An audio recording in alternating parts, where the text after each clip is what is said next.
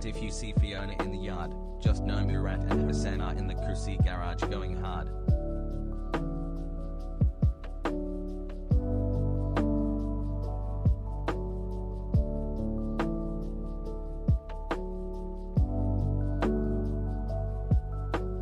Wide people happy high chat less than 3.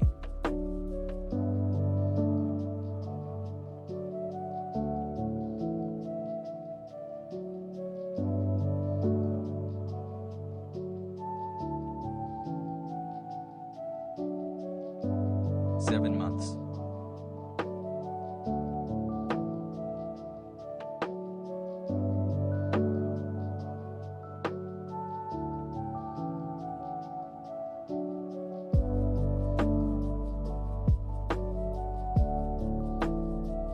Of straight up communist Oggy prop.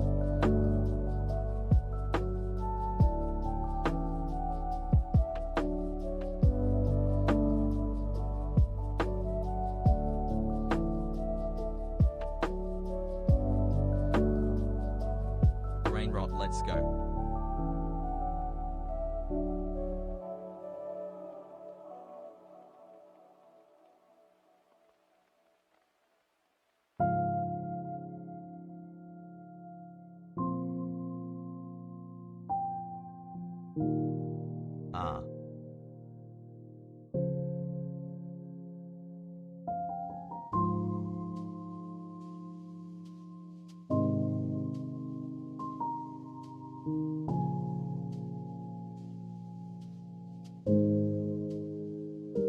Hi chat.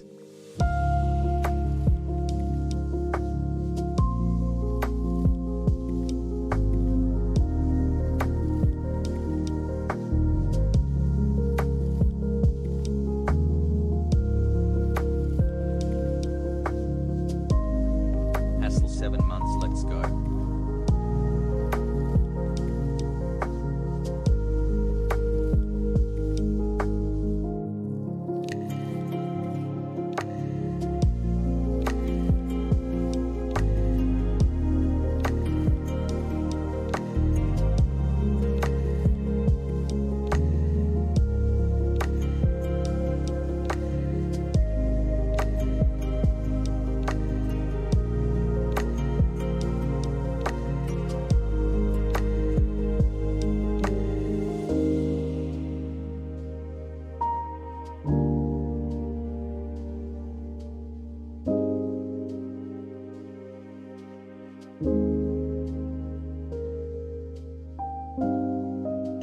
Months, no ban, no brain rot. I stick to kegs and keep my head down. Almost a year, poggers.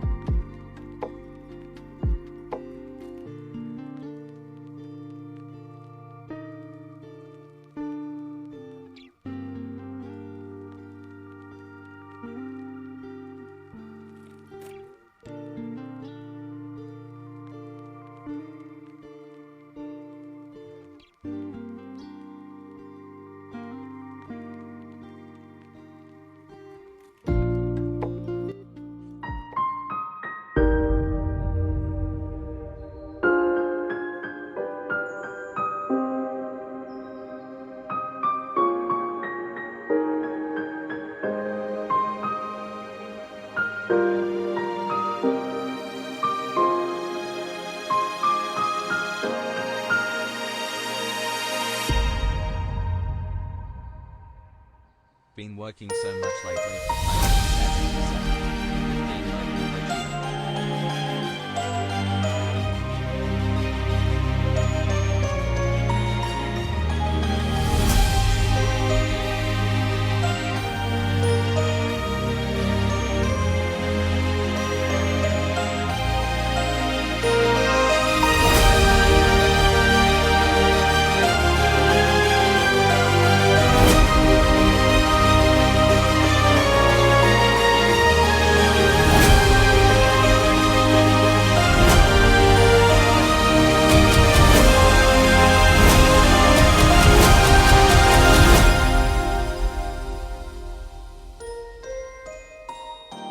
What's going on, everybody? I hope everyone's having a fantastic evening, fantastic afternoon, a fantastic pre-noon, no matter where you are in the world.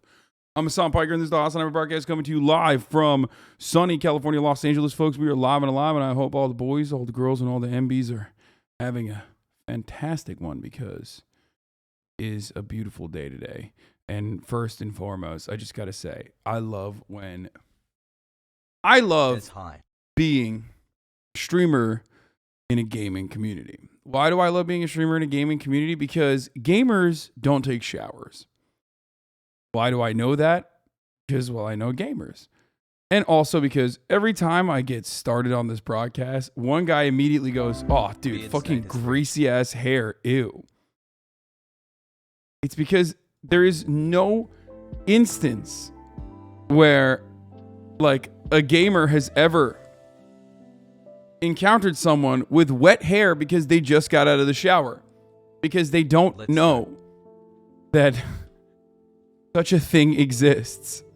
So every single time I get started on this broadcast with wet hair, there's always someone who's like, "Oh, dude, ew, greasy ass fucking hair, dude." I love when I call spring break lit because I can watch Twitch every day, Lamau.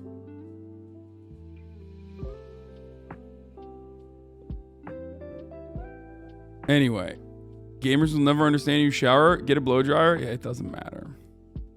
I don't have a blow dryer, but I think it's getting to a point where I need to get a blow dryer. Like, I think I need to purchase a blow dryer probably, because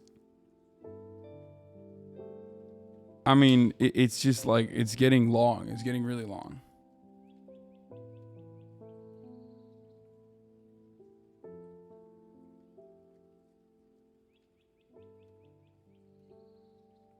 Get a blow dryer type with a diffuser is perfect for your hair type. Get a Dyson Airwrap material Gwirl. Yeah. Hi Hasan, love you boy. Anyway, it's a beautiful day today.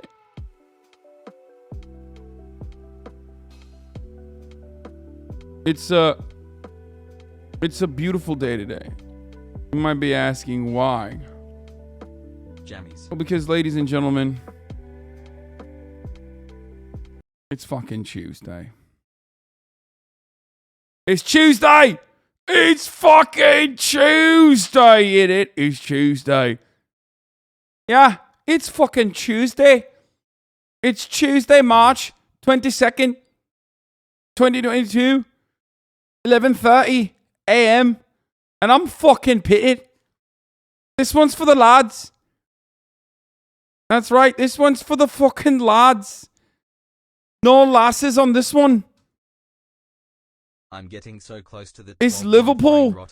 Liverpool till I die. Liverpool top and bottom. I'm fucking it up. It's Liverpool, bruv.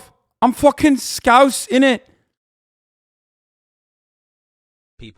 Anyway, the reason why I'm saying that is because no lasses, only lads. Only lads. Oh my God, you're hyped for that racist guy, Lamau. People that don't know that I've been trying to perfect my Liverpool accent before I even knew Paddy to Batty existed, for the record. The reason why I always have tried to fucking do a Liverpool accent, like a Scouse accent, is not because of Paddy to Batty, who is a racist. I know. Dude, I'm going to talk about it in a second. Okay, but it's 16-month because of Brian Kuno. setting a nice- Kuno doesn't fucking care. Kuno does what Kuno wants.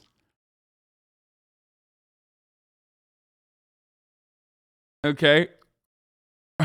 Also, I love people being like, hey, this British guy, this like fucking white working class British guy that you posted up on is like kind of fucking racist. Yeah, bro, he's British. Like, what do you mean? Oh, shit, man. Damn, that's crazy. Yo, I never. The moral of the story is this morning I made the mistake and I said this dude's a king. Because, I mean, I like him. He's got like a very cool character. Okay. I've been following him on Instagram and shit. It's Paddy Pimblett. He's from Liverpool. And he is racist as fuck. Like, straight up. Let's be real. I mean, he is. Of course. I mean, look, he's got a bowl cut, brother. Like, he's got a fucking proper helmet on. Anyway, he's just all right. Let's see this. We're not Tories. We don't get ahead of ourselves. You know what I mean? Yeah, he said. Yeah, look. I'm from Liverpool, lad. We're not Tories. I'm from Liverpool, lad. Don't get ahead of We're not ourselves. Tories. You know what I mean? My city keeps me grounded. I hope I do end up earning as much money as Conor McGregor, lad. Then no child in my city will ever eat from a food bank ever again. You know what I mean? I'm gonna give back. Isn't he a Tory? What? No, dude. Yes. He's not a Tory.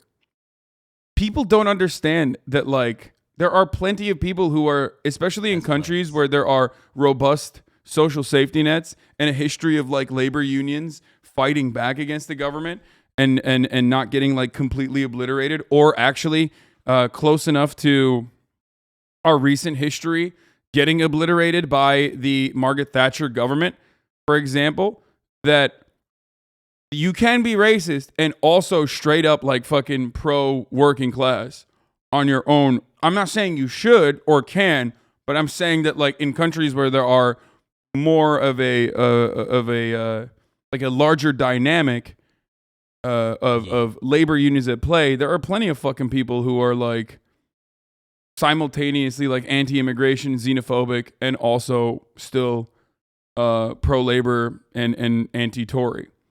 Why is he racist? I mean, dude, come on. I mean, dude.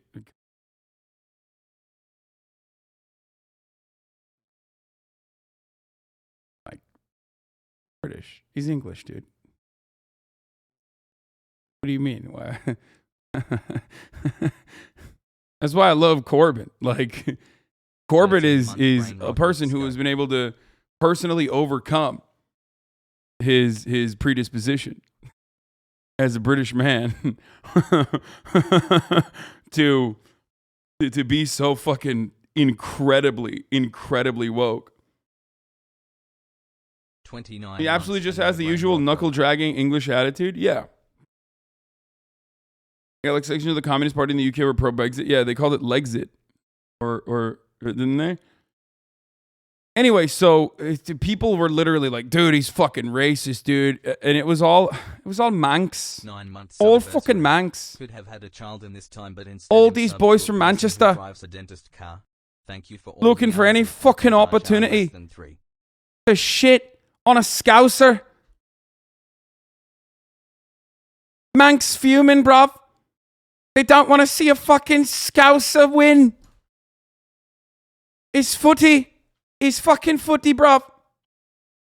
Sucks that you can't retweet a funny vid without doing a background check on the person in it, Lamau. No, I mean, this is more like, this isn't even about racism, I think, or xenophobia, and more so about, like, literally football. And in England, football is everything.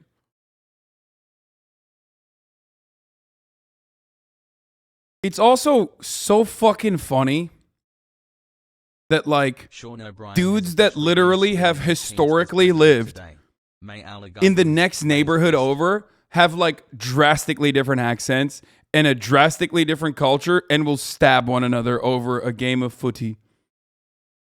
Like, dude, you're literally the same person in every way, shape, and form. but you fucking hate the next neighborhood. What is wrong with you? Anyway, let's not even get into that. But I mean, football is like very political, obviously incredibly political. Stop trying to justify your own racism with racism and educate yourself. What? Pooey. No. He's a straight up xenophobe, like huge xenophobe. Chomsky was right. Yeah, organized sports is a precursor for fascism. All the Russians are here in Cyprus now. Cyprus, Cyprus, Cyprus, Cyprus, Cyprus, Russia, Russia, Russia, Russia.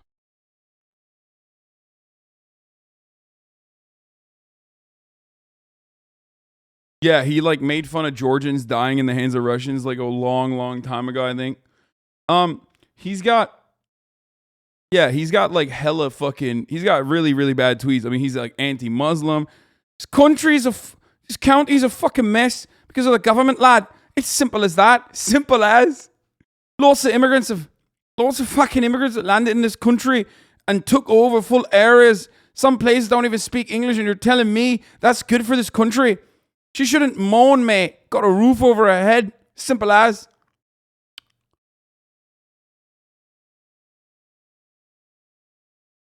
I'm English and I hate the Welsh, Scottish, Irish, and even most of the other English. Yeah, it's just like very weird behavior. So because we orientalize, English people here on the HasanAbi broadcast, of course, we look at this as like a fascinating person, you know? That's what the papers like the Sun want you to believe. It's not like that. The reason your areas are so impoverished is not because of immigrants. The tactic the government uses is because of underfunding, levels of employment, poverty. And then he retweeted this guy going, how about you fuck off back to your own country, you fucking dickhead. Come here, expect everything. When I see ex-army living on the street, don't like it, fuck off. Classic. Just like, classic fucking, we can't take care of our own. Why are we taking care of other people? Let's not even examine our, involvement in why their conditions are like that. He said, no, you wear that flag as a fraud. You're not from here, you idiot. And I'd out-wrestle you. It's that simple. Remember the name Tom Owen, don't you? Took you done and triangled you in a tournament, you little mat puncher. And Muhammad Makab says, you're racist. I represent this country. What are you going to do about it? I don't need to wrestle you. I know how you wrestle already. Ha ha ha. How am I racist? Paddy doesn't care. Paddy's not racist. It says Paddy to Paddy, not Paddy to racist. Haven't mentioned race once, you tit. Was you born here? Nope. Then you shouldn't represent this country. That's simple. He says simple as a lot. No, we both know that we both know what would happen. You'd get slammed on your back and start crying and mat punching like you do when you lose. Okay, I'm getting worse, I think. I can't tell if I'm getting worse or better with this Scouse accent. He really showed what racist really is? Yeah. I don't know what this is, but...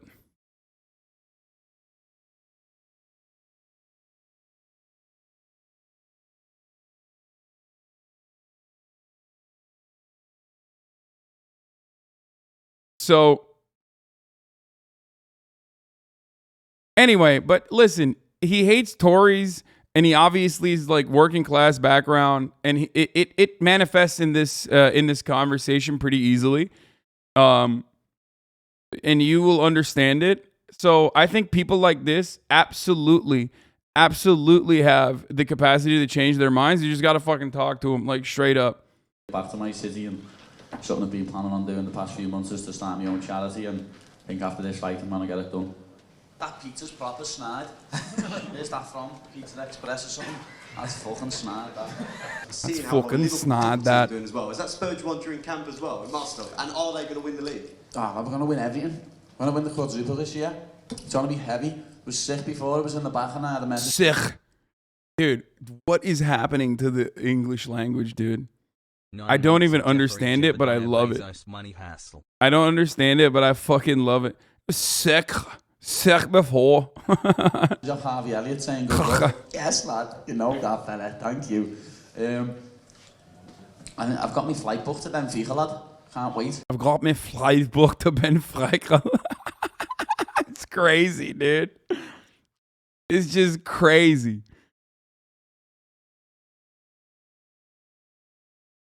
He's literally Kuno. Yeah, I mean, it's because we're American and we don't understand. The symbol of Manchester is a working B because of its history. That's bullshit. He has no brain, no capacity for reasonable thought. He was born and raised a bigot and will remain one until his last breath. Dude, shut the fuck up, dude. Are you serious? That's not... No one should think that way. Like, actually. Anyway, I'm not even going to get serious about it. Let's get back to making fun of his accent. Or not making fun of it, but like being fascinated by it. The mighty Reds are taking over in Europe, taking over the league, just like I'm taking over the UFC. It's special times ahead. How can you and Molly get on with the banter with Liverpool and Everton? I feel I'll laugh, because obviously Everton are proper shit. And Liverpool are like one of the best teams in the world. So some mornings she'll come in after the weekend and I just won't mention nothing to her because I know her head's gone because Everton is snide. Like, you love Scousers. They're all basically all socialists because of Thatcher. I already mentioned that. I mean, it's like, it's a city with a deep working class background. Liverpool.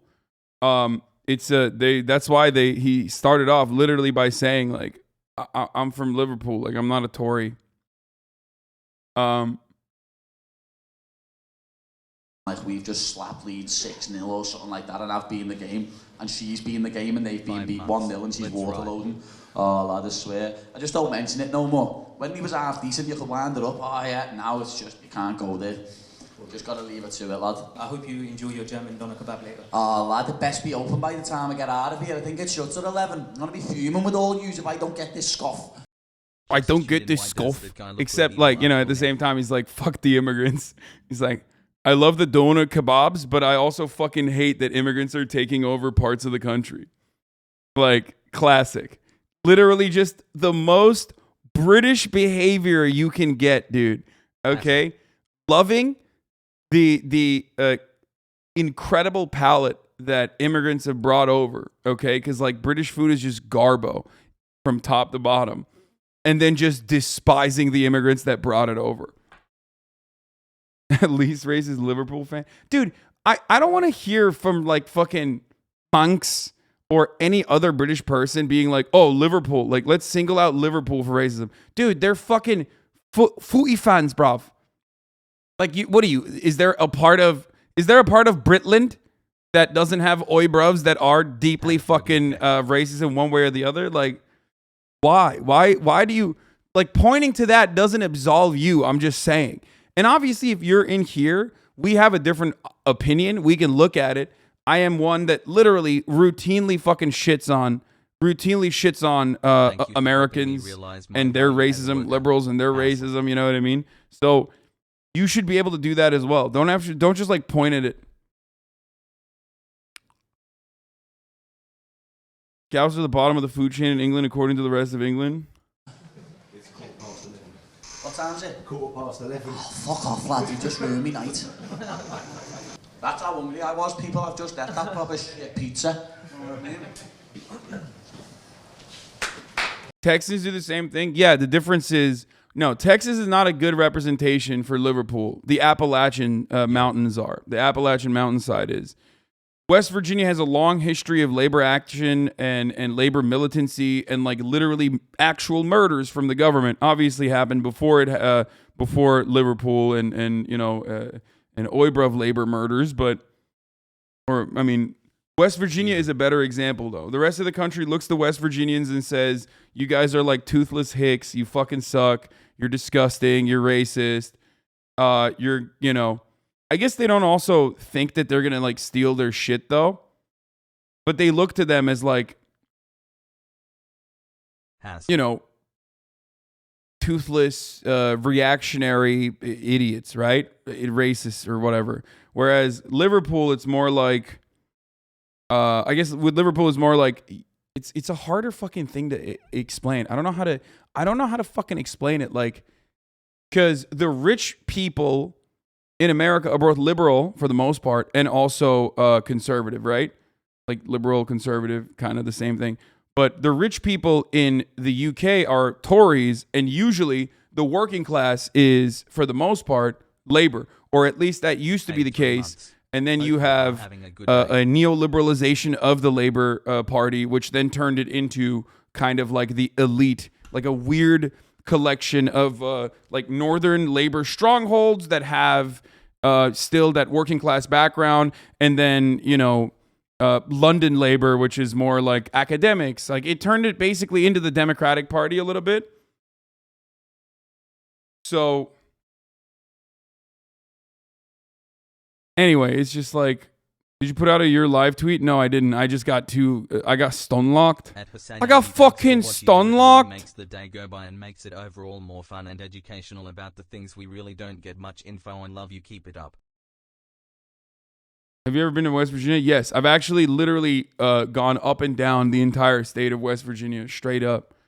Like, mountains, climbed its mountains, gone over its rivers, like all over.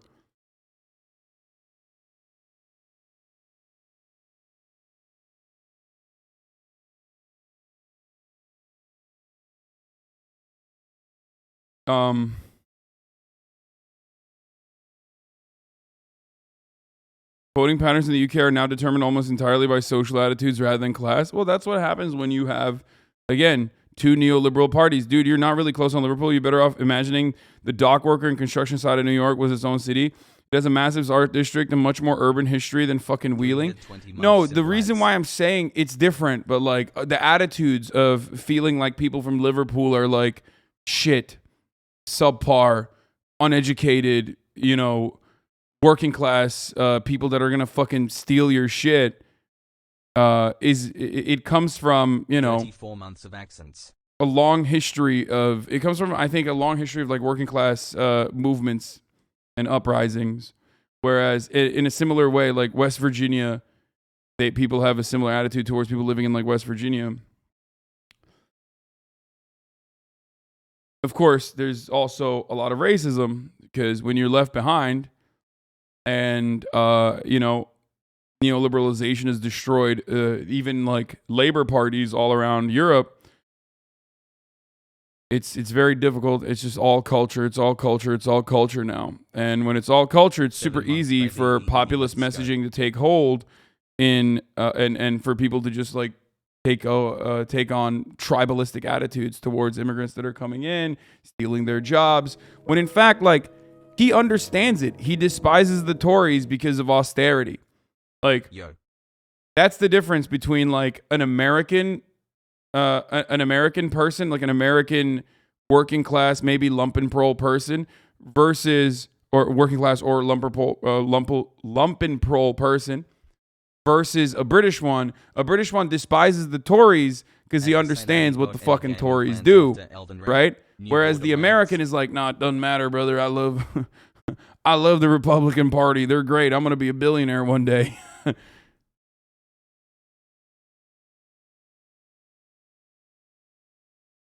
London Labour voters are way more working class than Northern Labour voters? Wait, what?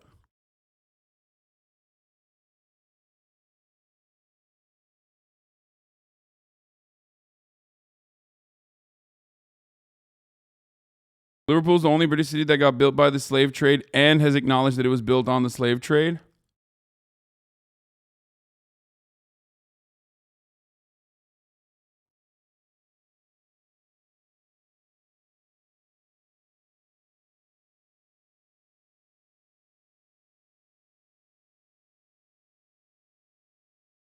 Anyway, less than 3.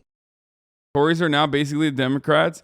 I mean, yeah, in the UK, in the oibra of politics, yes, Tories are fucking Democratic Party. Like, I mean, dude, never forget that Boris Johnson literally ran on giving more money to the NHS. Not that he was going to ever do it, but like, understand, that the Republican Party of the UK ran on funding the NHS, the socialized, nationalized healthcare system. Okay? Now, he didn't, and the 9 years of austerity is literally what fucking has, crippled the NHS as best as they possibly could. And there was talk about potentially even selling it to American vulture capitalists. But even then, oh my God, dude. Do you think I don't know what the fucking Tories are? I'm currently adequately describing how shocking it is that the Conservative Party, which is the Republican Party version of the British politics, is running on lying at the very least, but still lying about fucking funding the NHS. You understand that? Do you know how fucking right-wing that makes America look in comparison? Of course I know what it is. Too long. Anyway. American politics is completely out of whack. Yeah. We would never sell the NHS. The uprising would be insane from it. Couldn't run. Yeah.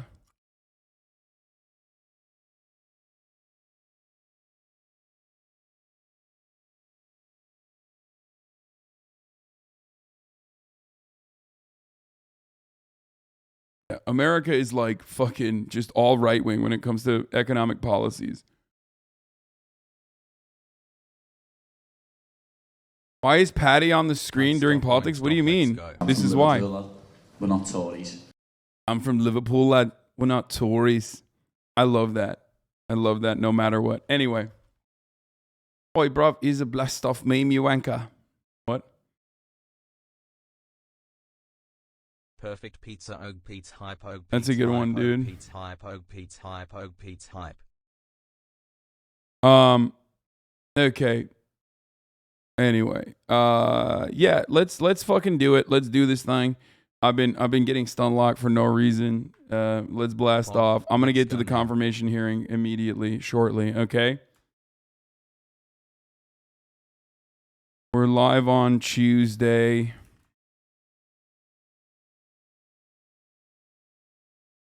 Watching the Senate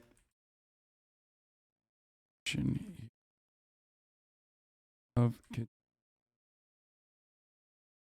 Brown Jackson.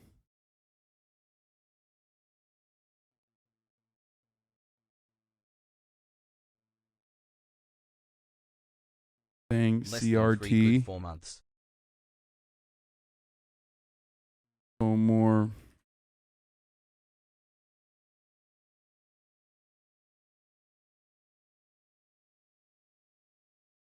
Paddy's biggest fan. I love it.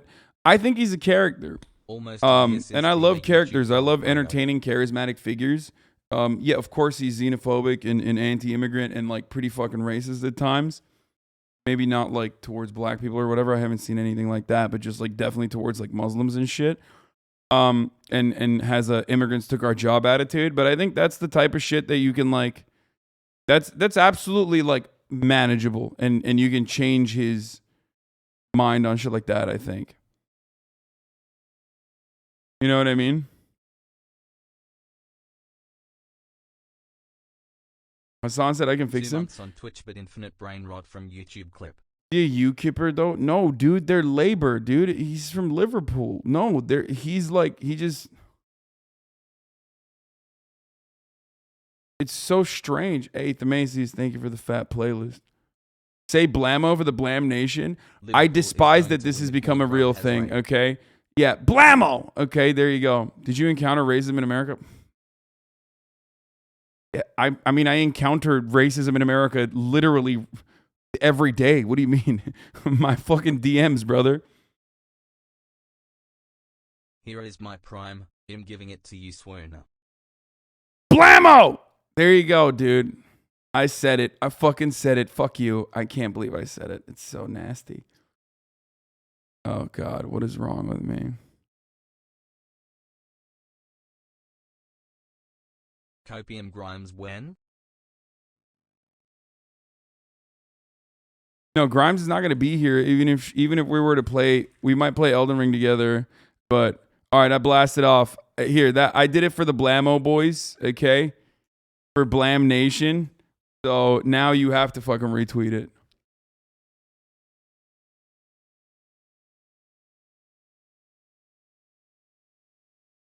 Well, Blammo's digitally printer on your white card. He's not racist. Have you heard him say something like that?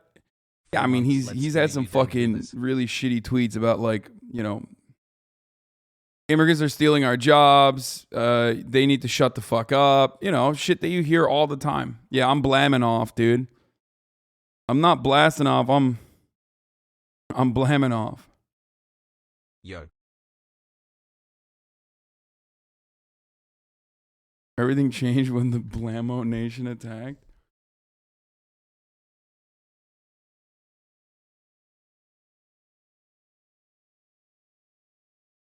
He does hangs out with lots of ethnic groups and doing football watch-alongs as well.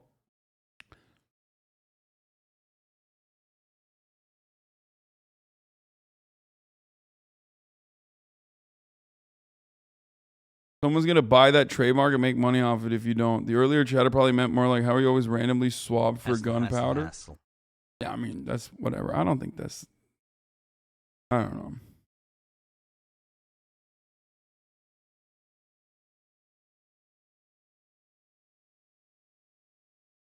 What? Maggie May Fish did a parody of you on her video about Twin Peaks? 1 year. Who's that? And what is that? And why would you link me the actual fucking video and not like the time code where the parody is? Do you think I'm supposed to fucking... Is this the parody? Ever heard of Curious George? No. Monkeys are a symbol of curiosity. Oh, this is... Oh, is this my parody? Is this it? Now it makes perfect sense that a monkey is whispering Judy's name at the end of the film. Ever heard of Curious George? No. Monkeys are a symbol of curiosity. And we all know what curiosity did to the cat. No, this is a joke, right? No. Oh no! Oh, it's not. Stop, dude. Okay. Wow. All right. Well, that is enough of that. Back to this queen. Twin Peaks has so many elements that people connect to. The care. Oh no. Okay. That's Good shit. Thumbs up. okay. She's like a streamer who streams inside the stream. Shot. This is straight out of coffin. Oh wow, I can't believe this. Pinch me. Everyone's favorite streamer live reacted to my Twin Peaks video. Oh no, it literally. Wait, what?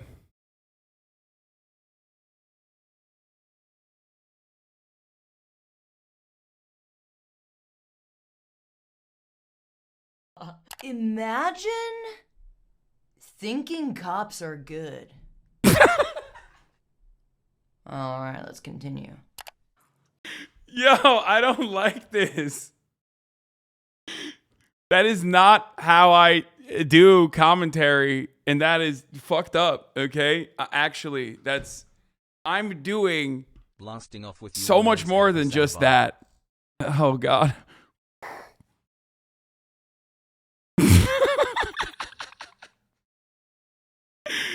Oh, no. I'm in this, and I don't like it. This is... 3 yeah, you have a This is considered identity theft, and that's fucked up, I think. So annoying. Oh no! Lowly is not what you named your mansion. No. I named my mansion, If You Mount on Lowly. Ajan Pogo. Which, of course, is an acronym for I fucked your mom last night. Oh, what is Okay, alright, we are eating tonight, boys. Oh, no! Oh, no! What is... Okay, stop. Boris. I'm glad... Listen, Listen, I'm glad I took the beanie off earlier because otherwise it would have been literally this. It's not even, it was literally, that's fucked up. It's actually fucked up. You can't do that. You can't do that. That's not okay.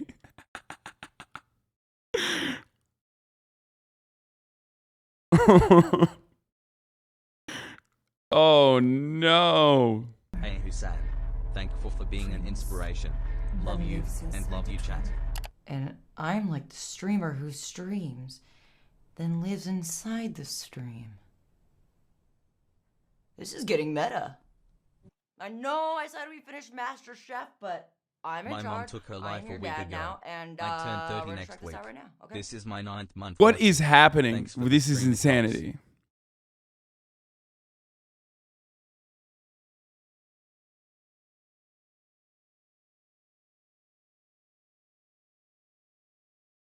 It's so good. This is awesome. I mean, it's great.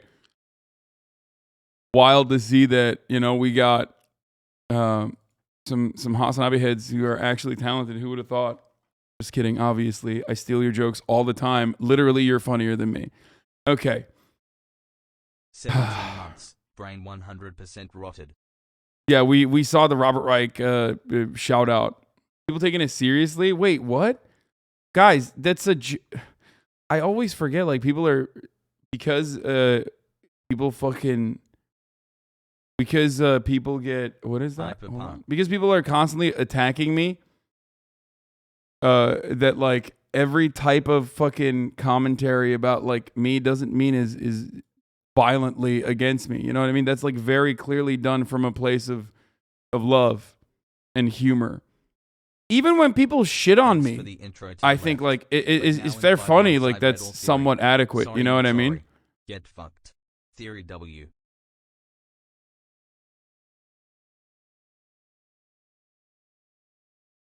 On versus pop-out technology? Okay, we're not doing that. I like beer. Do you like beer, Senator? I do.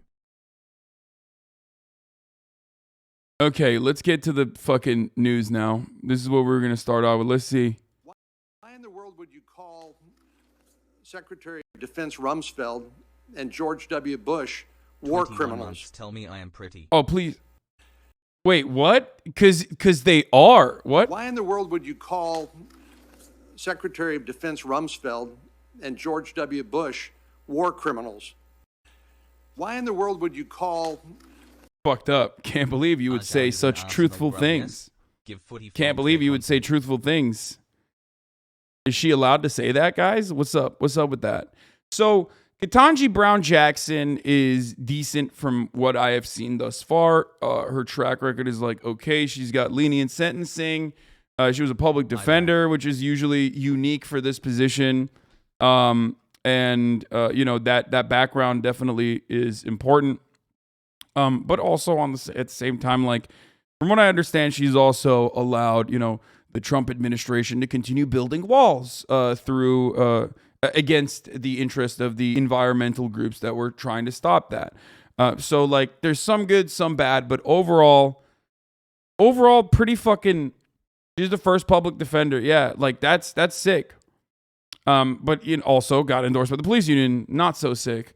So, like I said, you're never going to be able to become a Supreme Court justice in a, you know, hyper-capitalist shithole like the United States of America when you're technically like a fucking deity that upholds, this is like the last bastion that will uphold capitalist thought, unless you're, you know, going to have some fucking bad points of view. I was never expecting someone to be like a, you know, secret Maoist third worldist trying to fucking fifth column the country from within. And you know, destroy, undermine American imperial hegemonic status, and blow up military bases or some shit. You know, that's not going to happen. She's not John McCain. Only John McCain is an anti-imperialist war hero who can down 6 military planes. Well, not 6 military planes, like 4 military planes. Anyway, I digress. That's totally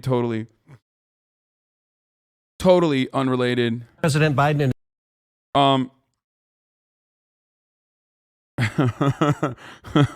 But yeah, where were we? So that's what's happening right now. Ketanji Brown Jackson is vowing to defend the Constitution, remain independent during opening hearing. We'll look at the opening hearing. It's live. We'll get to the live one in a second. There's a lot of clips all over, okay, popping off.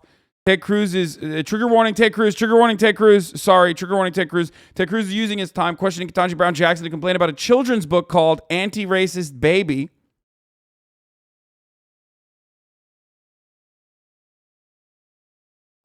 Josh Hawley is the only one brave enough to attack Ketanji Brown Jackson's track record on lenient sentencing for, I believe, the distribution of child pornography.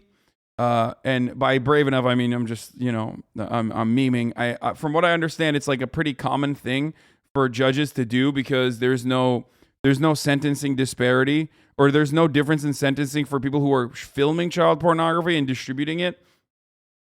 So I think that a lot of judges across the board actually have that same attitude where they do give lenient sentencing to distribution offenses. That still doesn't mean that it's like lenient. We live in America, baby. There's no such thing as lenient sentencing, but that's what he's trying to use as a talking point. But have other motivations with respect to the use of let's watch what Ted Cruz is saying. And being in the group, and here are lots of reasons perhaps why people might engage in this. And so I'm wondering whether you could say, oh, there it is. Oh, they're literally doing it. Okay, so that's their big thing. Their big thing is going to be that she's like, pro child pornography or something, which is psychotic. You know what I mean? Just absolutely insane. But they aren't. Also, you guys are the libertarians. You're libertarian adjacent. What do you mean? You're upset at the distribution of child pornography, Ted Cruz? What do you know what libertarians are about? I mean, that's kind of fucked up, brother. About to lose some libertarian votes. Is that? And I wanted to provide the whole quote because the White House said that portions of this were used out of context. So this is your entire quote. Do you agree with that sentiment that there is some meaningful population of people who have child pornography but are not in fact pedophiles or getting satisfaction from it? Thank you, Senator, for allowing me to address what appears to be a question on child pornography. Oops, sorry. You've provided the entire quote, and it looks as though I was asking that of someone, not taking that position. And the position that I've taken in all of my sentencings involving child pornography offenders is to ensure that despite the attitude and view of many of the offenders who came before me when I was a trial judge, that they were just lookers, that they weren't really harming anyone, that they were curating their collections and they never touched a child, I made sure that they understood that notwithstanding their collecting behavior, that they were causing significant harm. So Judge Jackson, all right, you raise your actual sentencing, and I think that's very productive. Let's take a look at your actual sentencing. And you've had 10 different cases involving child pornography. These are the cases. There are two, U.S. versus Buttry and U.S. versus Can, for which the government did not make a recommendation. And you said earlier when Chairman Durbin was trying to preempt this line of attack, you said it's a sickening and egregious crime, which I very much agree with. And you said the guidelines lead to extreme departures. Okay. Let's look at what the prosecutors are asking for. And I would note that this was in the District of Columbia, where prosecutors are far more liberal than what is even the point of this? Is like implying she's going to legalize CP or something? Yes, that is quite literally the point. The point is there's an overarching, if you're familiar with this, there's an overarching attitude towards like LGBT being linked back to pedophilia historically. Like that's what conservatives, reactionaries have always used. Okay, I'm gonna unmute him in a second. And they're basically trying to say like Democrats are pedophiles. Again, it's just like a long way of taking that road to say Democrats are pedophiles when they're literally Republicans who fuck like 17-year-olds all the goddamn time and get caught doing so. You were asked for 72 months. You imposed 60 months. That was a 17% reduction. In United States versus Downs, the prosecutor asked for 70 months. You imposed 60. That was a 14% reduction. In United States versus Hawkins, the prosecutor asked for 24 months. You imposed 3 months. That was an 88% reduction. In United States versus Savage, the prosecutor asked for 49 months. You imposed 37. That was a 24% reduction. In United States versus Stewart, the prosecutor asked for 97 months. You imposed 57. That was a 41% reduction. Every single case, 100% of them, when prosecutors came before you with child pornography cases, you sentenced the defenders to substantially below, not just the guidelines, which are way higher, but what the prosecutor asked for on average of these cases, 47.2% less. Now, you said you made sure the voice of the children was heard. Do you believe in a case like United States versus Hawkins, where the prosecutor asked for 24 months and you sentenced the offender to only 3 months? Do you believe the voice of the children is heard when 100% of the time you're sentencing those in possession of child pornography to far below what the prosecutor's asking for? Yes, Senator, I do. Could you explain how? I will. A couple of observations. One is that your chart does not include all of the factors that Congress has told judges to consider, including the probation office's recommendation in these cases. Well, Judge Jackson, we don't have those probation. The committee has not been given the probation office's recommendation. We would welcome them. Mr. Chairman, I would love to see those. We don't have access to them. The second thing I would Okay, say but then is that we didn't get that information, so I'm going to call you a pedophile lover. I take these cases Sorry. very seriously as a mother. Oh, I'm sorry. Are you telling me? Are you telling me that I can't, draw a direct line into calling you someone who is sympathetic to pedophiles? That's fucked up. I'm going to keep doing that. Congress's requirement take into account not only the sentencing guidelines, not only the recommendations of the parties, but also things like the stories of the victims. Also things like the nature and circumstances of the offense and the history and characteristics of the defendant. Congress is the body that tells sentencing judges what they're supposed to look at. And Congress has said that a judge is not playing a numbers game. The judge is looking at all of these different factors and making a determination in every case based on a number of different considerations. And in every case, I did my duty to hold the defendants accountable in light of the evidence and the information that was presented to me. In 100% of the cases, was the evidence less than the prosecutors asked for? Senator, the evidence in these cases are egregious. The evidence in these cases are among the worst that I have seen, and yet, as Congress directs, judges don't just calculate the guidelines and stop. Judges have to take into account the personal circumstances of the defendant, because that's a requirement of Congress. Judges have to consider things like the victims, and when I was talking about making sure that victims' circumstances are heard, it was about my sentencing practices that I could show victims being heard with respect. Thank you, Mr. Chairman.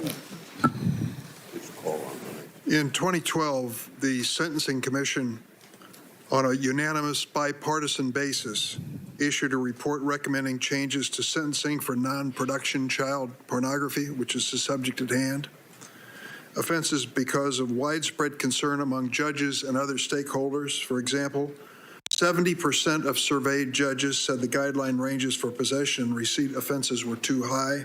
71% said the mandatory minimums were too high. Oh God. Notably, the report was supported by every member of the commission.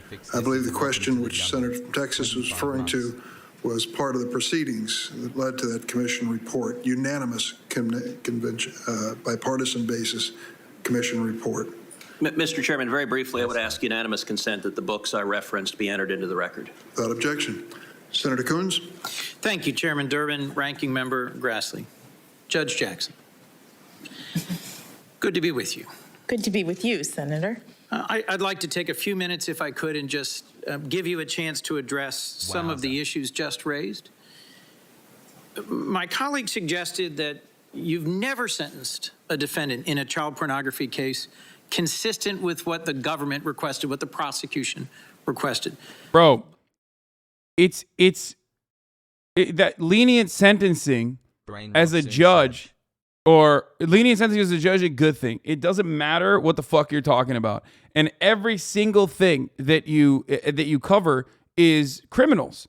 Every single time you do lenient sentencing on a criminal, they've done a crime. So of course it's going to be fucking bad. Okay? It's going to, I guess, technically look bad. You just have to literally plant your foot firmly in the goddamn ground, remind everyone that America has the most draconian, immoral criminal justice system, and it's the reason why we have 25% of the entire world's incarcerated population, enslaving them, by the way. And basically fucking, you have to mention that it's bullshit. It's completely unacceptable. Of course, lenient sentencing is the right thing to do. It would not. And is that because overwhelmingly, nationwide, in 70% of cases, and in your district, 80% of cases, downward departures from the guidelines are the norm? That is correct, Senator. So to the extent there seems to be some concerted effort to try and characterize you as being soft on crime or somehow unconcerned about child safety, I just wanted to take another moment and give you a chance to respond to that. As a parent, as the member of a family that's had several members who've served your brother, your uncles in law enforcement, could you share a bit about how having loved ones who serve as law enforcement officers, in one case a detective on a sex crimes unit, has had an impact on your sense of the balance of justice and mercy in the case of ensuring that we hold to account those who commit crimes against children? Thank you, Senator. As a mother, these cases involving sex crimes against children are harrowing. What I think is important to understand is that trial judges who have to deal with these cases are presented with the evidence or descriptions, graphic descriptions. These are the cases that wake you up at night because you're seeing the worst It's a little bold. of humanity. When the king is back. When there are victim statements that are presented, when people talk about how their lives have been destroyed as children, how the people who they trusted to take care of them were abusing them in this way, and then putting the pictures on the internet for everyone to see. I sometimes still have nightmares about the main witness, the woman I mentioned earlier who cannot leave her house because of this kind of fear, the vulnerability, the isolation. These crimes are horrible. And so I take them very seriously, just as I did all of the crimes, but especially crimes against children. So, Your Honor, if I could, the characterization that was just presented in a recent column in the National Review, a conservative publication, has characterized that view of you as a smear that appears meritless to the point of demagoguery and characterizes your approach in sentencing in these cases as mainstream and correct. And I'll just remind my colleagues and those watching that two of the largest, most substantial law enforcement advocacy organizations in our country, the National Fraternal Order of Police and the International Association of Chiefs of Police, have spoken up in support of your qualifications and your capabilities. The FOP letter. What we're currently watching is. You have the temperament, intellect, legal experience. What we're currently watching is the Fraternal Order of Police, by the way. That's what he's talking about. Hold on. Was echoed by the IACP. Cops love her. In their letter, they said, they back you have her. A deep understanding of and appreciation for the challenges and complexities confronting the policing profession. Cops vouching for her. And you anyway, have, listen. listen. Displayed your dedication to ensuring our communities are safe and that the interests of justice are served. He's defending her, yes. That these I know. organizations, having looked closely at your judicial decisional record, your sentencing decisions. What we're currently watching is a Senate confirmation hearing. Taken those unusual the Senate steps Judiciary Committee's confirmation hearing if in fact for Ketanji Brown Jackson. A disturbing record of Joe Biden's first SCOTUS nominee appointee. This is a symbolic process for the most part. They're just gonna like belittle her. Ultimately, it's all a matter of like what Mitch McConnell and the Republican Party decide, or even in the situation, it's just like they're gonna. It's just there's nothing going on. Like it's just symbolic. This is pure symbolic. We did this with like Amy Covid Barrett, and in that situation, like it didn't matter. You know what I mean? But the reason why I said first is because, Clarence Thomas. Big fish. Same with Kavanaugh, and it doesn't fucking matter. Ultimately, they're just like having a conversation about like her background and grilling her about why she hasn't run the top of the hour ad break and it's 23 minutes in. And only running it at the, instead of running it at the top of the hour, running it 23 minutes in like a chump. Just kidding. That's me at the top of the hour. There's a 6-second ad break. If you no longer want to see those ads, all you need to do is subscribe. You can do that for $5 or for free if you want an ad-free broadcasting experience. Twitch Prime is free. Here's the 1-minute ad break now. My dad's an officer for Oklahoma and a member of the FOP borderline frat gang. And police is exactly what this position of power that makes police think the way to deal with bad guys are justified. Is really a gang mentality, to be honest. Yeah, of course. Who are well known for their conservative political or legal views, who wrote this committee to urge your speedy confirmation. They praised your character and intellect and called you, and I quote, a truly excellent person. I'd like to focus, though, on the way that these conservative lawyers characterized your judicial decision-making, which is, after all, the core issue before us, is whether you are the sort of judge at the district court and circuit court that should be elevated to the Supreme Court. And they note in this letter that in nearly 10 years on the bench, as a district judge and then in the Court of Appeals, Judge Jackson has been involved in thousands of cases, running the full range of federal law. You're approximately 500, I think it's more than 570 now.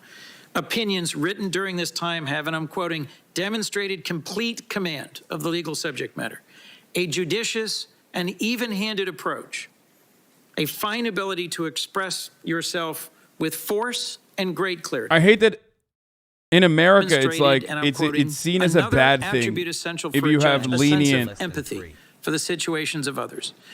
If you have a lenient sentencing these attitude, conservative lawyers want this and committee doesn't even to know you're fucking matter. Judicious and even-handed, and recommend you for the Supreme Court without reservation.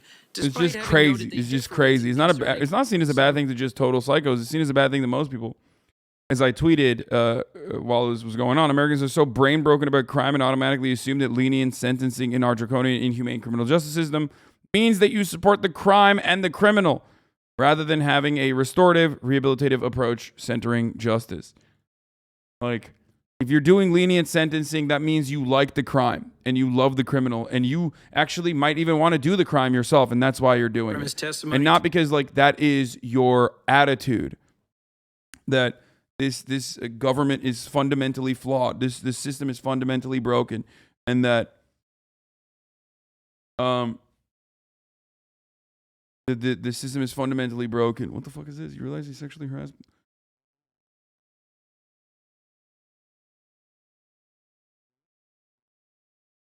When he said go to the light, Clarence Thomas, he was praying for his, downfall.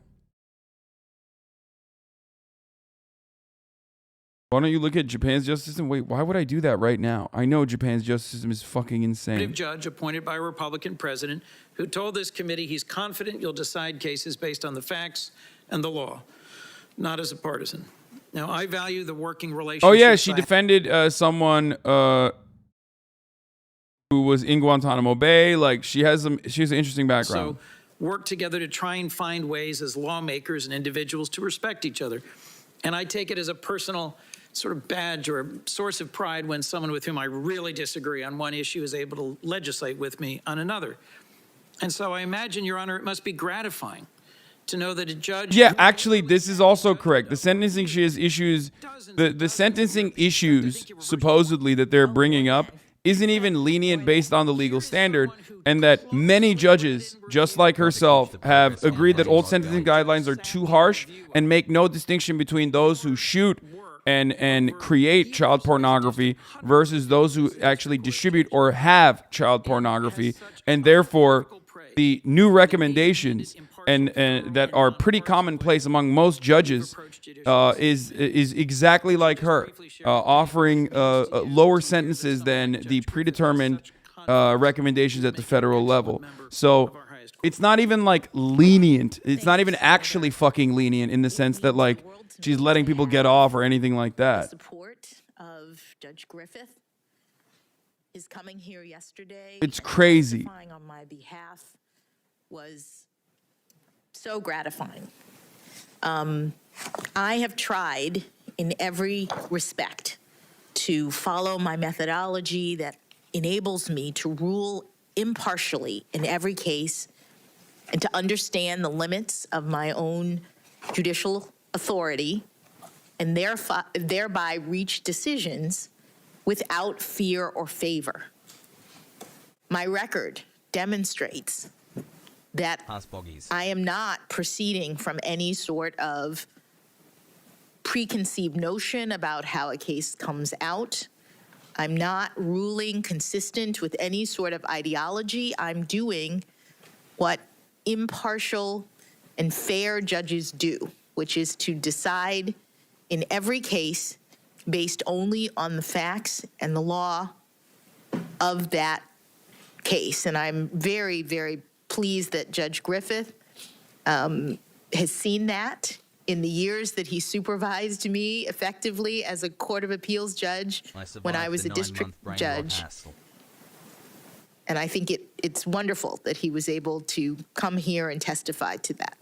Well, Judge, for those watching and for those following this, that they might be puzzled because my colleague, the junior senator from the state of Texas, has tried to ascribe all sorts of views to you in his recent questioning that try to paint you as some kind of an activist with a radical agenda.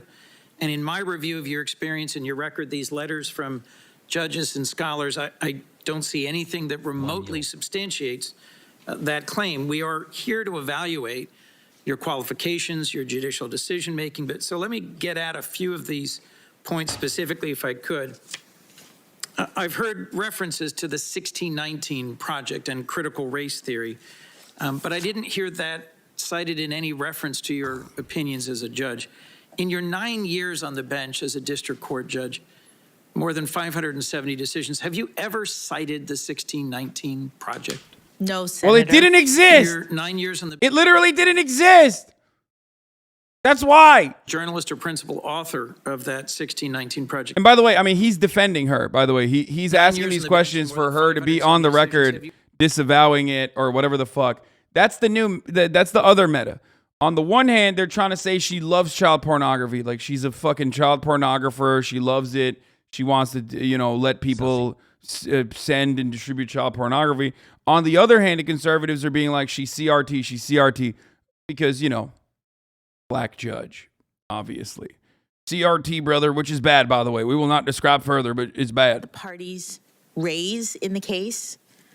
I'm looking at the record, which is the facts of the case developed, if I'm on the Court of Appeals, developed below. No, he's defending. And I'm looking at the law. He's asking questions like that so that she can fucking give clear answers, because if someone on the Democratic side doesn't ask those questions, the only time she can answer those are in an incredibly fucked up framing in a deeply contentious capacity.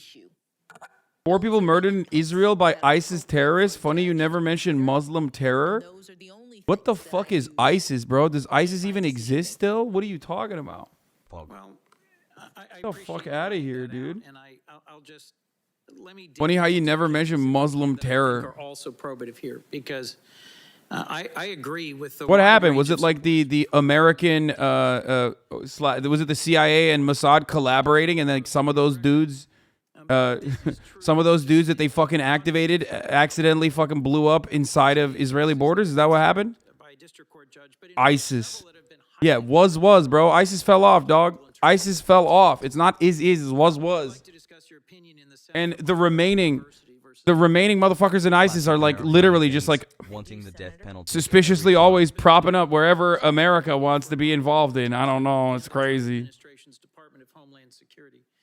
The dispute was about President Trump's efforts to quickly construct a physical border wall between the United States and Mexico. I'm sure I don't need to remind you or anyone here that at the time, Democrats were just about unanimous in thinking that physically building a wall from coast to coast was not the wisest use of resources to secure the border. There were other ways to do it, and with Republicans pretty much unanimously willing to defend it. So it was a This is the only time where CRT would actually be relevant to bring up as its legal theory. Yeah, but like, while it's relevant to bring up, the CRT that they want to talk about is not the CRT that actually is the legal theory. The CRT Republicans want to talk about is just like, you're a black woman and you want to, you know, kill Whitey. That's what they think CRT is. Senator, the claims in that case, which, as you say, were brought by an environmental organization,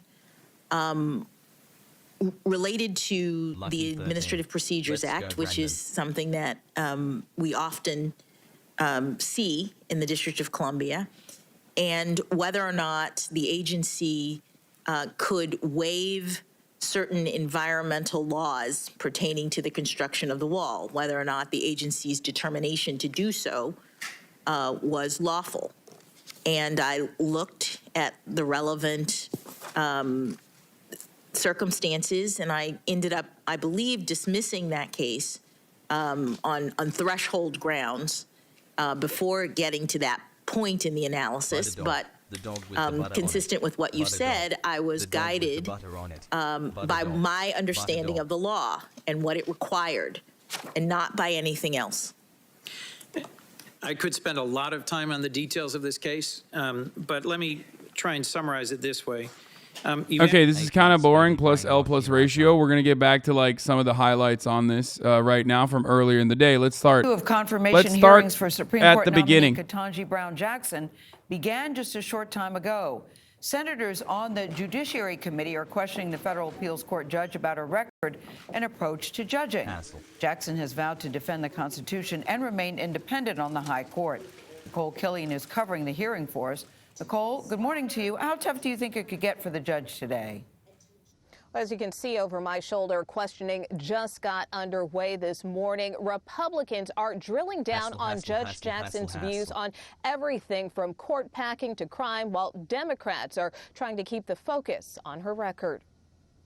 Would you like to comment at the outset of those who are looking for a label, what your position is on judicial philosophy? I am acutely aware that as a judge in our system, I have limited power, and I am trying in every case to stay in my lane. Democrats kicked off the second day of Judge Ketanji Brown Jackson's confirmation hearings.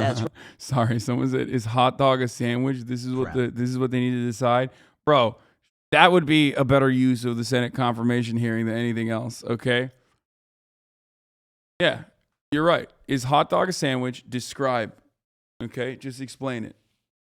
I mean, actually, honestly, never mind. Because 8 months. It would probably destroy this country from within.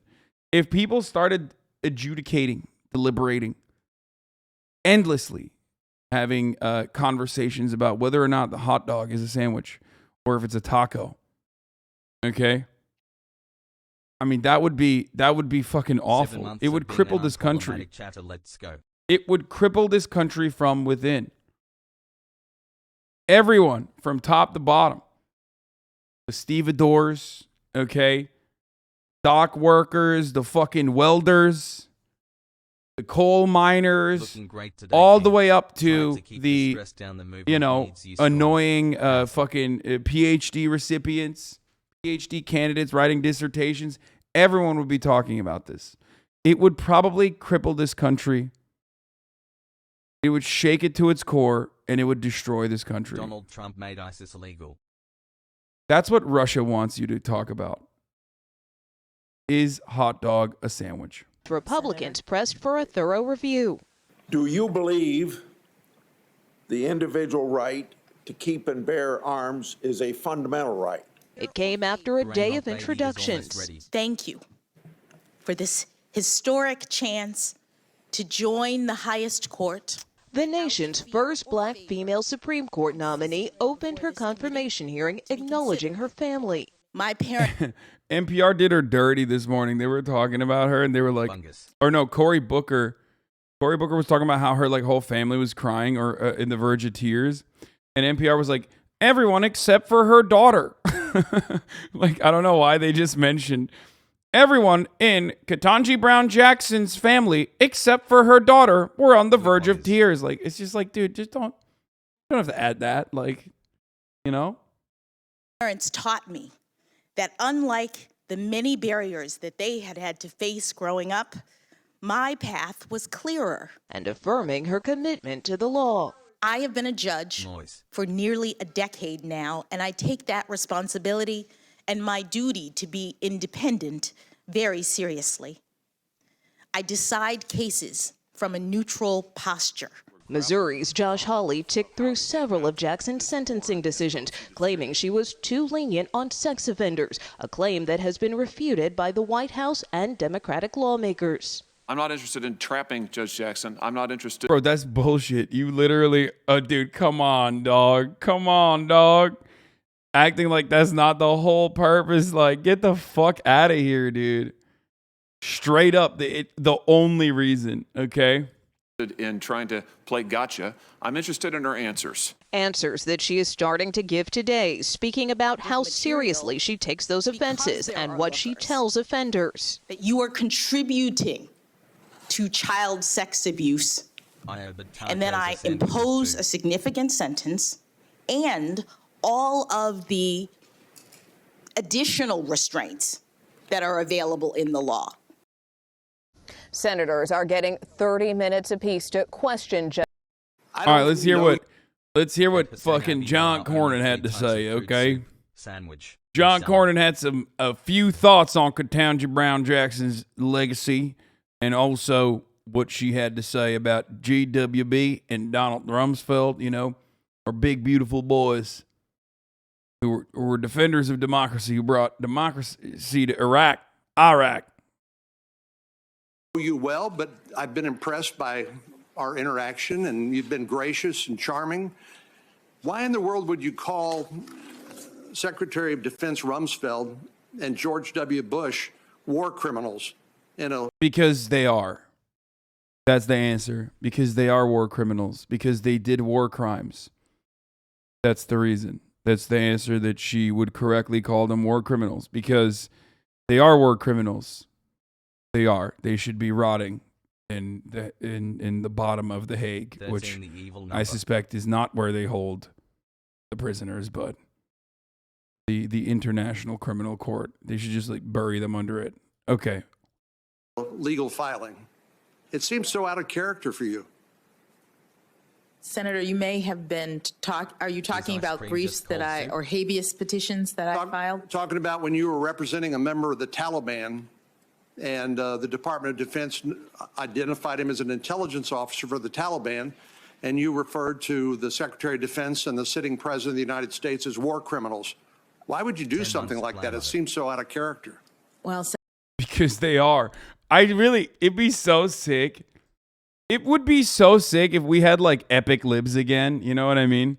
Because like epic libs back in the day would just straight up say like Bush is Hitler, Bush is Hitler. You know what I mean? Like, I mean, they do it for Trump too, but now they also suck off Bush at the same time. Imagine if she was like an epic lib who literally was just like, because they are. Because George W. Bush is a war criminal and did 9/11. You know what I mean? Like fucking boom, blammo. Real blammo moment right there. That'd be fucking absolutely incredible. Bruh. Senator, I don't remember that particular reference, and I was representing my clients and making arguments. I'd have to take a look at what you meant. I did not intend to disparage the president or the Secretary of Defense. Aw, womp womp. That's whack, dude. Being a war criminal has huge ramifications. You could be Speaking of being a war criminal having huge ramifications, Joe Biden had a brain fart and was like, "That's right, Jack, look alive. Vladimir Putin's a war criminal." And like, obviously, to the Norman or even to the international relations understander, like, we know that like every fucking major nation's leader has done war crimes, right? Like, obviously, I mean, it's pretty funny. Like, we're fucking literally war criminals. Our entire government is responsible for endless amounts of war crimes, including like the sanctions on Afghanistan that have currently killed 12,000 children. 12,000 children so far. That's what our sanctions have done to Afghanistan and the government that we put in a position of power. So, you know, we're just doing war crimes like nonstop, right? Which I will get to in a second. But it's wild. Past 1 year. But anyway, Joe Brandon said Putin was a war criminal, and basically the Russian government said they're going to completely just pull from any sort of diplomatic conversations. Like, they threatened to say that they would no longer, they called Joe Brandon a fake friend, basically, and said, like, you can't do that. You can't call us a war criminal. be subject to the jurisdiction of the International Criminal Court and hauled before that international tribunal and tried for war crimes. So it's not a casual comment, I would suggest. Oh, isn't it? Well, hey, dumbass, like, that's what you deserve. You deserve it too, just for being a fucking piece of shit. How about that? Okay?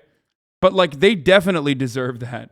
In a just world, they literally, that would happen. That is what would happen, except we live in an unjust world where America, unironically, straight the fuck up, have written rules that dictate that if a single fucking diplomat or American, a member of the armed forces is extradited to The Hague, that they will fucking invade it. So it doesn't even matter. Yes. Thank you. His PR team obviously told him to call Putin a war criminal, which he almost fucked up. No, they probably told him not to call Putin a war criminal, and he fucked up and called him a war criminal. A few points here.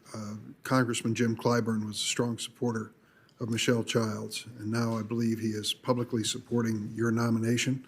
And Michelle Childs has been nominated by President Biden to be a circuit judge, and she will be considered by this committee as quickly as possible. On the issue of Guantanamo, there are currently 39 Guantanamo detainees remaining. The annual budget for Guantanamo is $540 million per year. That's, hey, brother, that seems like good. It's not waste. Oh, do you have diabetes? Fuck you. Die. Sorry. We got to keep literally imprisoning people in our black site torture prison. Okay? Sorry. For 39 people, brother. 39 people that we need to keep torturing in our black site prison, specifically designed for avoiding habeas corpus laws, like avoiding human rights laws. That's why it's in Guantanamo. Okay?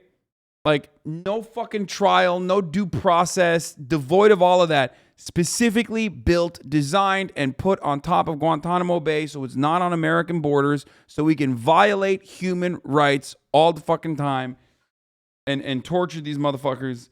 Some of which are literally not even, we don't know. First of all, innocent until proven guilty, except no, they're guilty until proven innocent, except no, they will never be proven innocent because half the time there is no fucking trial. Okay? Only recent, I mean, there are some trials. Ketanji Brown Jackson is one of the fucking trial lawyers that defended a supposedly quote unquote Taliban asset. So $500 million a year for a prison with less than 50 inmates is the greatest example of U.S. priorities and tax expenditures. Fuck yeah, dude. We're hiring a lot of people, dude. There's a McDonald's on that island. What do you mean? The United States pays Cuba $4,000 a month in rent for Guantanamo. Yeah, that's like bullshit too.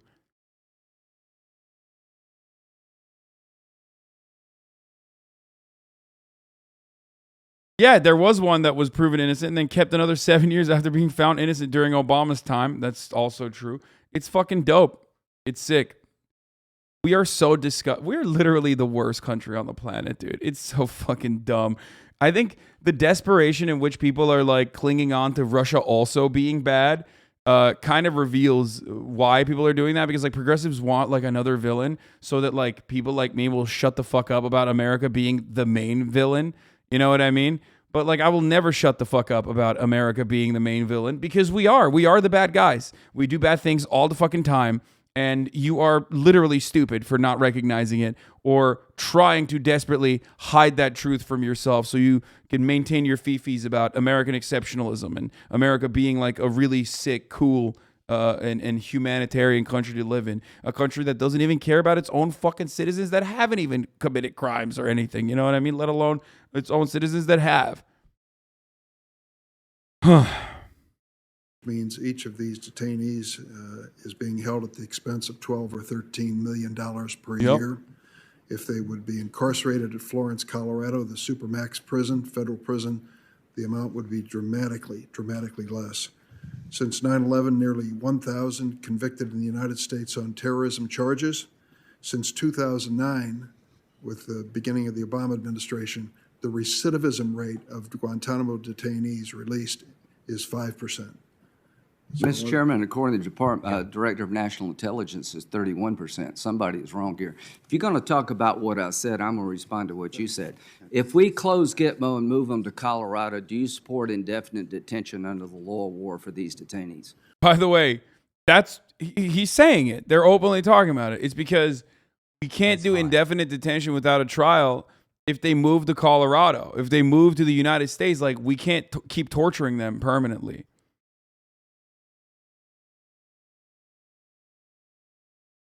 You know, we can't fucking waterboard them. We can still torture them because, like, the American criminal justice system is awful and does do torture.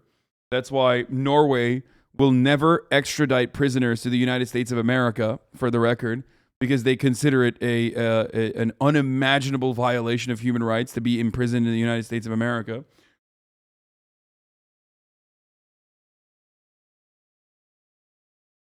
Okay.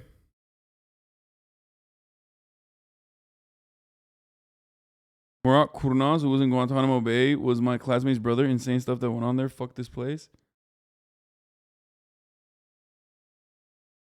I live in Colorado. I don't think Coloradans should be tortured. I would just say I'm giving the facts. And the answer is no. I want to make sure that it's clear. The 31% you referred to goes back to the year 2009? 2000. What does it matter when it goes back to? We had them and they got loose and they started killing people. Well, I could just say that... if you're one of the people killed in 2005, does it matter to you when we release them? Suggest that a president of your own party released him in... I'm suggesting the system has failed miserably, and advocates to change this system, like she was advocating, would destroy our ability to protect this country. We're at war. We're not fighting a crime. This is not some passage of time event. As long as they're dangerous, I hope they all die in jail if they're going to go back and kill Americans. It won't bother me one bit if they're... Shut the fuck up, dude. What a paper tiger. Like, the only way he can posture is, like, by literally talking about how he loves torturing people. You know what I mean? Without fucking due process. Shut the fuck up, bitch. How about you go to Guantanamo Bay and get fucking blasted all day, every day, you fucking asshole. Just so fucked up, dude. It is like our criminal justice system is already disgusting as it is. Just putting them in normal fucking human rights violation factory, aka American prisons, is fine. You know what I mean? But no, you can't do that, because then you can't have indefinite suspension, indefinite detention for without any sort of fucking trial whatsoever. Pog. 39 of them die in prison. That's a better outcome than letting them go. And if it costs $500 million to keep them in jail, keep them in jail, because they're going to go back to the fight. Look at the friggin' Afghan government. It's made up of... They're going to go back to the fight? Dude, Donald Trump literally took the leader of the Taliban out of a fucking Pakistani prison, flew him into wherever the fuck they were having the negotiating the terms of their conditional withdrawal, did not even bring the Afghan puppet government that we had installed to the table, because the Taliban was like, no, okay, no, absolutely not. Afghanistan is ours. And this motherfucker's like, I can't believe you. We need to kill these folks. I mean, look at Afghanistan. It's fucked up.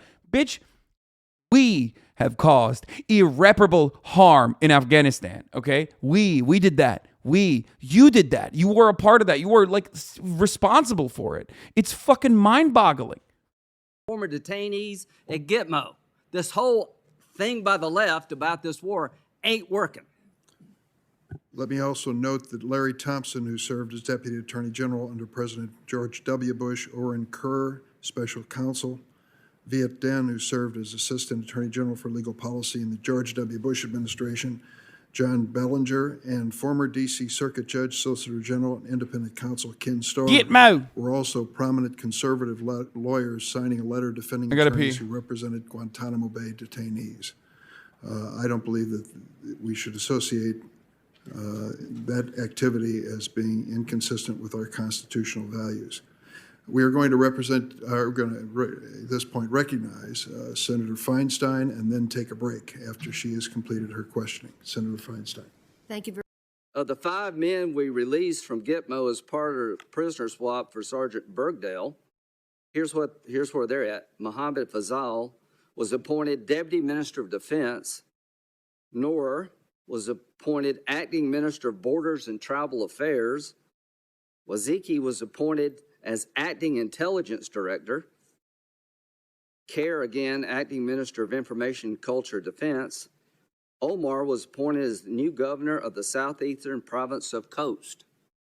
These were 5 people that we had in our control that are now helping the Taliban run the country. Would you say that our system in terms of releasing people needs to be re-looked at? Senator, what I'd say is that that's not a job for the courts in this way. That as an American, does that bother you? Well, obviously, Senator, any repeated criminal behavior or repeated attacks, acts of war, bother me as an American. Well, it bothers me. While I will not hold it against you, nor should I, the fact that you represent Gitmo detainees, I think it's time to look at this system new, folks.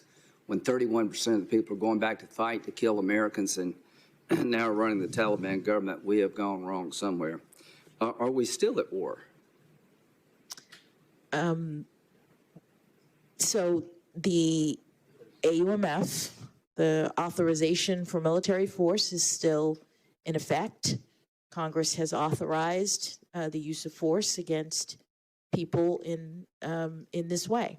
But do you personally believe that Al-Qaeda, ISIS-type groups are still at war with us?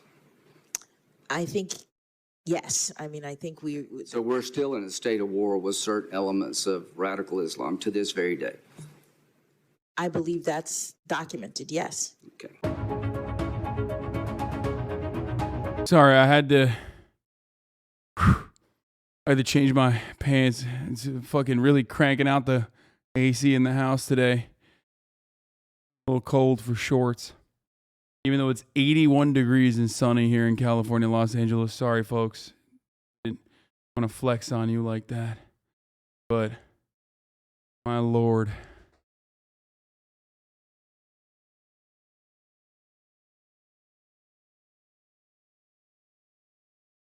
Anyone Very else wanna cold. punch Lindsey Graham in the face?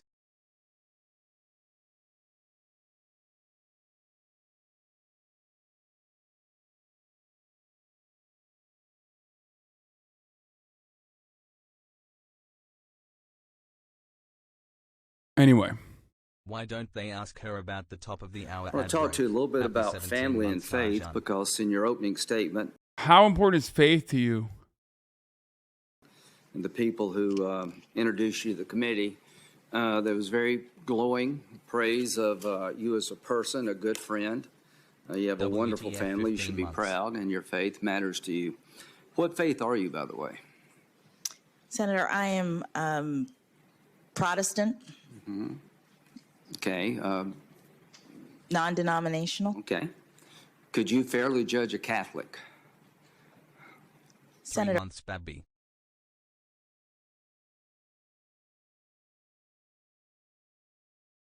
Dude, he's doing the meme. He's doing the Amy COVID Barrett meme. That's why he's doing this. Doing the Amy COVID Barrett meme. He's like doing... This is like epic liberal guy, but on the Republican side, okay? He's doing that thing. This is the Lin-Manuel Miranda of like being a Republican, okay? Just fucking be racist, dude. That's like way more understandable than this shit, How okay? about they release the top of the hour ad I break? hate it. I hate it when like Republicans try to do that. Like, I hate it when Democrats do it, obviously, and that's all they fucking do. When they're constantly like, oh yeah, well, they didn't have this kind of consideration for a brilliant, bold woman like Amy COVID Barrett. It's like the same shit that he's trying to do. I have a record of I think the fairly answer would be yes. judging everyone. I believe you can. I'm just asking this question because how important is your faith to you? Senator, personally, my faith is very important. But as you know, there's no religious test in the Constitution under Article 6, and there will be none with me. And it's very important to set aside one's personal views. Yeah. About things in the role of a judge. I couldn't agree with you more, and I believe you can. So, on a scale of 1 to 10, how faithful would you say you are in terms of religion? You know, I go to church probably 3 times a year, so that speaks poorly of me. Or do you attend church regularly? Well, Senator, I am reluctant to talk about my faith in this way just because I want to be mindful of the need for the public to have confidence in my ability to separate out my personal views. Well, how would you feel if a senator up here said, your faith, a dogma lives loudly within you, and that's of concern? How would you feel if somebody up here on our side said, you know, you attend church? Here it is, boys. Come on. A lot of you didn't understand what he was trying to do. A lot of you didn't understand what he was trying to do until, you know, right at this very moment. He's being an epic-based fucking, you know, debate guy, okay? There it is. He's doing an epic like, oh, well, it wasn't okay against Amy COVID Barrett, and it's not okay against you, okay? There. Somebody up here on our side said, you know, you attend church too much for me, or your faith is a little bit different to me, and they would suggest that it would affect your decision. This is a real bazinga moment, okay? He just pulled off the biggest bazinga. He's gonna, oh man, the country club boys are gonna love that one, you know? Would you find that offensive? Senator, I would if I were you. I found it offensive when they said it about Judge Barrett. The reason I ask these questions is I have no doubt that your faith is important to you, and I have zero doubt there you go. that you can adjudicate people's cases fairly. if There they're you an go. atheist. He did it. Oh, Bazinga, you know. Judge Jackson, could you tell us properly at the top of the hour that there's a 60-second ad break, or will you lie to the HasanAbi broadcast watchers and not tell them that there's a top of the hour ad break that's coming for them? That's right. Will you tell those who are watching that if you no longer want to see those ads, that all you need to do is subscribe for $5, or if you don't have $5, for free with a Twitch Prime. As long as you got an Amazon account, you can connect to your Twitch account. You do that. Yes, okay, well, maybe if you're lucky, you can get gifted a sub as well, but not everyone is lucky. You make your own luck around these parts. Here's the 1-minute ad break now. Blammo.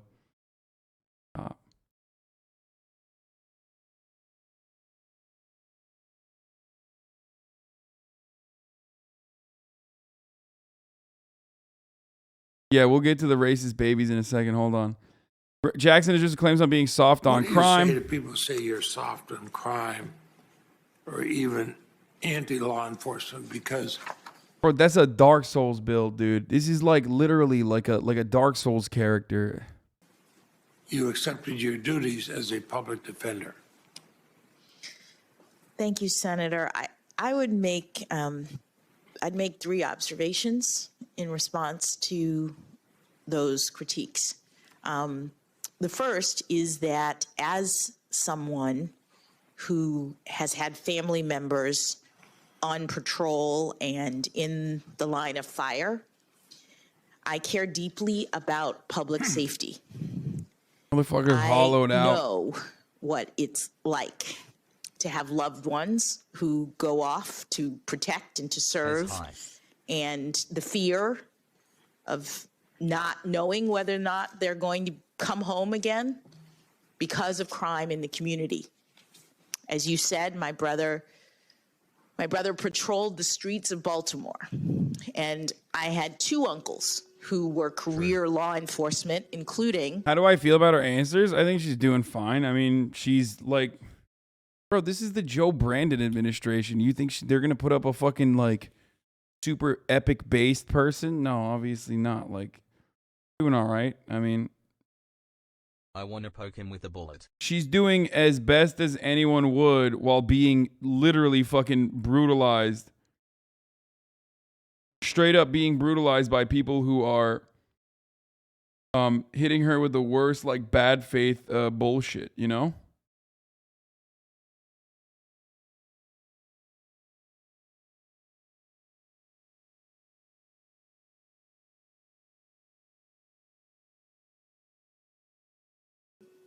One who became the chief of police of the City of Miami Police Department in the 1990s. So crime and the effects on the community and the need for law enforcement, those are not abstract concepts or political slogans to me.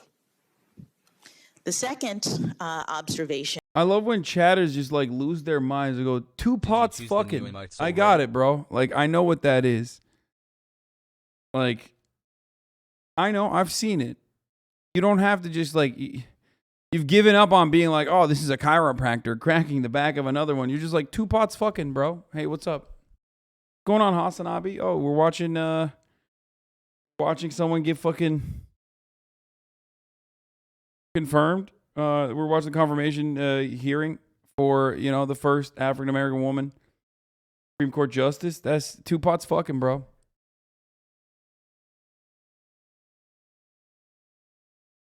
That I would make is that as a lawyer and as a citizen, I care deeply about our Constitution and about the rights that make us free.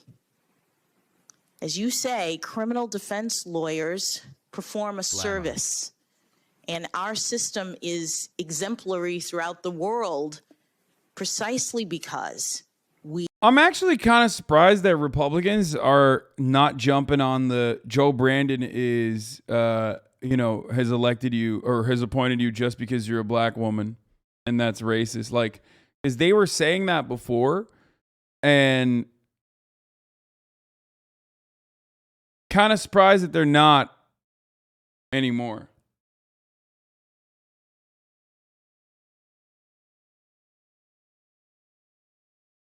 I did it, brain rot time. Maybe they'll bring it out. That's too blatantly racist. They can't say that to her face. we ensure that people who are accused of crimes are treated fairly. 10 months, hell It's yeah. very important to me in that capacity as a lawyer and as a citizen. Oh, I'm sorry. I was just going to say the third thing I would say is as a judge. As a judge, I care deeply about the rule of law.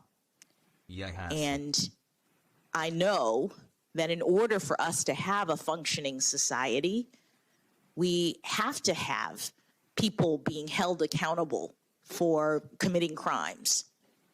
But we have to do so fairly under our Constitution. As a judge 5 months, who has to decide how to handle these cases, I know it's important to have arguments from both sides, to have competent counsel. And it doesn't mean that lawyers condone the behavior of their clients. They're making arguments on behalf of their clients. Yeah, I mean, in defense of the Constitution and in service of the court. And it is a service.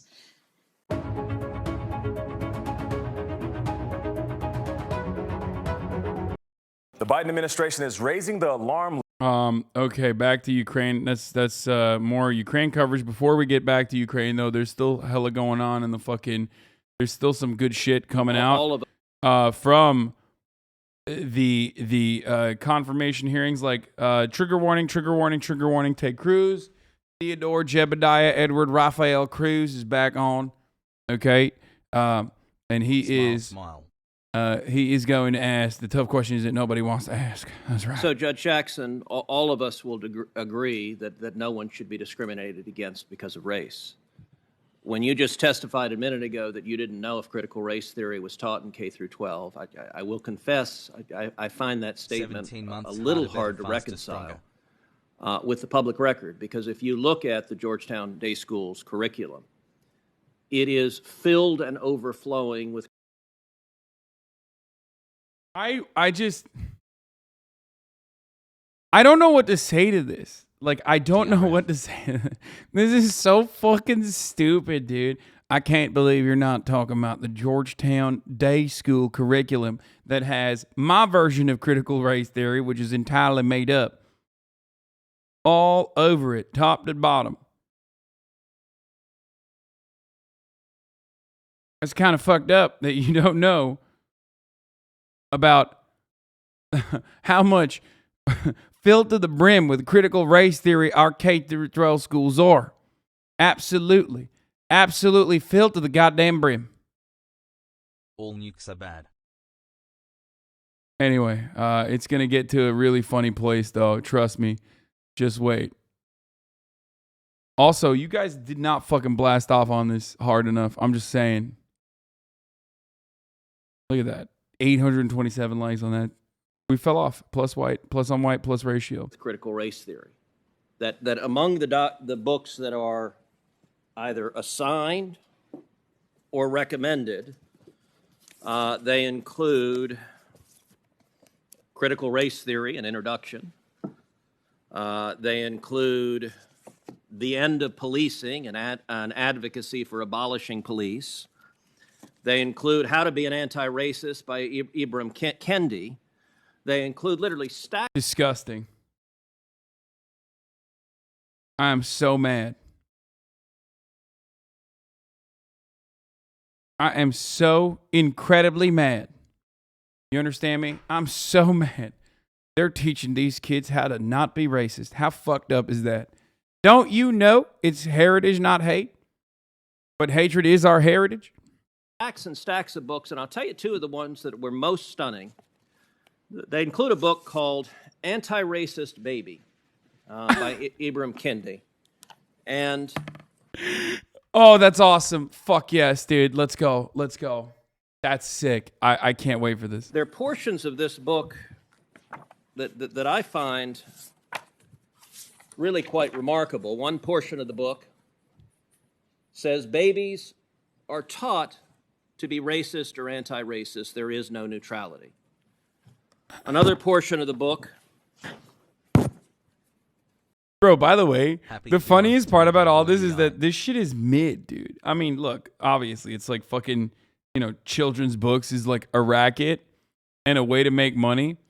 But like, it's just so mid. It's not even good. It's like, oh, babies are only taught to be racist or anti-racist. There's no in between. Yeah, okay. Well, that's just whack. There's nothing even fun there. Like, this is not like a fun. The art itself is like all right.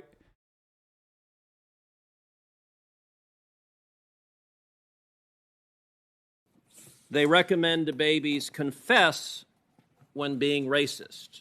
What? Now, this is a book that is taught at Georgetown Day School. What? Yo, anti-racist rhetoric is hilarious, dude. I'm sorry. But like, some of this shit is so fucking stupid.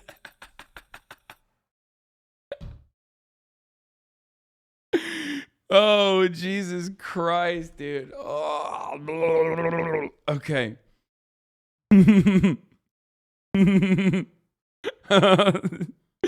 Confess when being racist. Happy anniversary. This is a racist ass baby. This baby is doing hate crimes. To students in pre-K through second grade, so 4 through 7 years old. Do you agree with this book that is being taught with kids that babies are racist? In all capital letters, Kappa. Bro, this is the Supreme Court justice, dude. Yo, this is our Senate confirmation hearing for the next Supreme Court justice. Like, literally like a deity, as close to a demigod as you can be in the American political, in the American government. Like, this is it. It's a lifetime appointment. You are literally going to be fucking deliberating on shit like that is going to change the lives of millions of people, maybe even billions, depending on, because America has like an incredibly strong, America has a lot of influence over overseas, as we all know. So like, wild that, this is the question that Ted Cruz is fucking asking in this confirmation hearing. Senator,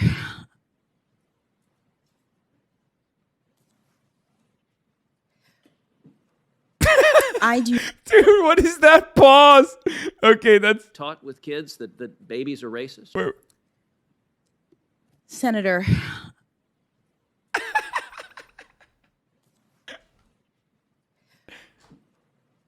I do not believe that any child should be made to feel as though they are racist or though they are not valued or though they are less than, that they are victims, that they are oppressors. I don't. It's like, yo, I don't think I want this job anymore. Yo, we are literally this is the worst country. We are, come on. You can't say this is a good country. Okay, you can't. You can't maintain the position that we're a good and normal country and then do this shit. Okay, you just can't. You can't do that.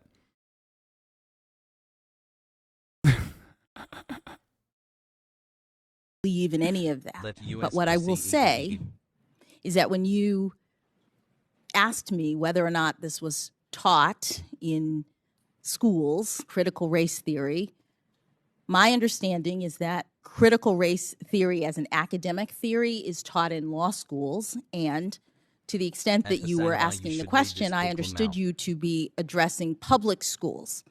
Georgetown Day School, just like the religious school that Justice Barrett was on the board of is a private school. Okay, so you agree critical race theory is taught at Georgetown Day School? I don't know because the board is not, BLS the board does not reacts to control the strangians. curriculum. The board does not focus on that. That's not what we do as board members. So I'm actually not sure. Well, and I'll note that the board is chaired by Professor Fairfax, your college roommate who introduced you yesterday. So the two of you serve on the board together. Another book that is on the summer reading for 3rd through 5th grade is a book called Stamped for Kids, again by Ibram Kendi. Bro, Ibram Kendi got the bag, okay? Straight up. I mean, holy fuck, dude. It's just like, what the fuck? Everybody's like, yo, you got it. This is it. You want to understand racism? You got to read Ibram Kendi.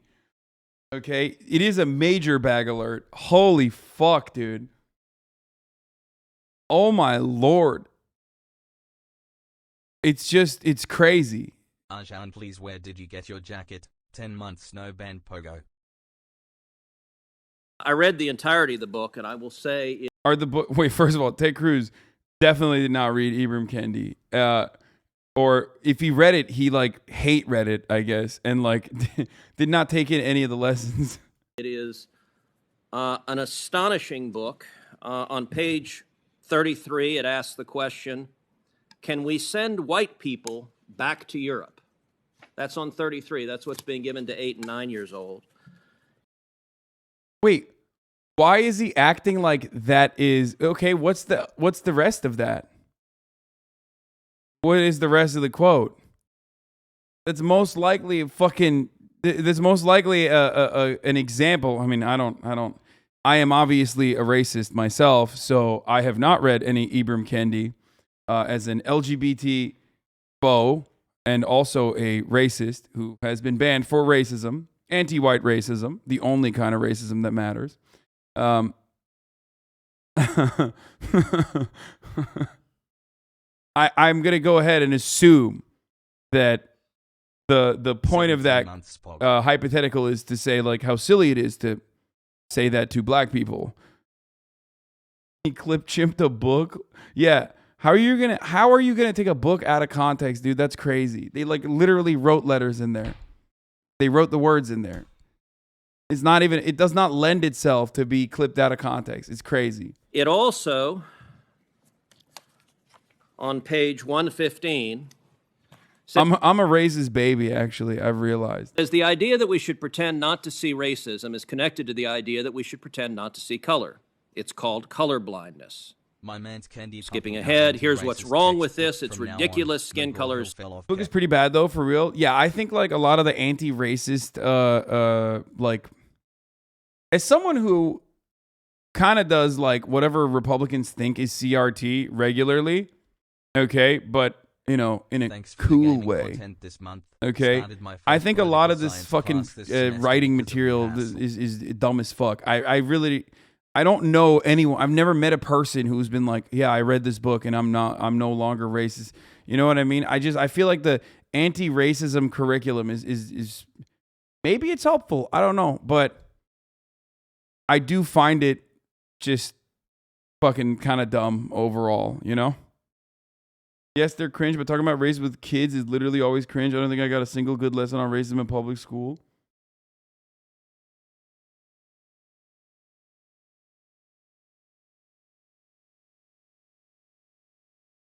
Ted has a bad take here, but the book is not good at all. He says everything one does is considered racist. I don't really know. Like I said, I don't really know that much about Ibram Kendi's writings. It's just fucking annoying though. I hate the white fragility arguments and yada yada. It's real. White fragility is a real concept, but I do despise the types of anti-racist writing that hammers on the point or vilifies from a point of morality white people across the board. It's just stupid. You have to invoke some kind of materialist analysis in your arguments and describe the reasons as to why certain kinds of divisions amongst intra-class divisions exist. And a lot of them don't do that. And they just say oh, if you're white, you're racist. I'm obviously exaggerating, and that's what Republicans exaggerate on as well. But there's always like some weird cringe shit that you know, these libs are fucking making specifically so they can get the bag on dumbass corporations that will hire them to speak to their fucking executives and tell them that, you know, here's how you do anti-racism or whatever. Not explaining it well? What do you mean? No, I'm being reductive with my explanation, but the explanation is still correct. You're sounding pretty white right now. I mean, I am. It's true. But also, I mean, if you're black, I don't think you need to read Ibram Kendi to understand racism. These books are literally fucking created for white people who are racist or who have racist points of view. That's the reason why this entire genre exists, is like anti-racism books. It's not for you, dumbass. You're black already. You know racism. You experience it every fucking day. You know, this is like quite literally, stay out of racist people's business, okay?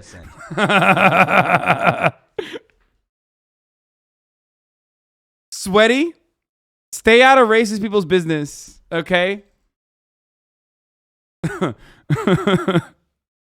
No, but I don't know. I think like it panders to people who already agree with it, and I don't know if it does a really good job of like changing people away or moving people away from having white supremacist attitudes.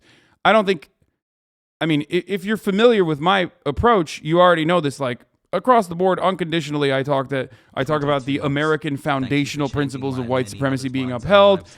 Every facet of our government is literally designed. Every facet of our government has historically and in contemporary society designed around upholding white supremacist attitudes and churning out white supremacist disparities. That's just, you know, how it is. So make no mistake, I'm not one of those like systemic racism isn't real. No, of course it's real. I just personally think that, and maybe I'm wrong.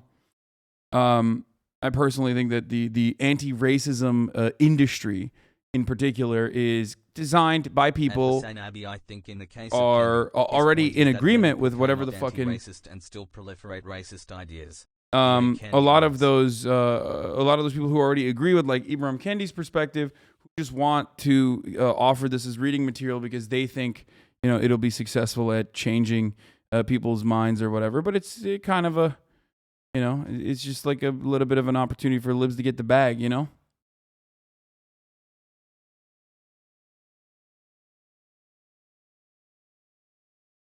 The things that I have seen of people that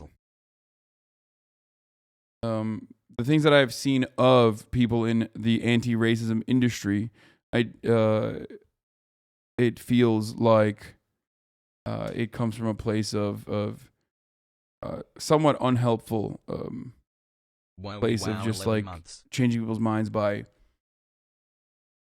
talking about how like everyone is unconditionally racist, even though it is true, you know, or you can be racist or anti-racist. But I think like, you know, feeding that subtly and feeding an anti-racism pill subtly is a little bit better, I think. Now.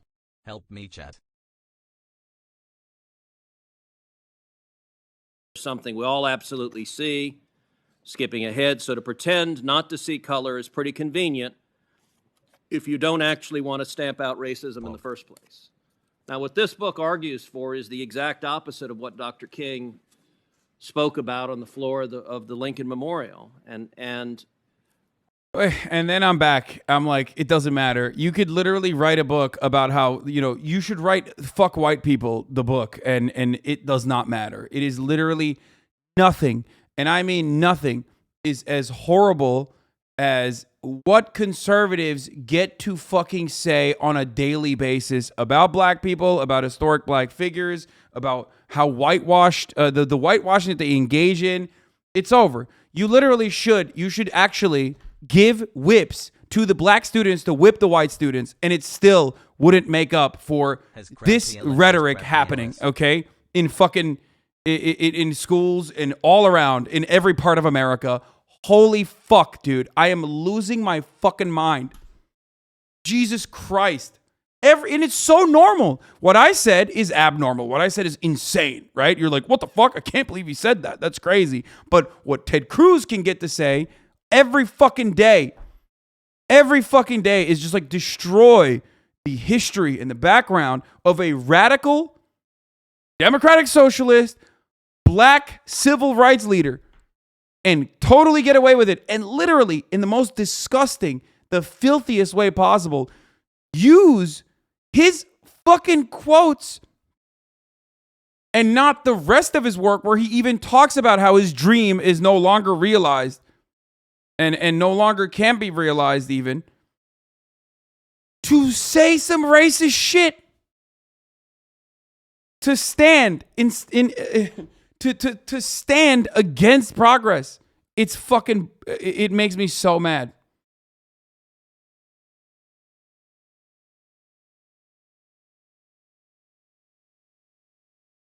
Are you comfortable with these ideas being taught to children as young as 4 in respect to the first book, as young as 8 and 9 in respect to the second book? Senator, I have not reviewed any of those books, any of those ideas. They don't. If I didn't come across anti-racist materials in school, I probably used to be brainwashed by a crazy racist family, I guess. Maybe it helps. It might. And you know what? I'm sorry. If it does, then great. Come up in my work as a judge, which I'm respectfully here to address. In my work as a judge, which is evidenced from my near decade on the bench. Okay, good. Then let's go back to your work as a judge.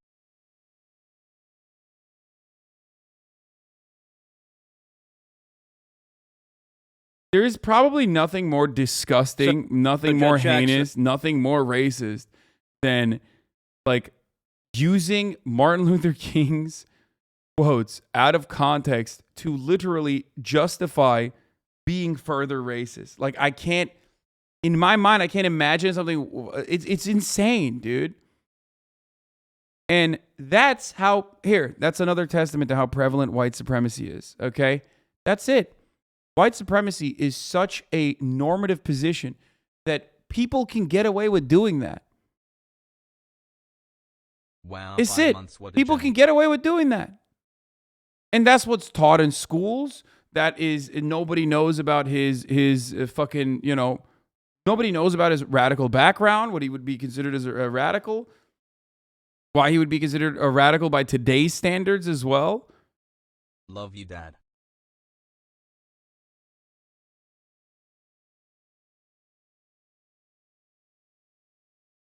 It's crazy. In my opinion, a shallow representation of anti-racism in school is better than a non-exciting one. I mean, non-existing one, you mean, right? Yeah, I agree with that, for sure. Right, only white people are racist, no one else. Dude, shut the fuck up. Shut up. Shut up. Ted Cruz is awesome. Yes, TPO, blame white people. Dude, you are so fucking brain dead. Not just for this argument, but like you're so horny that you can't even write racist or typical correctly. Like, imagine being so fucking incredibly brain broken that like you get so angry.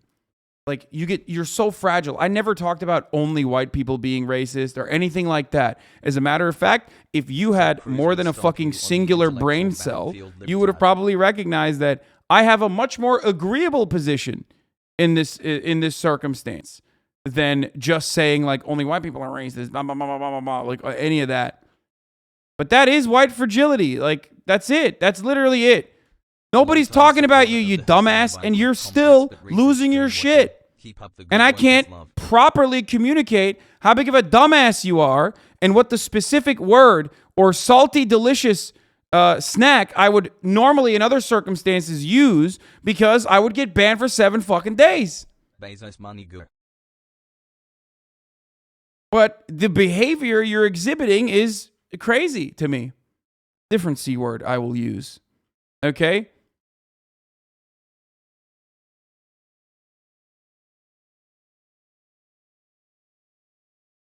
Chatting. Literally said it's directed towards white people and that you don't support these books. Like I don't think they're reaching the audience in a way that it's supposed to. Anyway, let's watch. President Biden announcing his pick for the Supreme Court, nominating Judge Ketanji Brown Jackson. Federal Appeals Court Judge Ketanji Brown Jackson. Ketanji Brown Jackson. Yeah. Judge Ketanji Brown Jackson. She is Judge Ketanji Jackson, rather. Ketanji Brown Jackson. Ketanji Brown. Judge Ketanji Brown Jackson. Ketanji Brown Jackson. Ketanji Brown Jackson. Ketanji Brown Jackson. Ketanji Brown Jackson. Judge Ketanji Brown Jackson. He's elected Judge Brown Jackson. Ketanji Brown Johnson. President Biden announcing his pick for the Supreme Court, nominating Judge Ketanji Brown Jackson. Federal Appeals Court Judge Ketanji Brown Jackson. Ketanji Brown Jackson. Bro, she said Ketanji Brown Jackson. Bro, how the fuck? Okay, look. Some names are hard, bro. Okay? Some names are hard. This literally is not one of them. Like, that's crazy. Am I wilding out? Like, it's not like that's not a hard name. What the fuck?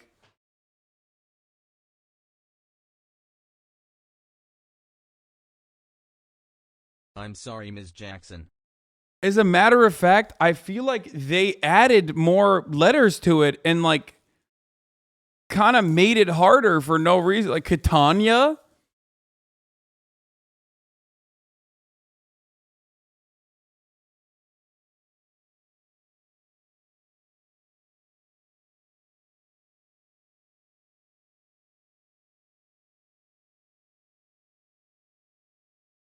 Wild. They say it wrong on purpose for the same reason they intentionally misgender trans people. No, these are all fucking. No, it's not intentional racism. The racism in that situation, or like the bigotry in that situation, comes from not caring enough to say it correctly. And I fuck names up all the time too. So yeah, it's not, dude. Come on. Thanks for all the hard work you put in. Like.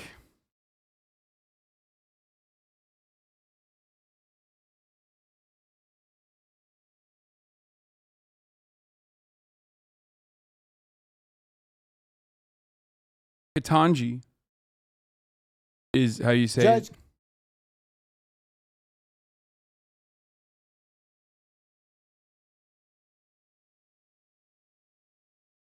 Okay. Oh, by the way, did you watch Tucker Carlson's drip last night? Look at that watch. Did you watch Tucker Carlson's drip last night? Says Benny Johnson. Hassle. Disgusting.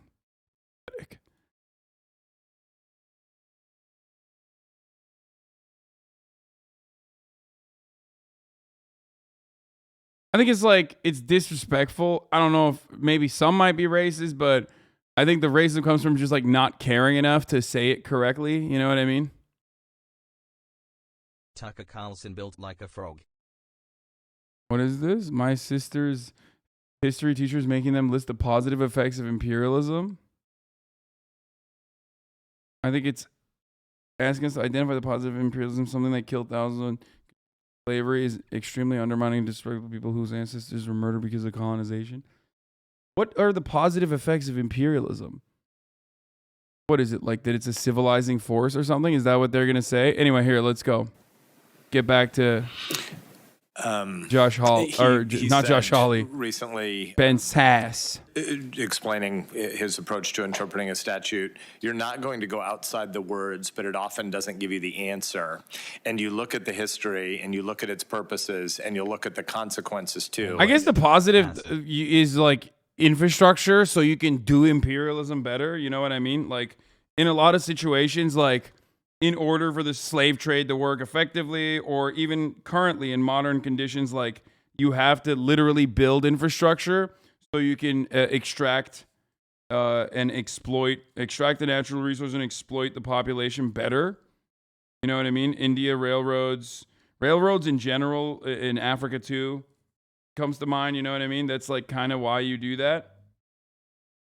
So I guess is that the positive? Keep up the good work. I don't know.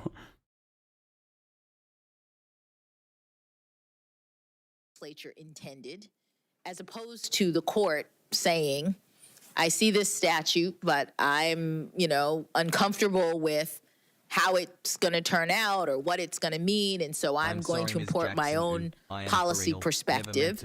Instead, the court is constrained to say, regardless of what I think the right policy objective should be in this, with respect to this law, my purpose, my requirement is to determine what Congress intended. But with respect to legislative intent, when a Congress of 535 often distracted people, 100 in this body and 435 in the other, passed something, by a 2-to-1-ish vote, and it's a part of a large piece of legislation, how do you determine what the intent is when it's 535 people doing something that has many, many different purposes for why somebody might vote yes? Well, you look at the text. I mean, the way in which statutes are interpreted is based on what the legislature says. There are times in which there are statutes in which Congress includes a purpose statement, for example, in the actual text of the statute. You look at the text of the provision. If that isn't clear, you look at the structure of the statute. There are canons of interpretation that courts use to evaluate and interpret statutes. Things like a word that appears in the section that you are interpreting should be defined the same way it is in another section. The same word being used, Congress probably intended for it to have the same meaning. So there are tools in the law that exist to help courts to interpret the text, but again, the goal is to interpret the text as a means of understanding and reflecting what Congress intended. And of course, in statutory interpretation, if Congress decides that the court has gotten it wrong, then, as has happened many times, Congress comes back and clarifies and tells the court, no, this is what the statute means. I want to go back to an exchange you had with Senator Cornyn. Substantive due process is a doctrine that often allows courts to create new fundamental rights. What's the test for determining a new fundamental right? The Supreme Court has said in the Glucksberg case. I'm sick and tired of new fundamental rights. I want new fundamental wrongs, okay? That's what I want. I shitted in my pants, specifically so directed towards Republicans. That are deeply rooted in the nation's history and tradition. In a case prior to that, the court had defined it as the rights that are implicit in the ordered concept of liberty or the concept of ordered liberty. So there are standards for the courts to use to identify these types of rights. So did the Supreme Court use this test in Roe or Casey? In Roe and Casey, I don't know that the court used that formulation. I know that after Casey, the court has determined not so much that the right to terminate a woman's pregnancy is fundamental. The right exists, and it's subject to the framework in Casey that allows for regulation so long as there's not an undue burden on the exercise of the right pre-viability. I think some of what we're wrestling with here is the question of, and I think what Senator Cornyn was driving at, is how particular the concept of deeply rooted goes and how that really is a bound on what the judiciary can do. But I want to thank you. We're nearly at time. I want to thank you for engaging in the back and forth. I want to think more about what you've said and look forward to further discussion tomorrow. It still appears to me that there's a very basic difference between a judicial philosophy and a judicial methodology. And how you go about applying that when you're interpreting a law and making a determination about constitutionality or non. And I know that you haven't So fucking boring, dude. All right. Brandon's asking business leaders to prepare for possible cyber attacks from Russia, Jack. Level over a possible cyber attack from Russia. Critical American infrastructure could be a target. Ed O'Keefe is at the White House. Ed, good morning. Good morning, Nate. In warning of potential cyber attacks, the president told top American business leaders last night they have a patriotic duty to prepare their companies for potential attacks. And he warned that the potential for Russia to inflict more deadly violence. There's literally nothing more boring than fucking asking basic ass fucking constitutional law questions to a Supreme Court nominee with not even an immediate express purpose of getting a gotcha out of it, okay? Like, it's just so boring. I know it's like a part of the job or whatever the fuck, and it's technically I would even go so far as to say the appropriate thing to do, I guess, but like, it's just, I don't care. It's so fucking... the cyber attack it's not interesting to me. I'm sorry. I know, I'm sure it's really interesting to you guys. But it's really not for me, okay? Is likely. President Biden had a stark warning Monday night. Damn, hackers keep blowing up my car in GTA. How long will this war go on? What the fuck? Yeah, bro, that's what it is. Russian cyber attacks is why Warzone is riddled with hackers. The magnitude of Russia's cyber capacity is fairly consequential, and it's coming. Administration officials say there's no evidence of a specific credible threat, but cybersecurity experts tell CBS News they're particularly concerned about potential attacks on the U.S. financial sector, power grid, and water systems. As a precaution, federal officials in recent days gave classified briefings to some companies tied to infrastructure. There is some preparatory activity that we're seeing, and that is what we shared in a classified context. So preparatory activity could mean scanning websites. It could be hunting for vulnerabilities. In his speech to top business leaders, the president also said Russia is falsely claiming the U.S. and Ukraine are using chemical or biological weapons in Ukraine. That's a clear sign he's considering using both of those, and we should be careful what's about to come. He knows there'll be severe consequences because of the... That's literally no you.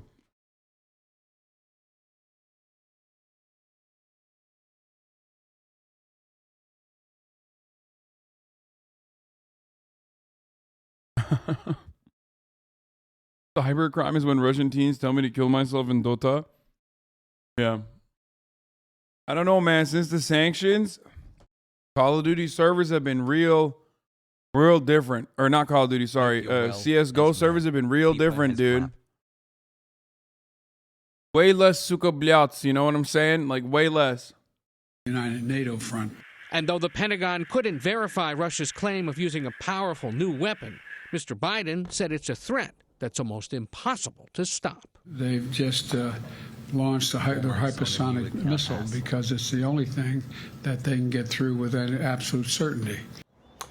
Meantime, the Pentagon now confirms it is helping collect evidence of war crimes in Russia. And later this morning, the UN General Assembly will hold a rare session to discuss what to do about the ongoing humanitarian crisis in Ukraine.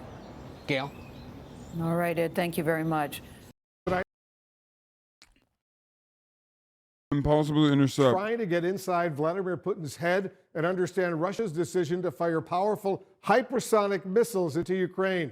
Brian Todd is looking into the story for us. Brian, these missiles Wolf Blitzer are very fast getting into Vladimir Putin's head. We've been reporting on the development of hypersonic missiles for months now, but this is the first known use of these missiles in combat. We have new information tonight on the capabilities of these missiles used by the Russians and the possible reasons why they launched them.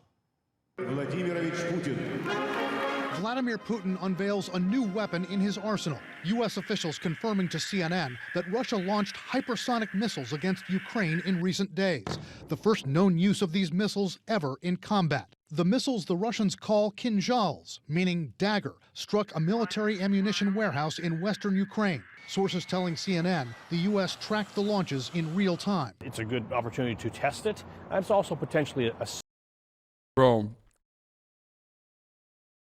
We are so horny for war that even when Russia's doing America shit, testing weapons in an active invasion, we still can't help but like look at it from the positive, like it unironically feels like they're like excited for it. You know what I mean? I mean, look at him. He's like, yeah, we're watching closely every step of the way. I mean, that's pretty glorious. We're pretty glorious to watch. In real time. It's a good opportunity to test it. And it's also potentially a signal to NATO, to Poland, other countries, that they have this and to kind of keep their distance. Experts say what makes the hypersonic missile so dangerous is that it can fly as fast as 5 times the speed of sound or greater, and is more maneuverable in flight than other missiles. It uses GPS coordinates or a similar system to hone in on a target. It can also be directed by a controller to specific targets, and it can change course in the middle of its trajectory. It can follow the nap of the Earth. It's called nap of the Earth navigation, and it can go right down on the ground where it basically evades radar coverage. A senior U.S. defense official tells CNN Putin's deployment of a hypersonic missile to hit that ammunition warehouse, quote, is a bit of a head scratcher. Why would you need a hypersonic missile fired from not that far away to hit a building? I mean, the flex. Defense Secretary Lloyd Austin also wondered that aloud in an interview with CBS as he downplayed Russia's use of the weapon. I don't think that this in and of itself will be a game changer. You kind of question why he would do this. Is he running low on precision-guided munitions? Does he have like complete confidence in his ability to the ability of his troops to reestablish momentum? Military analysts say what is worrisome about the hypersonic missile is the lack of U.S. defense capability against it. When it is launched, it is impossible to intercept this missile. Why? We have no technologies that can do that. Right now, the developments that we're looking at from a missile defense perspective are way behind the development of these hypersonic missiles. One expert says Putin could deploy hypersonic missiles. Not me, bro. I'm built different. Get the fuck. Speak for yourself, bitch. Missiles again in Ukraine. And there's a possibility that the Russians could misuse the weapon. We've already seen some Russian... What is the non-misused version of the weapon?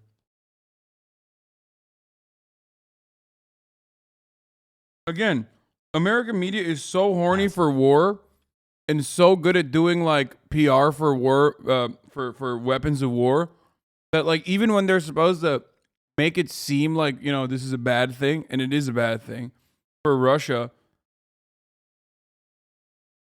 they literally still kind of make it seem like it's an ad. It's like, it looks like a hashtag ad.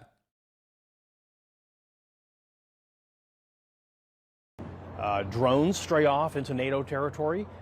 You could have cruise missiles stray off, as they have in the past, into Iran when Russia's fired these things in the past. So whether it's hypersonic or subsonic, there's always the potential for miscalculation or just something going wrong.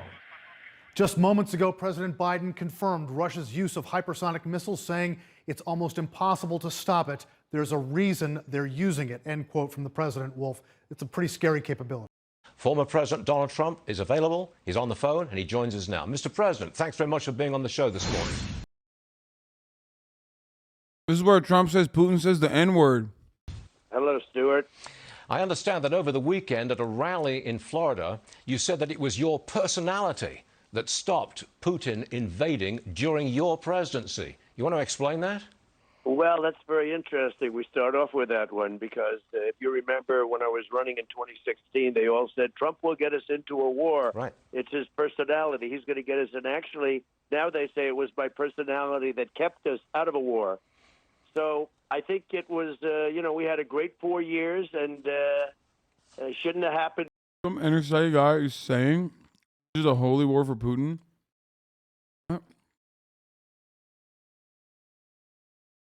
Dude, I don't give a fuck what some NSA guy is saying. And also, it's not even new. It's like, oh, he's guided by Duganist thought. That's why he's doing this. Like, whatever, dude. Fucking. Okay. Can't think of a better time to get brain rot. What happened, but it did with the election, and now we have people running it. What's gone on with Ukraine should never have happened, Well, Stuart. President Biden goes to Poland on Friday of this week. Frontline NATO state, what should he do? Well, it's very late. The cards are laid and the cards are out. and he's got a bad hand. He's given himself a very bad hand. He had a very strong hand before it all started, the strongest. And it should have never started. It would have never, ever started if I were president. I can tell you that with 100% certainty. This is horrible. This is a human tragedy, what's going on. He's now going with a very weak hand, and he is not somebody that really mixes it up. He sits there, and everyone tells him what to do and what they're doing, and he doesn't mix it up. He doesn't. He does. Look, it's very sad to watch. I've watched it. I've seen it. And these other countries are taking over, and they're leading, and we're supposed to be the one that's leading, and they're taking advantage of us like they have. Even our allies, they take advantage of us on NATO. They take advantage of us on just about everything they can, and in particular on trade. I mean, on top of everything else, they take advantage of us on trade, and they're really telling him what they want to do, not what we want to do. So it's pretty sad to watch. There's this discussion about whether we should send jets, MiG jets, to help the Ukrainian Air Force. Would you send in that kind of help? Well, maybe even more, to be honest with you. And I'm the one that would have stayed out. I'm the one that would have stayed out. Let me just explain that Putin is saying things like, don't you dare send anything in. In the meantime, he's killing thousands and thousands of people. So he's acting like we're an aggressor if we said...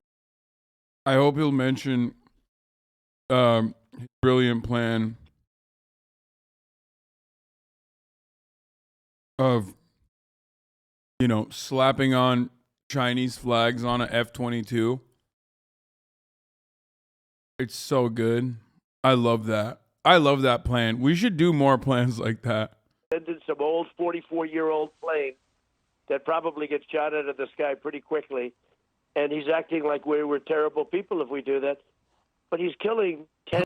It's pretty funny that he says, like, we're going to send different planes, like newer planes, without even, you know, thinking about how long that training would take place for a Ukrainian pilot to learn a completely different fighter jet.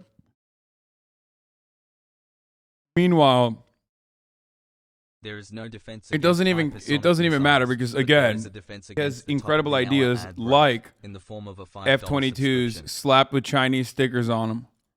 Tens of thousands of people, far more than they're reporting. You don't knock down those buildings and blow up those buildings and they say 2 people were injured slightly. And thousands of people are being killed. And when he says, don't you dare do that, and we all say, oh, he said don't do it, we don't want to start.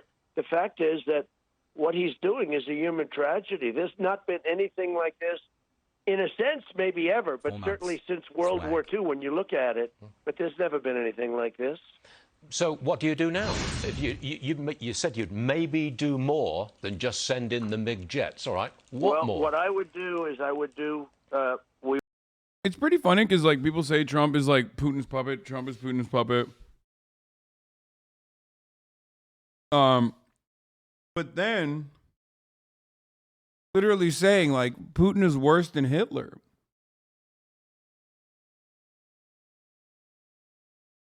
But he just said that. We would do.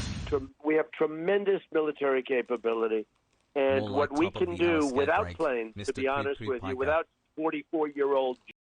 I think it's just hard to. It's hard to figure out what Trump's, like, consistent position is on any given thing. You're falling for his bullshit.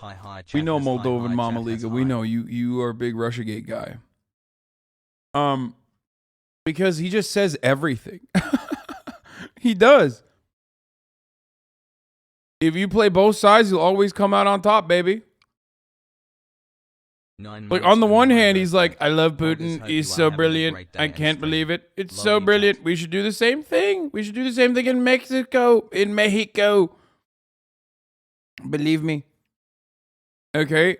And then on the other hand, he's like, Putin, what is he doing? It's brutal. They're murdering civilians. It's worse than what Germany did in World War II.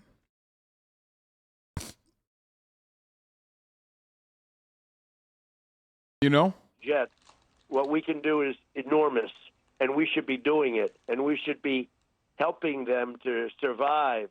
And they're doing an amazing job. But, you know, I was the one that sent in the javelins. I mean, everyone refuses to acknowledge that, and I took a lot of heat.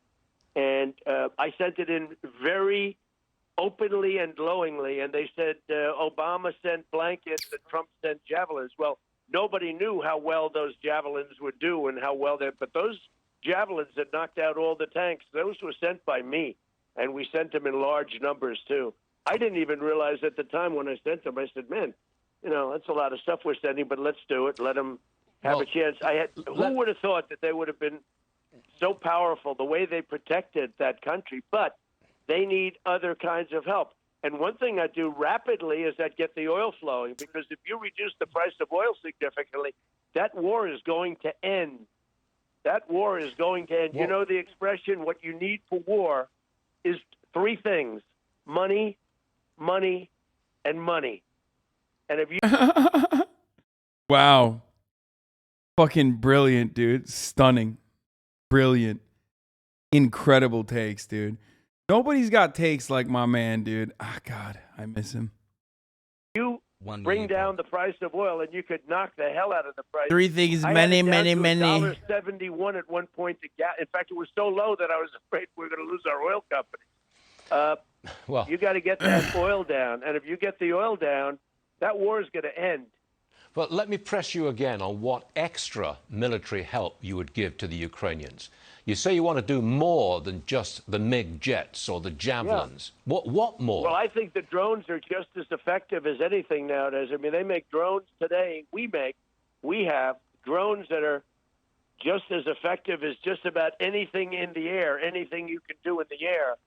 And you can do drones, plus they give back tremendous amounts of information, and the information leads missiles right to whatever the hell target they are, and you don't have to shoot them from Ukraine, so therefore you're being neutral. It's so ridiculous. Look, Stuart, when he goes in and he kills thousands of people, are we going to just sit by and watch? This country will be, in 100 years from now, they'll be talking about what a travesty, what a horrible thing this is. We can't let that, just on a human basis, we can't let that happen. And then he says that they're a nuclear power, but we're a greater nuclear power. I hated to do it, but I rebuilt our nuclear capability like he hated it. Never thought even possible. $2.5 trillion in our military, and a big chunk of it went to nuclear and redoing it. We had also the famous, the funny quote is about to come, but I have to pee. I'll be back. Hold on. 45-year-old and 50-year-old weapons that we didn't even know if they worked. Now we have brand new stuff that's immensely powerful, and hope to God you never have to use it, because that would be the tragedy of all tragedies. But if we didn't have it, we couldn't talk. But I listened to him constantly using the N-word. That's the N-word. And he's constantly using it, the nuclear word. And we never talk. We say, oh, he's a nuclear power. But we're a greater nuclear power. We have the greatest submarines in the world, most powerful machines ever built, most powerful. And they got built under me. Most powerful machines ever built, and nobody knows where they are. And you should say, look, if you mention that word one more time, we're going to send them over, and we'll be coasting back and forth up and down your coast. You can't let this tragedy continue. You can't let these thousands of people die. It's going to be hundreds of thousands and maybe millions of people by the time it ends. Well, let me turn to China. China has a deal with Russia. They'll help each other during this war. President Biden held this 2-hour phone call with Xi Jinping. We haven't got a transcript. We don't know what threats were on the table, but we presume... I think I do. Go ahead. Tell us. We were threatened by China. I heard that he said, he read a line that they gave to him about repercussions.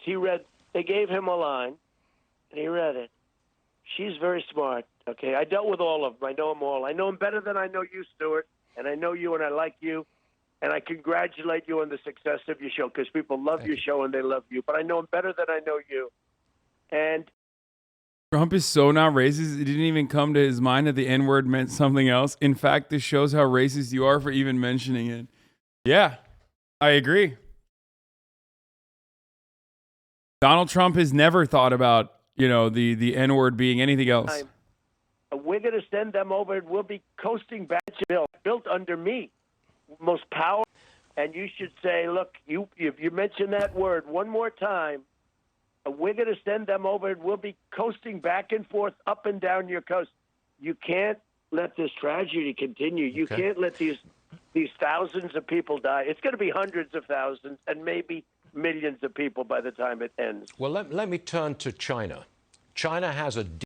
Wait, did I skip it? I couldn't find it. Wait, what? Oh, he's constantly using it. Oh, here it is. Here it is. Okay, I'm going to watch it right now. But some of you are going to watch the top of the hour ad break instead, because at the top of the hour, there's a 6-second ad break. And if you no longer want to see those ads, if you want an ad-free broadcasting experience, as is your God-given right, and all you need to do is subscribe. You can do that for $5, or you can do that for free with a Twitch Prime. Okay? Right.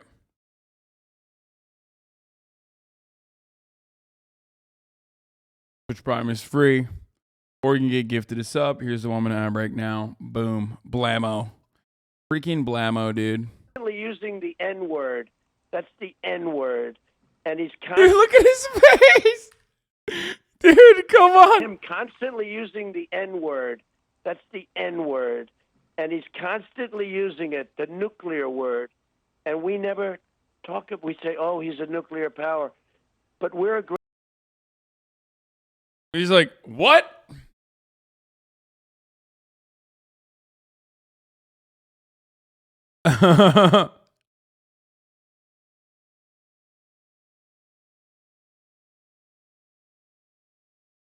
Greater nuclear power. We have the greatest submarines in the world, most powerful machines ever built, most powerful, and they got built under me, most powerful machines ever built, and nobody knows where they are.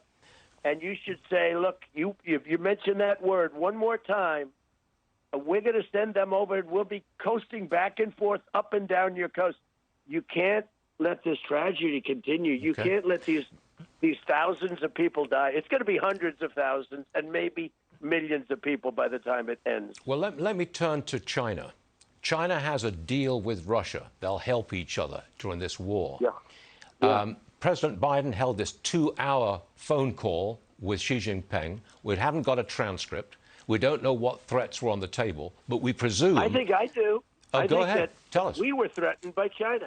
You know, I heard that he said, he read a line that they gave to him about repercussions. They gave him a line, and he read it. She's very smart, okay? I dealt with all of them. I know them all. I know them better than I know you, Stuart, and I know you, and I like you, and I congratulate... Oh, my God. Dude. My man's just all hits, dude, okay? Not a single moment wasted. What the fuck is he saying? He's like, yes, I know you very well. I know him like I know you, and I know you very well, Stuart, and I miss you, and I love you. Congratulate you on the success of your show, because people love your show and they love you, but I know him better than I know you. And when they read a line, he doesn't exactly get phased. He doesn't read lines, he gives lines.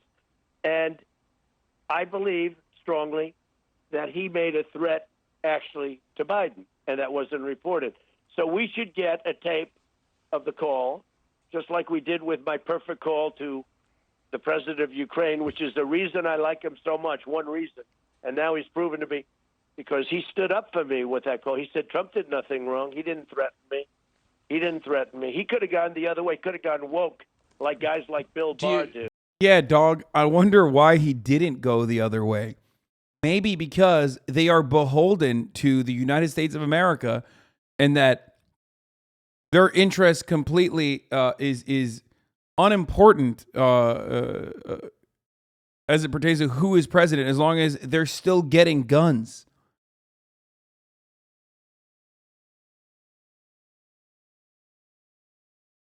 Okay.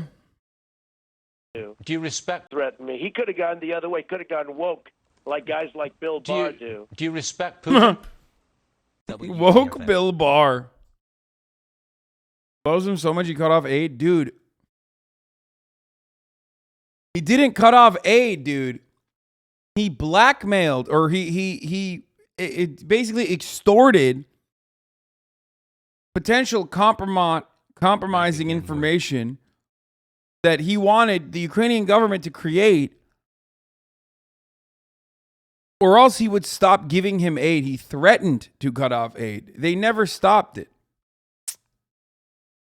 Okay? Bill Barr, classic woke warmonger supporter for Operation Iraqi Freedom.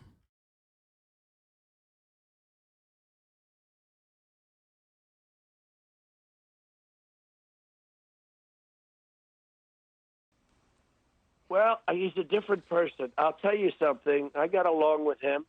And look, I got along with him loving this country, and he loves his country, okay? But he's a different person than he was. He seems to be different. Is he sane? He looks different. Is he he's a different solid person. Mentally?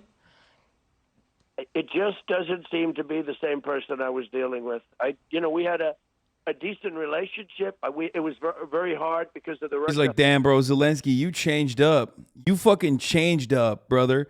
Fame changed you, okay? Volodymyr. Fucked up. We used to be real friends. You're fucking fake friend, dude.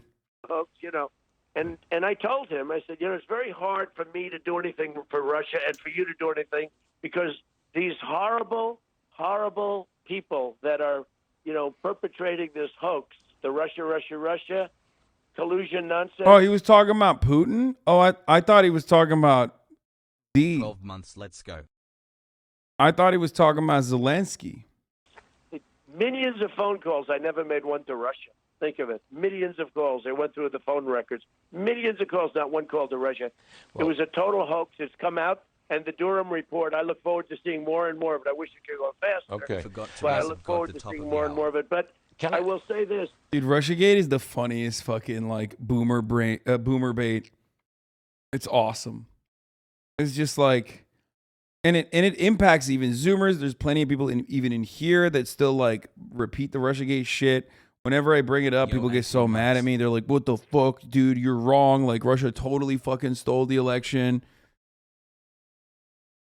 And, like, did it for their homosexual lover, Donald Trump. That's right. Trump and Putin are gay together, and they want to do the nasty. Woo, they want to bump uglies.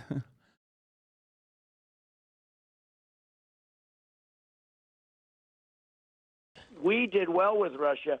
They didn't attack any countries under us. I'm the only one where that didn't happen. And with Bush, they took Georgia, subbed on top of and they took Crimea with Biden and Obama. And now he said, to hell with it, let's take the whole thing. But even Sleepy Eyes Chuck Todd on NBC said the other day when he was interviewing, I think it was Blinken, he said, how come this never happened under Trump? China didn't do anything. Russia didn't do it. Nobody did anything. In fact, and we got along with North Korea. I have learned the errors of my ways. How come none of this stuff happened under Trump? And someday you and I will sit down and I'll tell you why. Wow. One day, dude. I love him. He's going to tell you one day, dude. One day, I'll tell you why. I mean, it's probably what liberals say, which is you are already giving everything to Vladimir Putin, like everything he wanted, which is not even entirely true. But like, it did seem like for one reason or the other, whether it was because he felt like Vladimir Putin was a strong man and he personally wanted to be just like him, or, charismatic strong man who takes his shirt off and rides horses and stuff, who's like supposedly admired or potentially terrified by his entire country, or he was like, or he felt like, Russia did help in putting out compromising information. There was definitely a, marginal, but still like a boost of support that he got. Already been a year, times flies. For one reason or the other, right? Other than that, couldn't be compromised though. Dude, shut up. No, I don't think there's a fucking piss tape, dude. I can't believe that there are still people been in this community for 20 fucking years, or 20 months, 20 years, 20 months subscribers who still are literally just like, there's a piss tape. I want to believe it. You think I don't think that that's cool? I want to believe it so bad, okay? I want to believe it so bad. But you are on crack if you think That is like a real thing that's happening, okay? I was there. There definitely is one. There's a piss tape. I am the P.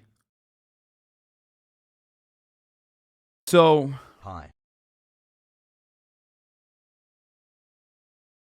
Like, that's ridiculous. I think the more realistic reason is the two things that I mentioned, plus on top of that, Donald Trump was still taking an aggressive stance towards Russia in ways that you don't really get a lot of coverage in liberal media for the most part, but was totally fucking anti-NATO, or not anti-NATO necessarily, but like undermined NATO's main goal, which is, American influence over the entirety of Europe, and that's it. That's why NATO was developed. That's why NATO was created. That's how NATO's been used, and he undermined that.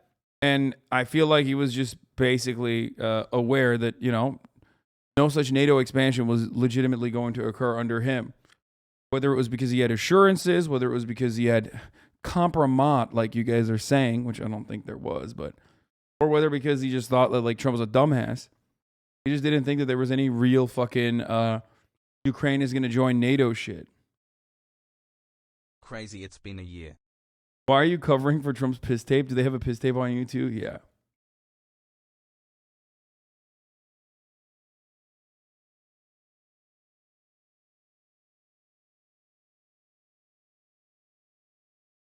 You know what I mean? And the funniest part about it is that, like, they talk about it. Like, liberals say that. Liberals in the same breath will be like, Russia's not acting out of a, self-interest or like a security desire in invading Ukraine. And then they'll turn around and be like, and Russia didn't invade Ukraine under Trump because Trump was giving everything that Vladimir Putin wanted to Vladimir Putin, i.e. not allowing Ukraine to join NATO or even having those conversations at all. So then you can't hold both of those opinions in your mind at the fucking same time because they conflict with one another. You can't say Putin is interested in taking over the entirety of Ukraine and restoring the glory of the USSR because he's a communist or whatever, and then simultaneously say Trump gave everything to Vladimir Putin, everything he wanted, and that's why he didn't invade Ukraine. Putin just waited to see how far Trump can burn NATO so the invasion is less risky. I mean, wait, what? Come on, Moldovan Mama Liga. Like, I hate to fucking give you a hard ass pill to swallow, but like, NATO's not coming for you either, brother. Okay? Just like NATO wasn't coming for Ukraine. What do you mean? Like, is NATO in Ukraine right now? Are NATO forces in Ukraine? Are they defending it?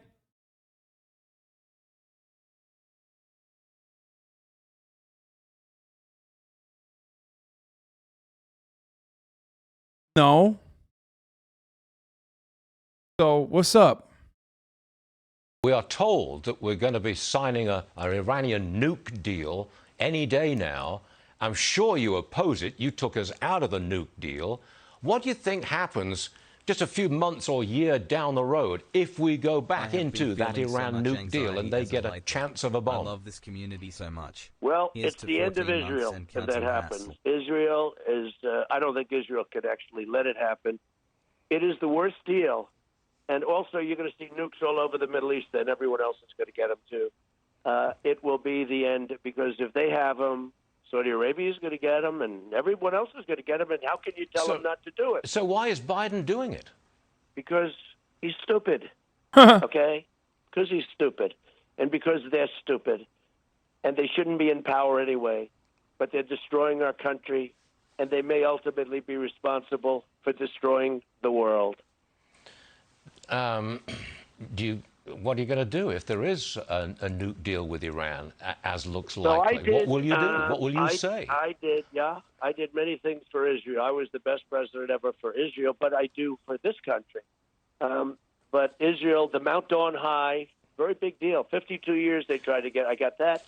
And, of course, Jerusalem, the capital, with the embassy and all. But the biggest thing I did for Israel was, and the smart people say this, by far the biggest, bigger than the capital, bigger than, moving our embassy to Jerusalem and Jerusalem becoming the capital. Much bigger. I ended the Iran nuclear deal. They're now going to go into... So sick. Peaceful Dove, by the way. Literally undermined probably one of the very few good things that Obama did was finalize a denuclearization agreement with Iran, which I know goes against the HasanAbi doctrine. I know, guys, you're gonna say, Hasan, how dare you go against the HasanAbi doctrine? Well, you know me. I'm ultimately still an advocate for denuclearization. Okay. And as a foreign policy, as a matter of foreign policy, that was absolutely one of the signature achievements of the Obama administration, just like normalizing trade relations with Cuba or taking steps towards normalizing trade relations with Cuba was another really good thing that Obama did, okay? Literal flip-flop. Bro.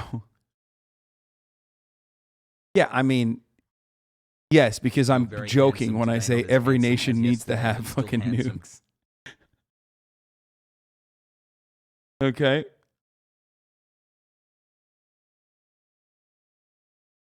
Like, I am still anti-nukes. Like, I would like all of the nukes to no longer exist. Just like I would want all the guns to no longer exist.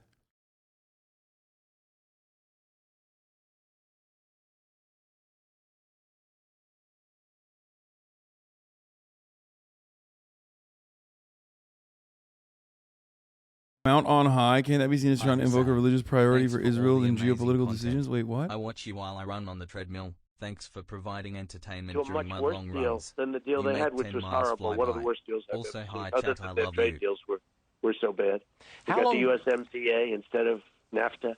How long do you think it would be before, if you were president and you opened up the spigots and did all the fracking, how long before we get back to energy independence and dominance?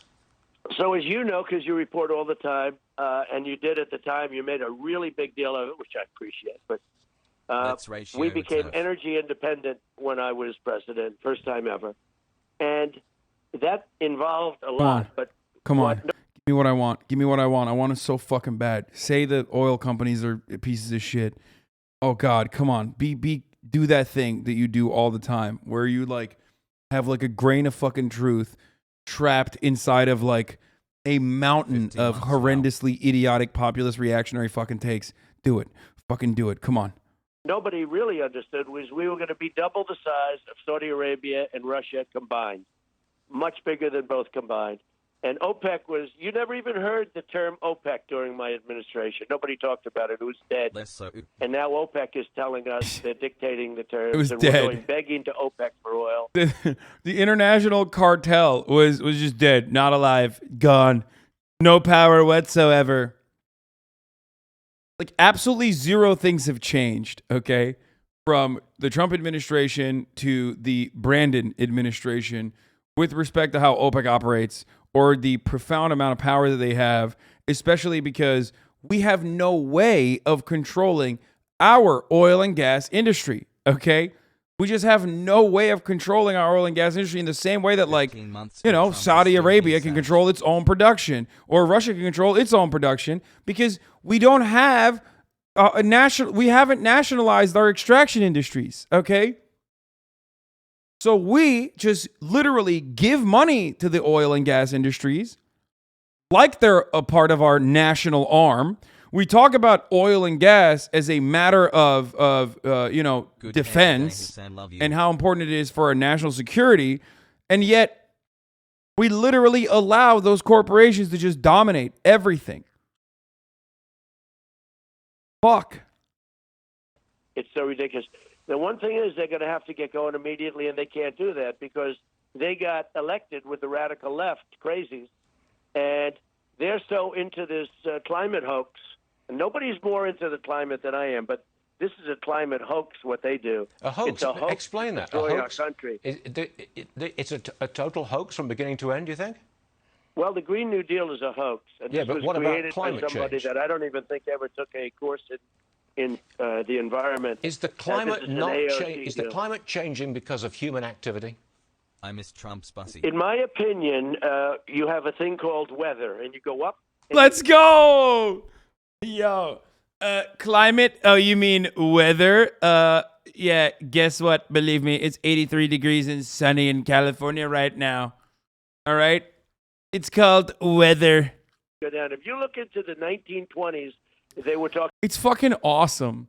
It's awesome that we live in this planet because, like, here's the reality, okay? As long as there are enough stupid people, you can just say stupid things and they will believe you. That's just how it is. If you tailor your rhetoric and your messaging to the fucking, you know, to the level of intellect that people have, it doesn't matter. You can always just say, you're a nerd. All these nerds, they're lying about the climate. What about the weather? And it's fucking awesome. It's just like more people will believe you than they will believe the supposedly, you know, gay communist scientists and their, you know, neo-Marxist postmodernist agenda of explaining the pending doom in the form of anthropogenic climate change. It's great. It's awesome. Fucking dope. Talking about global freezing. Okay, in other words, the globe was going to freeze. And then they go global warming. Then they couldn't use that because the temperatures were actually quite cool and many different things. So now they just talk about climate change. The climate's always been changing. Now, what we want is we want clean air, we want clean water. The biggest misconception, though, is if the United States, let's say the United States was perfect, and they spent 10 times more or 100 times more for their energy than China, India, Russia, all these other countries, right, that are very dirty. Don't forget, when those dirty countries, when those fumes go up into the air, it blows right over the center of the United States, just like they dump their garbage in the ocean. What? And you know where it lands? On our West Coast, okay? And Wait, so climate change isn't real, but if it was real, it's actually other countries doing it and not us. So man-made climate change is not real. But if it was, 11 months, it's China doing it. But definitely not the world's largest energy-consuming country. Like a country where, what is that fucking meme that I always mention where it's like the average American's fridge consumes more energy over the course of a year than like fucking like developing nations almost. It's fucking insane.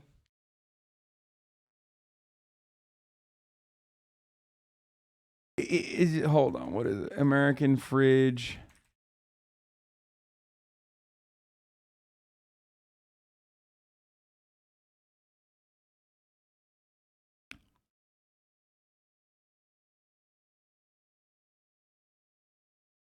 Yeah, like not in nations, but the fridge, your fridge uses more electricity than the average Tanzanian.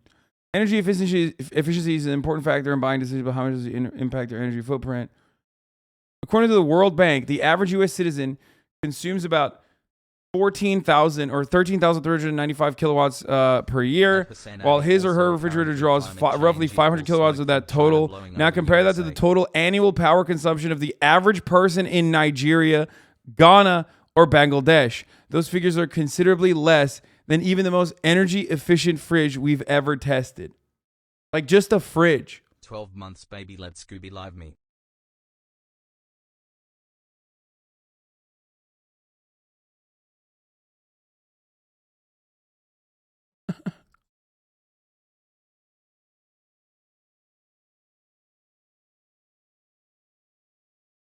Chat, I wish you good fortune, Hasan. I We're wish you taking another out house for me. hundreds of You getting rid of your fridge first?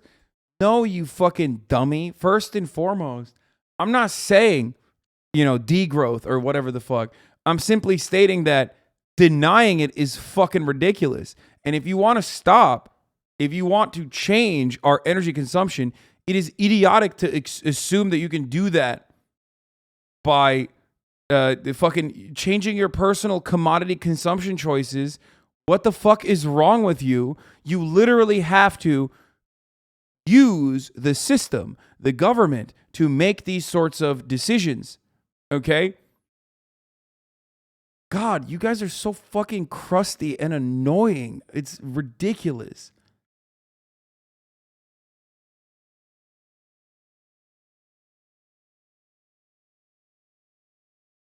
Degrowth on a personal, individual consumption level is quite literally, okay, literally made up by the oil industry, okay? Whenever people are fucking advocating for consumer side activism and like changing your individual choices, you're already doing what the fossil fuel industry thought would be a great way to abdicate their own personal responsibility and deflect away from their own, active lobbying efforts that continue our reliance on the fossil fuel industry. But go ahead, yell at me about fucking, a fridge that I have at my own house. Oh, Jesus Christ, dude. Oh, so dumb. Thousands of tons of garbage that comes from China, Japan, many, many countries where they dump their garbage because the tides flow right into Los Angeles, okay?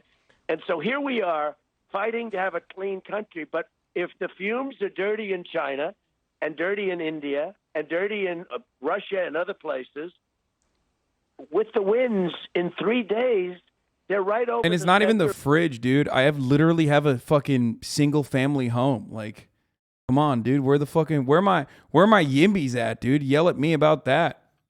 Single family homes are major power sucks. That could have been an entire fucking apartment complex living there instead. And not only are you taking up more space, but you're also consuming a lot more energy in your single family home instead. Like, go ahead. Of the United States. And this is why it makes us totally non-competitive. So unless everyone's going to do it together, the problem is the green technology isn't powerful enough to power our great plan. So if we want to stop being a great manufacturing capital, let's go green. Let's go to the windmills. The windmills are all made in China and Germany. And, if you're a believer in the whole carbon deal, there's more carbon thrown out of making those things than they can save in 10 years just from making them. The carbon rises up as these are massive structures. And then when they rust out and they're gone in 10 years, for certain reasons, it's very hard to bury them because of what they're made of, especially the blades. Okay. So, but the wind is very intermittent. It doesn't work well. It's the single most expensive form of energy. Wait, what? I didn't understand. Did he say disposing of renewable energy like producers is very difficult? Out and they're gone in 10 years. For certain reasons, it's very hard to bury them because of what they're made of, especially the blade. Okay. So, but the wind is very... Bro, Donald Trump fucking despises wind turbines. It's so funny. Like, what happened? My man is the Don Quixote of fucking...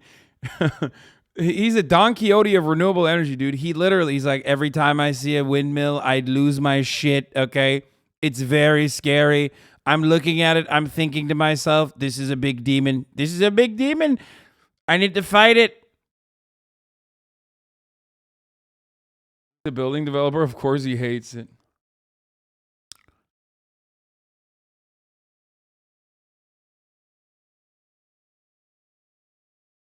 very intermittent. It doesn't work well, and it's the single most expensive form of energy.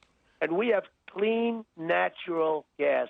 We have more energy. They are an eyesore and a danger to wildlife. At least you have your take hand so your conscience is clear. First of all, no. I mean, I don't know if you legitimately think that or not. Like, no, I think electric vehicles are cool, but I don't think, like, I'm saving the planet by getting a fucking electric vehicle instead of... I'm not one of those people, and I've never been one of those people, so... But Zoomers in the chat are gonna think Don Quixote is a mafia boss. Well, in some ways he was.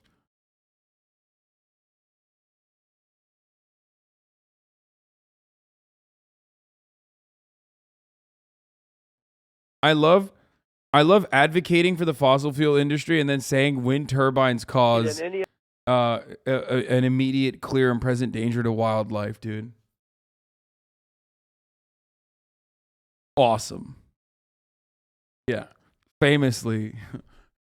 Those birds, they love going on an oil bath. It's like, believe me, it's like you're doing a charcoal mask. These liberals, they love going on goop.com and getting the Gwyneth Paltrow charcoal mask. But when a pelican wants to do it himself, diving directly into the oil spill, all of a sudden, everyone's having a hard time. Birds love oil. They hate wind turbines. It's killing them, but they love the oil. Believe me, folks. I see them all the time. They're going in and dipping their heads and toes directly into the oil. The other country, and we have clean coal. They have technology now, coal technology, which is incredible. It's called clean coal. We have so many things that we're sitting on top of. I call it liquid gold. And our liquid gold makes us more than competitive because China doesn't have that. They have to go and buy everything.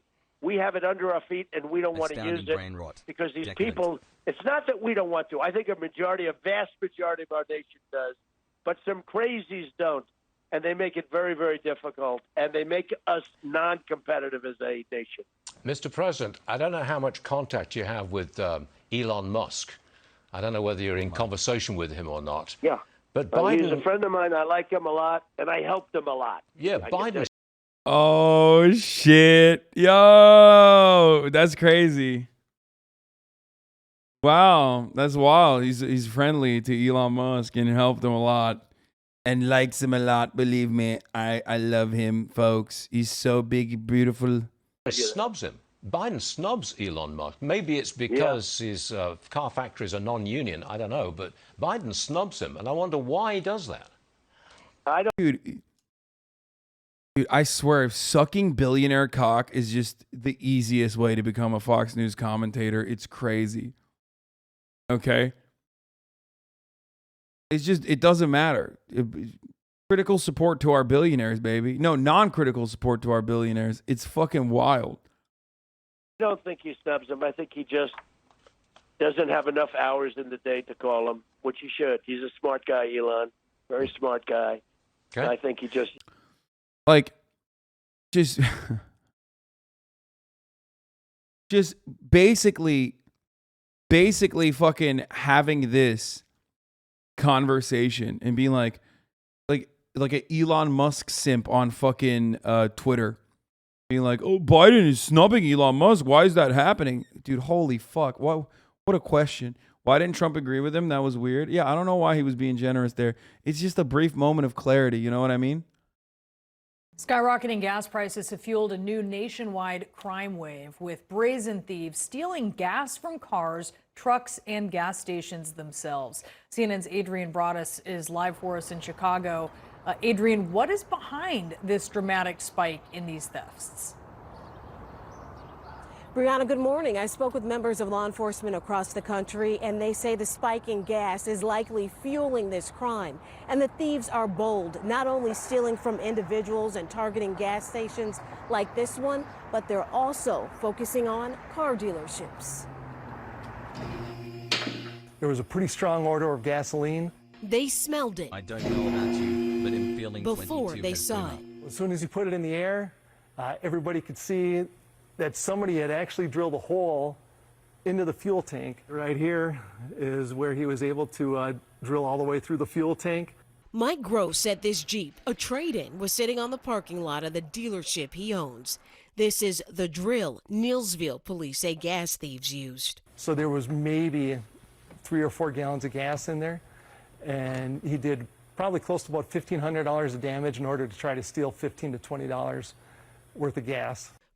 Have we never talked about the Club of Rome? No nations outside the 8 nations America has developed in the West has even infrastructure from industrialization to operate off fossil fuels. Going green is just an attempt to keep poor nations deindustrialized and colonized. All the emissions are from overproduction of factories, etc. anyways. Dude, please, I don't know I don't know what you're watching, but whatever fucking Facebook left book groups that you're engaging in, whatever content creators you're watching, your brain is rotting. I'm telling you. You say some of the dumbest shit in the chat, okay? I'm worried for you. Maybe you were always a crank, but like your crank levels have greatly improved since Russia invaded Ukraine, okay? Please stop. I'm worried for you, okay? First and foremost, I'm not even advocating to immediately deindustrialize developing nations or immediately fucking enforcing renewable energy protocols on industrializing nations that are in the third world that literally consume and create way less emissions than the United States of America or other already post-industrialized developed nations, okay? I understand that there is a process here, that you know, there's going to be some consumption. 15 months Pog has LQ. I've never even brought that up. But when we're talking about it with respect to the United States of America, you're still like, you're bringing that up for some reason and claiming that I'm like against the third world. I'm a foe to development in the third world. From Wisconsin. But even then, bro, we lost her. She's on some Project Veritas shit. Stop dogpiling on the chatter, chat. I hate it. I hate it when you do that.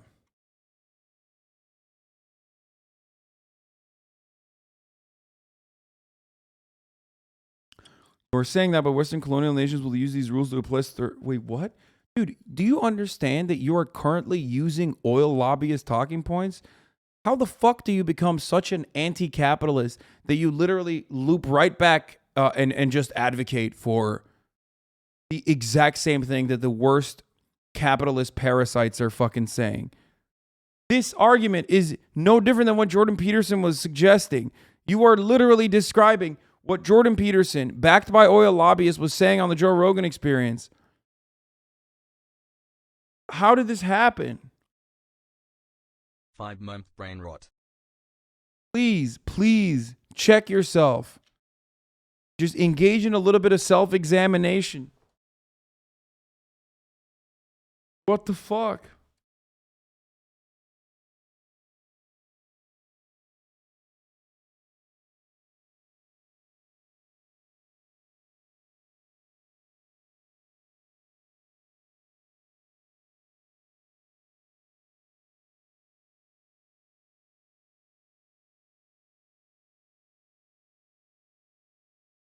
Like you're like, we can't halt what? We can't focus on you know, renewable energy in the United States of America because those same rules will then be enforced upon the third world? Where did that come from? Like, we absolutely can develop sustainably. Zany face. And when I say we, I mean the Western world can. And the Western world could potentially, if they wanted to, help even the third world develop sustainably. But it's crazy to hear that from like a designated, you know, proud Marxist-Leninist in the chat, you know? Weird. To Atlanta and California. Thieves, likely fueled by rising gas prices, are stealing from individuals and targeting gas stations with diesel in Houston. We ended up losing about $5,000 to $6,000. That's Jerry Thale on security camera chasing the driver he says stole 1,000 gallons of fuel from his family's gas station over a 3-day period. At first, he thought his sensors were off. Okay, this is crazy. It's a product of Begin with bad weather. People just not having. It's a product of our material conditions. That's why people are doing this shit, because it sucks. And widows. Yeah, there's no reason to further expand on this coverage other than like, yeah, people are suffering, people are starving, people are desperate, so they're just like trying to fucking do devious licks. Like, no one who is comfortable is literally fucking power drilling into a gas tank to siphon like 4 gallons of gas. You know what I mean? More than a dozen Oh, we're going to do the tornado watch. We warned you about it yesterday, we were and supposed in fact, to. it came to pass. At least 17 confirmed tornadoes in Texas and Oklahoma. This is what it looked like inside one of those storms from a TV camera. Bro, did you guys see the fucking red pickup truck that was just like, I mean, hashtag ad to Chevrolet, but god damn, dude. There was like a Chevy truck that was flipping around. I wonder if they'll show that here.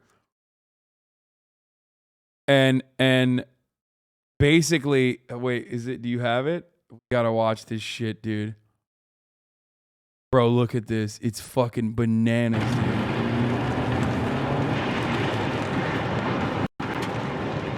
Look right there. Look at that. Look at that. Look at that. Look at that. That's a truck that's like caught in the middle of a tornado. Moves away. Casually driving. Just casually driving away.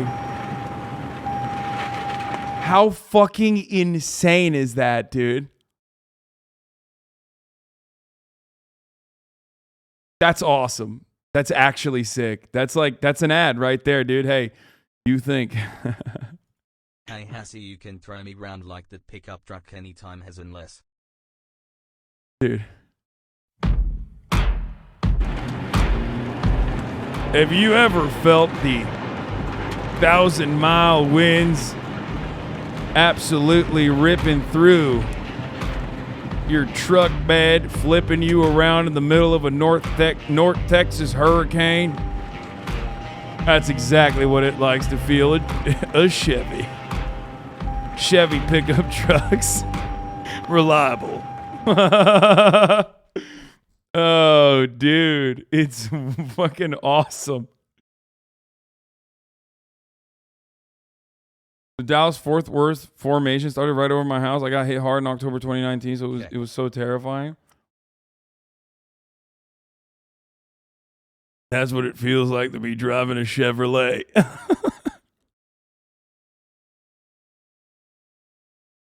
Teslas can't do that. I don't think Tesla would flip that easily. Belly's to be fair. Because of how heavy it is.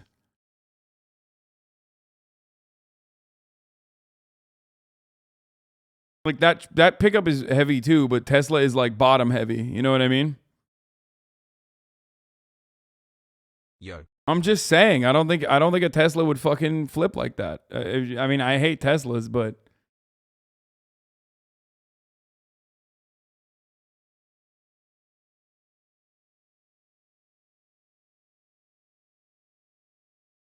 pickups essentially have a huge pocket for wind to pick them up with.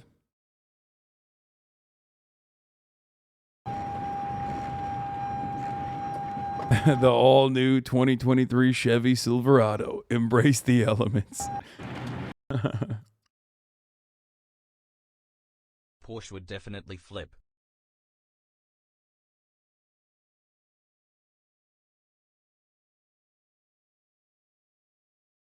Yeah, we've seen the flying Tesla. Yes. All right, let's get back to Round Rock, Texas. You can see just some of the destruction left in the wake of that twister. In Elgin, southeast of there, the driver of a red pickup truck barely survived when high winds flipped the truck onto its side. Let's go to Chris Van Cleve, who is in hard-hit Jacksboro, Texas. That's about 60 miles northwest of Fort Worth. Chris, these pictures are really something. Good morning. Tony, amazing survivor story here. This was the gymnasium of the elementary school, and city leaders got about a half-hour heads up that they could be in the bullseye of the tornado. That gave enough time for staff here to get the 500 students, parents and teachers into. Holy shit. Aren't gymnasiums also used as like tornado shelters? I guess not this one. Luckily. My Lord. I thought like gyms is where you go, right? Some people are saying no, but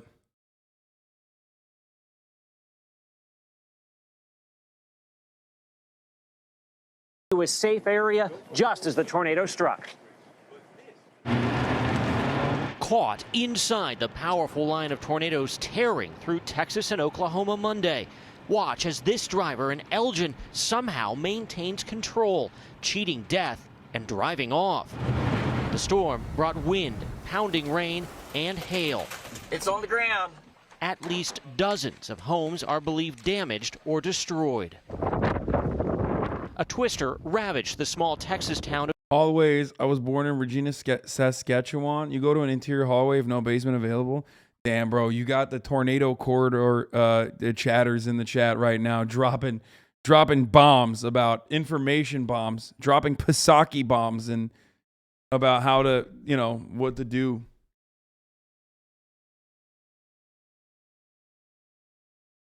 Sons of the Winds. Of Jacksboro, just as school was about to let out.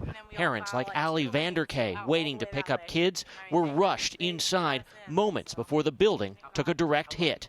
Insulation and the roof was blowing over us, and it was loud and crazy and chaotic. Both the elementary school and the nearby high school experienced heavy damage, just feet from where hundreds of students, teachers, and parents were hiding from the storm. Came out and I saw like the trees like uprooted. No bathtub in the middle of a house unit, away from all the windows. If you're outside, get in the bottom of the deepest ditch you can find. Like how that's powerful.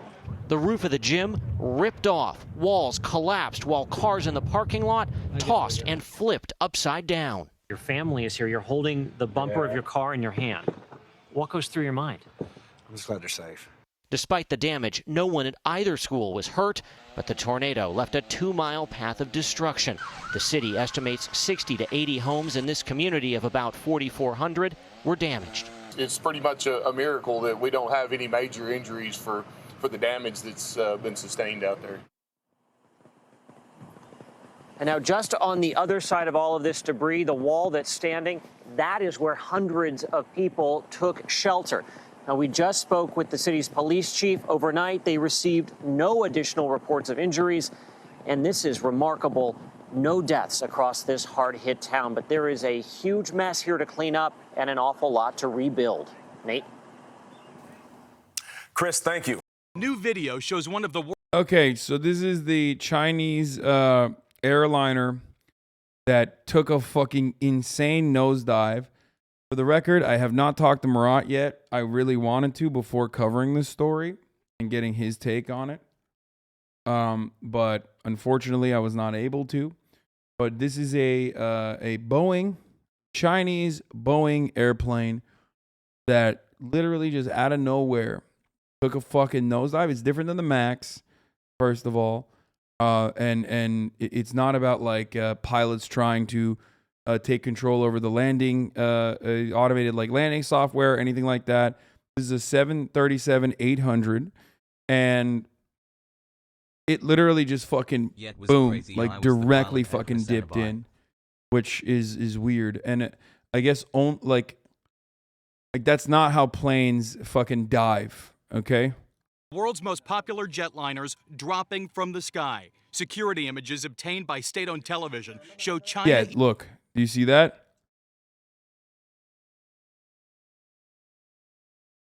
I mean, that's crazy, but... Eastern Airlines Flight 5735 plunging straight down into the mountains of southern China. Data from Flight Radar 24 shows minutes after leveling off at a cruising altitude of 29,000 feet, the Boeing 737 began a rapid dive, losing more than 25,000 feet in less than 2 minutes. China state media says all 132 people on board were killed. This is what they would have heard in the cockpit as they... Retired airline pilot Mark Weiss teaches in this Boeing 737. Like, I'm not going to say that it was an intentional dive, right? Or that it was deliberate. All I'm simply stating, and what media will say here, is that planes don't do that. Like, or not that it's planes don't do that. You can't do that. Like it's not. That has to be intentional. Like, given how flight works, you don't just go from like flying like this to like all of a sudden taking a fucking nosedive out of nowhere and just directly diving into the ground. Austin. Oh, Austin's here. All right, Austin, get in the Discord right now. Hop in the Discord, motherfucker. This is talk to me. Oh, this is it. This is like I think this might be the one time that we have like an expert offer. Expert Austin show. The moment I heard you talking about planes, there was, I don't know, I felt it tingling and I joined Hasan. Someone added you in Discord. Someone definitely told you in Discord, didn't they? I have my notifications turned off in Discord, but I did get added a couple times. I did, admittedly. And I immediately ran for the computer because I had to make a comment on this situation. All right, let's hear it. What do you think? What do you think is going on, Austin Show? Mr. Show is joining us, an expert in aviation. That's right. Look, this is my when I first saw it, first of all, it's too early to speculate, but we're going to do it anyway. There's no way we will know exactly. We need to find the black box first, but unfortunately, given the nature of the crash, like a missile strike and the ongoing fires, multiple components off the plane ripping apart, they are having a hard time securing the black box at the moment. That's right. So my first take is, well, first of all, I want to clear up a misconception here, and that is this is not the 737 MAX. Yeah, I already mentioned that. You're too late on that. Oh, but I'm gonna say it again. It doesn't even have the same software that was malfunctioning. No, this is the 737 NG. It's the new generation. What's most disturbing about this crash to me is the 737 NGs have been very, very reliable aircraft, and to this point haven't really. I mean, they've had fatal accidents, but not something. I've never seen something like this with the 737-800. From what I looked at. I'm talking about the 737 NG, not the MAX. There's a difference, okay? When I looked at from what I understand, the plane went from an altitude of flight level 290 or 291 roughly, and went into a nosedive, and then it recovered very briefly, according to flight radar, very briefly, and then nosedived again. My first instinct, to me, as a chief aviation correspondent, is, to me, the failure that would have to occur for that to happen would have to be absolutely catastrophic for something to happen where the elevator was jammed so aggressively. The elevator is the thing that, or something was jammed so aggressively in which it would cause the plane to dive in at that rate. Has this been added to Battlefield 2042? There's nothing on these planes in the 737 NG per se. The reason why let me take you back to the MAX for a second. For those of you that are talking about the 737 MAX disaster, well, the MAX had this piece of software called MCAS, and MCAS was designed because the weight of the plane was distributed in such a way it made it more vulnerable to a stall. And so MCAS was put in so that if these planes were going to stall, it would push the nose down, but it misfired and unfortunately drove the nose down when the planes weren't in danger of a stall, and that's why you had those disasters. The 737 NG is not equipped with that system. It does not have that system aboard the aircraft. And to my knowledge, there's no system that would be in the aircraft that would force the nose down on its own. There's no preventative system or anything like that, to my knowledge, in the 737 NG. So what my mind goes to is either catastrophic failure of like hydraulics or some sort of like elevator. Like there was a disaster way back when that the elevator or something got lodged. I think it was like on a DC-9 or something, or an MD-80, and it got lodged and drove the plane into the ground.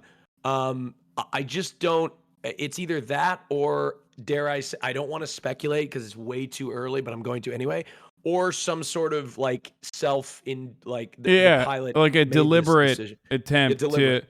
That was my first. What would thought. be what would so you're saying there are things outside of like intentionally cranking the fucking sticks and just doing a full blown nosedive.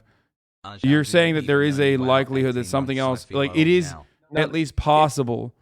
It's in the realm of possibility that, and again, but there's not in the realm of what's occurred in the past. Like I said, the 737 NG has been a workhorse and been a very reliably safe aircraft. Not the MAX, the NG, and the MAX is, for the record, is very safe now after everything that went through.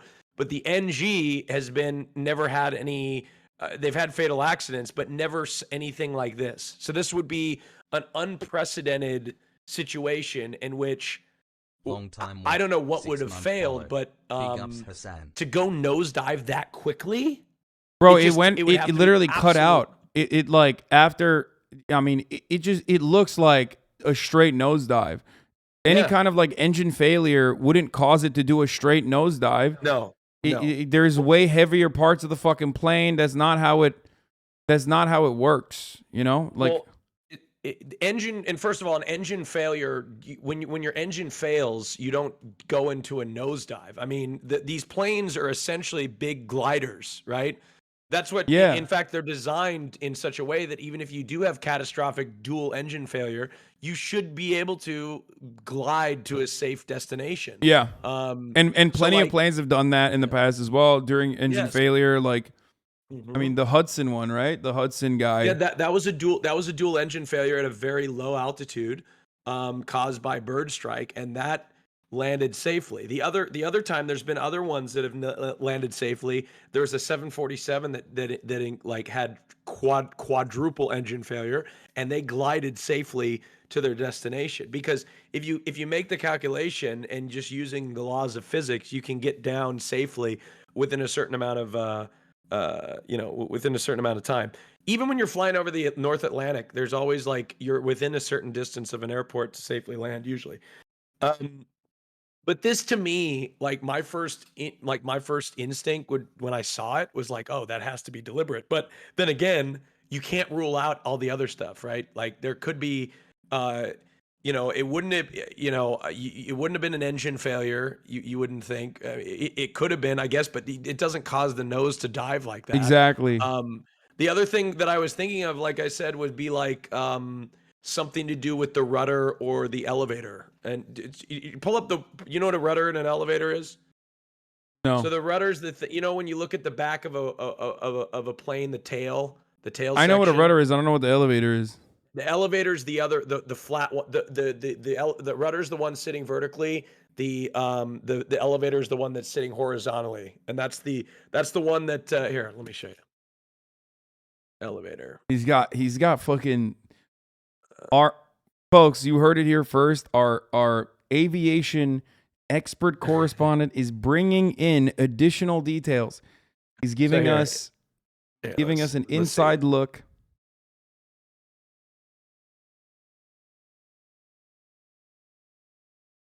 So so if you push the nose down, right? Those elevators are going to be shown in that, they're going to be up, right? They're going to be up if you push the nose down. So there is a potential that something caused that elevator to jam. So if a plane were to lose but see, the weird part to me that gives me some pause is the fact that the plane, according to flight radar, recovered or tried to recover or climb a little bit. Yeah, in the end, to nosedive again. Yeah, but to me, Hi from Brazil, that could just insinuate a struggle in the cockpit of some sort. Like that's exactly. That's, I mean, again, we should not be speculating, but I mean, this is all speculation. This is all speculation. We don't know. We can't deliberately, we can't say or not. Now, the other thing is, I thought for a second, perhaps flightradar.com isn't accurate, because to me, if you're nosediving, no, there's a video. Well, no. I know the plane was in a nosedive, but I'm talking about the recovery part. Oh. Like, is the video, the recovery part, I don't, to me, if you're nosediving at that pitch, if you were to pull back on the stick, the plane's just going to break apart. Like it probably already was breaking apart as it was diving down. I just feel like it would be almost impossible for it to even recover. Wouldn't an elevator malfunction, like, why wouldn't the elevator malfunction cause it to stop dead in its tracks and then go directly for a nosedive instead of trying? Like, there's no way it would flip, right? What do you mean flip? Like the plane keep continuing with the momentum continuing to like loop.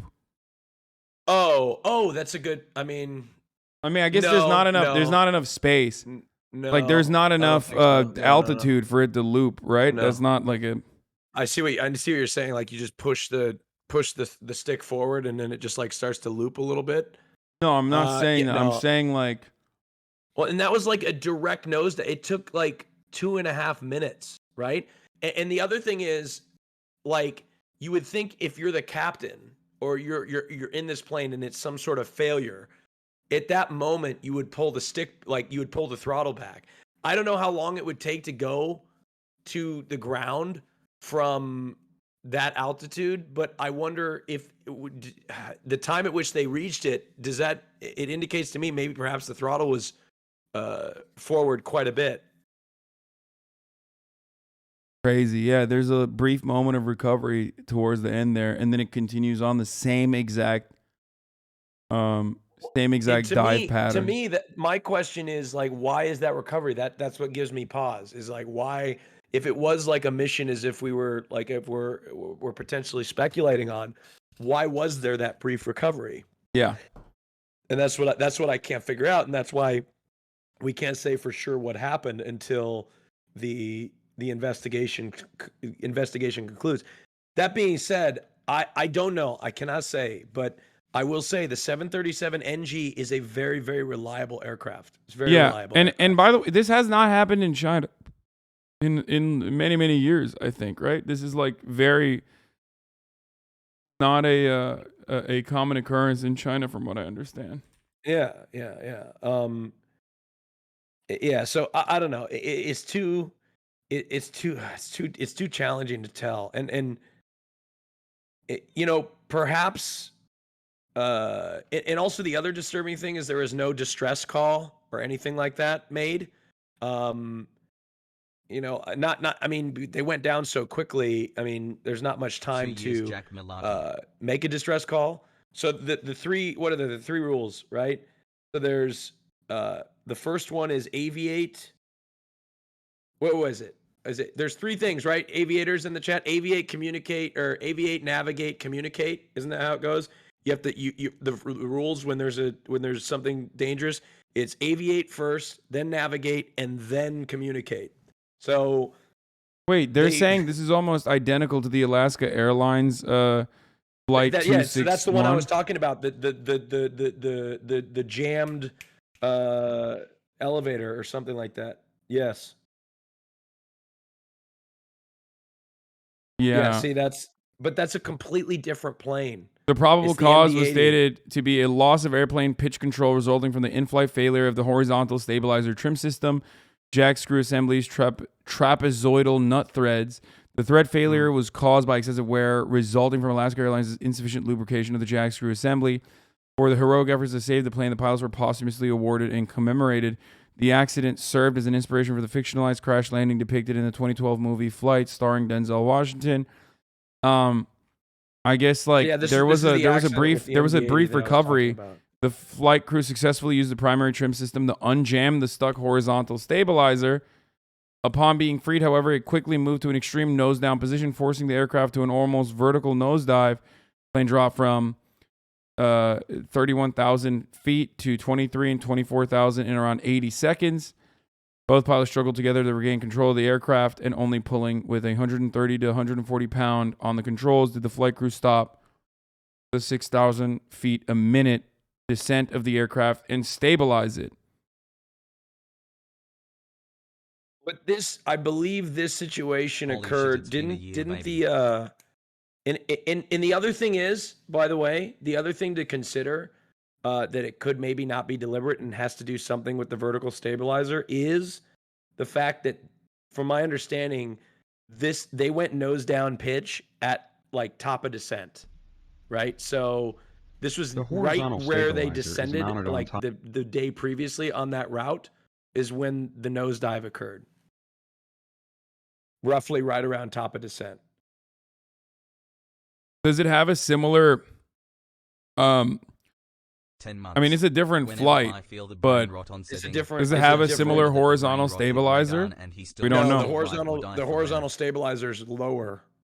It's in a different position, but I mean it's the same idea. I mean, yeah, I'm saying that like could But it it's be just- a it's a different similar design. malfunction? It's a different plane. It's a different design. They're all similar. It's the same idea, but it's a different. It's not. This is a completely different plane. Yeah. Yeah. So, the disturbing thing is that it could be the vertical stabilizer. That's scary. That's really scary because there's a lot of 737s out there that Yeah, are but in that'd be service. fucking insane that like out of nowhere it happens. Like what? Well, the other thing is like, and the key to that investigation, by the way, chat, the key to that Alaska Airlines investigation is Alaska Airlines themselves were found to be negligent in the process. It was the Alaska Airlines maintenance that was found to be negligent. It wasn't the manufacturer. In this case, McDonnell Douglas was not found to be negligent in the situation, right? So it had something to do with that particular accident at Alaska Airlines had to do with the Alaska Airlines maintenance, right? Not the manufacturer. So in this particular case, again, we don't know yet if it had to do with the vertical stabilizer. Then the manufacturer, it may not be a Boeing issue. It could be a China Eastern maintenance issue. And there's a million things it could be, right? You can't jump to conclusions, which is why I feel bad for Boeing because, God, you don't know. Like, they may have had nothing to do with this, And then idiots on Twitter, I was mauling on Twitter. Like, I didn't want to respond to anybody. I didn't want to get into a fight on Twitter. But, like, people were fucking comparing this to the MAX. It's like it's a completely different aircraft. You know what I mean? Like, yeah, one was a software malfunction with pilots like trying to regain control, right? Yeah. Versus this is like entirely different. Well, we don't know. I mean, we don't know. I mean, we don't know, but like the the pattern of the flight is different too. Like those planes didn't go on a direct nosedive, did they? Yes, some of them did. Yeah, they did. I thought. Well, yeah. It was the MCAS. Well, they tried to. They went into a nosedive, and then people tried to recover them. Oh, I thought it was. Right? I thought it wasn't a direct nosedive. In a similar pattern like this, I thought it was different. Not from Cruz. It was like very low altitudes. Yeah, it happened at very low altitudes, which is why. I thought it was because of the like the landing autopilot. No. Yeah. Well, no. The MCAS system, as I told you, as I understand, the MCAS system was designed because the weight of I think wherever Murat can explain this better, but something to the effect of where the engine sat on the wing made the plane more likely to stall at lower altitudes, and they invented this piece of software called MCAS to sort of counteract that risk. And what MCAS is designed to do when the aircraft is stalling or about to reach a stall, it pushes the nose forward. That particular piece of software malfunctioned in the MAX, which led to the aircraft thinking the plane was in a stall when it really wasn't, and pushing the nose into the ground. So that's what MCAS was. But the NG, the 737 NG, does not have MCAS equipped. It's not equipped with MCAS. It's a previous generation.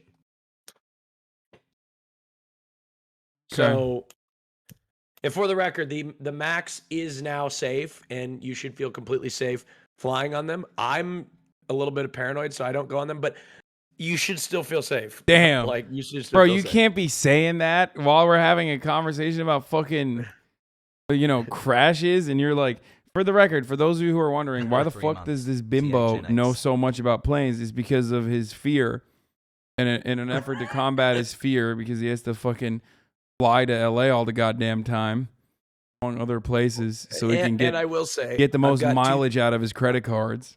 I've got thousands of hours in Microsoft Flight Simulator, okay? That's true. And And look, you may think that's not a lot, but hey, have you guys seen the video of me landing a full motion simulator? Okay. I did that with zero experience other than what I learned on Flight Simulator. Okay. All right. I'm serious. Hey, fine.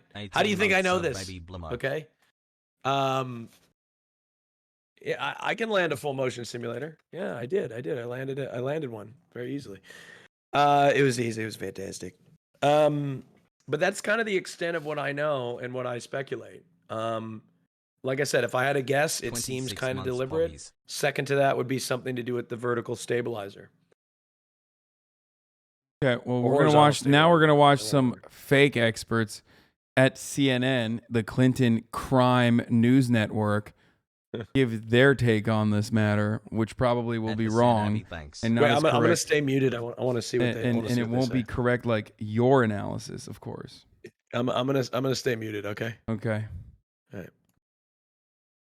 Simulator. He notes the plane in question was a Boeing 737-800, which lacks the technology behind the crashes of the 737 MAX. It's probably one of the safest airplanes ever built. This was the model before the MAX. And that did not have the MCAS system in it. Even though people hear 737. Apples and oranges. Same airplane, different problem. What was supposed to be a less than 2-hour flight from Kunming to Guangzhou crashed in heavy forest, making access for rescuers difficult. Witnesses say they saw no smoke coming from the jetliner until it hit the ground. The 737-800 is the second most common airliner in the world. There are more than 4,500 worldwide, including almost 800 in the United States. China Eastern Airlines is now grounding its entire 737-800 fleet. The early evidence is very ominous. I'm afraid the early evidence on this accident, they say, there's points that you're going to do a hard look at the flight crew. Well, if the Chinese government is leading this investigation, but experts stress to us that a Boeing 737 should not fall out of the sky quite like this. Southwest Airlines and American Airlines fly hundreds of these airplanes. You've likely flown on one of them already. Bro, he's blinking so much, it's killing me right now. What's also interesting here is that this data shows this flight did this steep dive, then climbed back up just below 10,000 feet. Then that dive continued. He's literally blinking the Morse code that at the top of the hour there's a 60-second ad break. I just realized. And if you no longer, wait, what is he saying? If you no longer want to see those ads, all you need to do is subscribe for $5 or for free with a Twitch Prime. That's crazy. Wow. I can't believe he knew about that. That's wild. Wild to consider. Much to consider. 10/10. Or you can get gifted a sub if you're lucky. You're lying, actually? No, I'm not. He did. Continued once again. That's something that investigators will no doubt zero in on once they recover the flight data recorder and the cockpit voice recorder. Both had not been found yet. CNN Stephen Jiang joins me now live from Beijing with more on this. So, Stephen, the video is horrifying, showing this plane falling from the sky. What is the latest on the investigation, and when might we know more about the cause of this? Well, Rosemary, dozens of investigators arriving at the scene now facing this daunting task of trying to locate, identify, and collect all the pieces, debris from this fallen aircraft scattered across this mountainside. Obviously, their most important and urgent task right now remains to be trying to find the plane's two so-called black boxes. It's a flight data recorder and cockpit voice recorder, which could hold crucial information about how this plane behaved and what was being said between the pilots during those final moments before this deadly crash. Now, obviously, as you mentioned, because the plane is a Boeing jet, there's also a U.S. team already assembled, led by that investigator from National Transportation Safety Board, but joined by representatives from Boeing and GE, the engine maker, as well as the Federal Aviation Administration. It's not clear right now if and when this U.S. team will be allowed to come here to China, so that's why it's really critical to have smooth information sharing between the Chinese and U.S. teams. Now, obviously, given how this plane supposedly crashed, that almost vertical nosedive and the high-speed impact with the ground you mentioned, it is just very hard to imagine to find any survivors now. And rescuers actually have not located any bodies or remains of the passengers and crews from the plane just yet. So even though the government still calls this a search and rescue effort, it is really increasingly turning into a recovery mission. So, it is really important for the investigators right now to really piece everything together and trying to really talk to witnesses, but also look at other evidence. But this kind of complex process could take months, if not years, to complete, even though they're under a lot of pressure from grieving families and the general public. Dangerous. Is it Austin? Are you still there? Yeah, I'm listening. Yep. So, couple things. Immediately, what I saw in the chat, because I'm parasocial, I can't avoid chat even when I'm peeing. Is people saying no remains found? That's suspicious. What do you think about that? No remains found so far. Why do they find that suspicious? They're like, ooh, what if it was like, what if there was no one? Come on, bro, it's a plane crash. This is the type of shit that this is the type of shit that conspiracy theorists eat off of. You know what I mean? No, here's the deal. The reason why you may not find any remains is because the plane was going at such a high velocity. Upon impact, I imagine, unfortunately, people essentially disintegrated or were scattered so far away and in unrecognizable pieces, unfortunately. I mean, that's one. And then the other question is, why can't they find the black box, or could the black box have been destroyed? The answer is no. They will find the black box. It usually, from what I understand, it usually does take some time to find the black box. It's not something that, you get to this crash site. The plane was nose down towards the ground, had a horrible impact, and was, spread into a million different pieces. They will find the box. It's just a matter of, time. I mean, these black boxes, usually made of stainless steel or titanium, usually made to withstand high impact velocity of 3,400 Gs. So, it's most likely will survive. I think. The whole point of the black box is that they have to ensure its survivability. Obviously, you can't predict it for every single thing, but right? That's why I said it's most likely. Yeah, they will find the black box. It's just a matter of finding it. It's there somewhere. It's just it's the crash site is horrific. They would have found it easier if the plane wouldn't have crashed like it did. But see, I'm not the only one. You heard everything that I said echoed throughout that video. One, hard look at the flight crew. That's code for they maybe think it's deliberate. And then the 737 NG has been a very reliable aircraft, historically very reliable aircraft. Are you gonna stop flying in 737 NGs now? Will I stop? No, I think they're very safe. I don't know though. Who knows? What they'll find, right? There's a million different factors. Flying is still the safest mode of. I will be taking an Airbus 320 to Los Angeles this week. But it's just I legitimately will, and I'm not even joking. But I'm not going to stop flying the 737. Yes, planes are safer than cars. Yeah, you are much more likely to die in a fiery car crash on your way to the airport, or you're more likely to die walking into the airport than actually on. I will be more of an anxious flyer now because, of course, this, but yeah, it is healthy though. You are not the only one. I know a couple other people that have this level of interest in flights specifically to combat their fear of flying. Yeah, I used to want to be a pilot. That was my reason why I knew a lot about flying, and then I do research certain things. Okay. Speaking of air flight, have you seen the Tesla going airborne? No. Oh, wait, you mean from the TikTok, the guy that jumped the... Yeah. No. That's our next story. If you want to be a part of this one as well. I've seen. Yeah, sure. Let's hear what your takes are on this. Stunt, and it's all on camera. This happened in Los Angeles. See what's happening there? Police are searching for the driver who sent a Tesla soaring in the air. It crashed into parked cars. The driver fled. Wait, before we move on, can we get an explanation of what the black box is for chatters who don't know? Not me clearly, because I know, but others who don't know. Feels dank, man.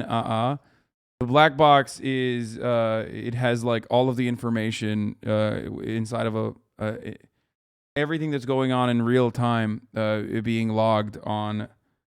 I guess I don't know what the fuck it would be called. So there's two things, right? Are there two things? It's just records. It has like all the data and all the recordings inside of the plane to basically figure out what went wrong. I think there's two types, right? There's there's a flight data recorder too, and then there's like the cockpit voice recorder, right? Isn't that right? I don't know. There's like a couple. There's one that has like the information that occurred, like that it recorded, and then also second to that, like the cockpit voice recorder. An underwater locator beacon is a small cylinder on the far right.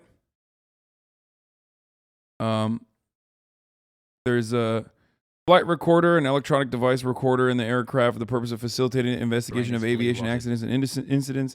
Flight recorders are also known by the misnomer black box. They are in fact painted bright orange in color to aid the recovery after accidents. There are two types of flight recording devices. Flight data recorder, FDR, preserves the recent history of the flight throughout the recording of dozens of parameters collected several times per second. The cockpit voice recorder, CVR, preserves the recent history of the sounds in the cockpit, including the conversation of the pilots. The two devices may be combined into a single unit. Together, the FDR and CVR objectively document the aircraft's flight history, which may assist in any later investigation. That's it. Yep. Somebody also asked in the chat, why don't they make the entire plane out of the same material of the black box? And 5 months of brain I imagine that Has. probably has to do with the fact that the plane wouldn't be aerodynamic if it was made of The steel. amount of lift, the amount of lift accompanied with like the amount of force necessary to like make something like that reach flight would be pretty difficult, I assume. You know? All right, so going back to the airborne Tesla. The scene, and this morning they have named a person of interest, and guess what? It's a popular TikTok user. Our chief national correspondent Matt Gutman is in LA with more. Matt, this was something. It was, TJ. Good morning. And the LAPD calling it extremely dangerous and, shocker, irresponsible. The LAPD telling me overnight that they do have that person of interest, but they are looking for more eyewitnesses, saying that Tesla came roaring up the street at 50 miles. Wait, wasn't this motherfucker in Ukraine like last week? Or did they have a different version of this man? Also in America. Wait, I'm losing it, dude. He was literally in Ukraine like yesterday. What is he doing in LA, dude? He's everywhere. This is so strange. What the fuck? All white people the same? No, dude. No, I'm not even kidding. I feel like... Wow, you're racist. Bro, Austin, have you ever seen the war correspondents? They all have the same hair. They all look exactly the same. Let's see. What station is this? ABC? He came back to address the biggest story of the year. Doesn't the LAPD have fucking something better to do? Like, have you driven in LA? Like, somebody driving like this happens every 3 seconds. Wait, what do you mean? They should investigate this, That's though. what I'm saying. Like, I do agree they should investigate this. Wait, you think they should have you driven in LA? People are jumping over cars every day in Los Angeles. Like, it's every day. Being brainwashed by this like in and out of traffic. People are committing these sorts of horrible maneuvers every day in Los Angeles. People are definitely doing. People do drive like shit in LA. Specifically, Yes. specifically those who are gay who rent out large vehicles. Oh, speaking of which, I do need to rent a car for my trip in LA this time. I do. Man, oh, brother. I'm gonna drive. Look alive, Jack. I'm gonna go look. The streets of LA are no longer safe, dude. Okay, there's a new menace in town. I'm gonna be booking a. What do I? I'm gonna get like a. I'm gonna get a. You're gonna get a Denali again. Yeah, that's what I'm gonna get. I gotta pick it up from Burbank or something. Freaking Hell yeah. Austin, dude, behind the wheel. Holy shit! You better watch out. Yeah, baby. You bet your ass. You better watch out. I'm on the road, baby. Look alive, Jack. War Look correspondent. alive, Jack. Yeah, I mean, dude, none of the. Okay, these guys don't all look the same. These guys in the bottom do, though. Oh fuck. That guy is this guy, right? He's in Moscow, and now he's no longer in Moscow, but he's in Los Angeles. That guy in the bottom left is this guy, right? It looks like him. It looks like him. That's him.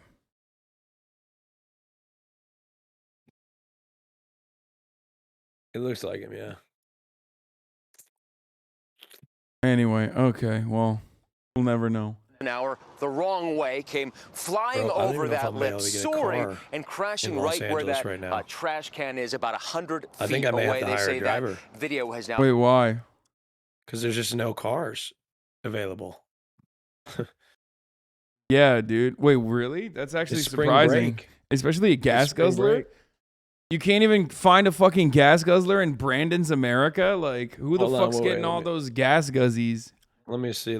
Oh my God, it's like $161 a day for a compact. Oh, Wow, you're gonna have a compact, dude? Compact Hell pussy? no. I gotta get a Yukon or something. Let's see, what time am I gonna pick it up? Why they have them in like times in like 20-hour plus? I don't know how to read European times. Like, where's the PM? Military time? Military time. I grew up with that shit. We have it in Turkey. Is 15, that actually, is I that- do is- prefer. is I that do 5 prefer o'clock? American time to that is a time to for military your time. holiday. Actually, surprisingly, 15's that's the 3 one thing that Americans got right because they're stupid. 16's 4 o'clock. 17's 5 o'clock, right? Yes. Yeah. All right. Come Cool, on, so bro. there you 12 go. plus. There we go. Okay, I'm gonna. Well, I mean, come on. 7 All right, so minutes in SUV. parasocialist. Oh. Okay, I need like a badass. There's no like fucking Yukons. Sorry, watch your video. I'm sorry, I'm distracting. Okay.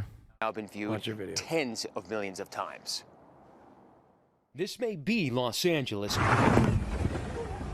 but this video is not from a Hollywood movie set. Watch as this black Tesla speeds through a neighborhood early. The reality is, no one ever says saat 22 abi. Everyone always says saat 10. 10.5. Like, you even if you're using 24-hour times, you still use like what the PM version of it is, the AM PM version. 12 You know? p.m. and 12 a.m. don't make any sense. Nobody uses like, oh, it's 23:30. You say 11:30. Even if it is 23:30. Early Sunday morning, rocketing through the air over those spectators, slamming onto its nose and crashing into two parked vehicles and trash cans below.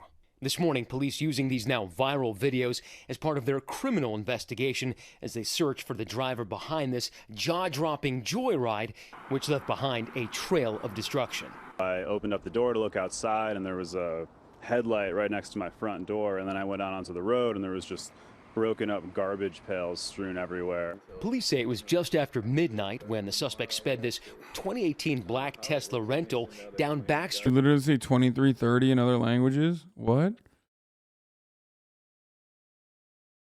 You actually say, okay. You actually say 23:30? That's what you say for real? I've never, I mean, you say, oh, it's you know, Dude, there's some fucking sick ass cars I could rent Hasan. I get a Porsche 911. in Turkish we don't.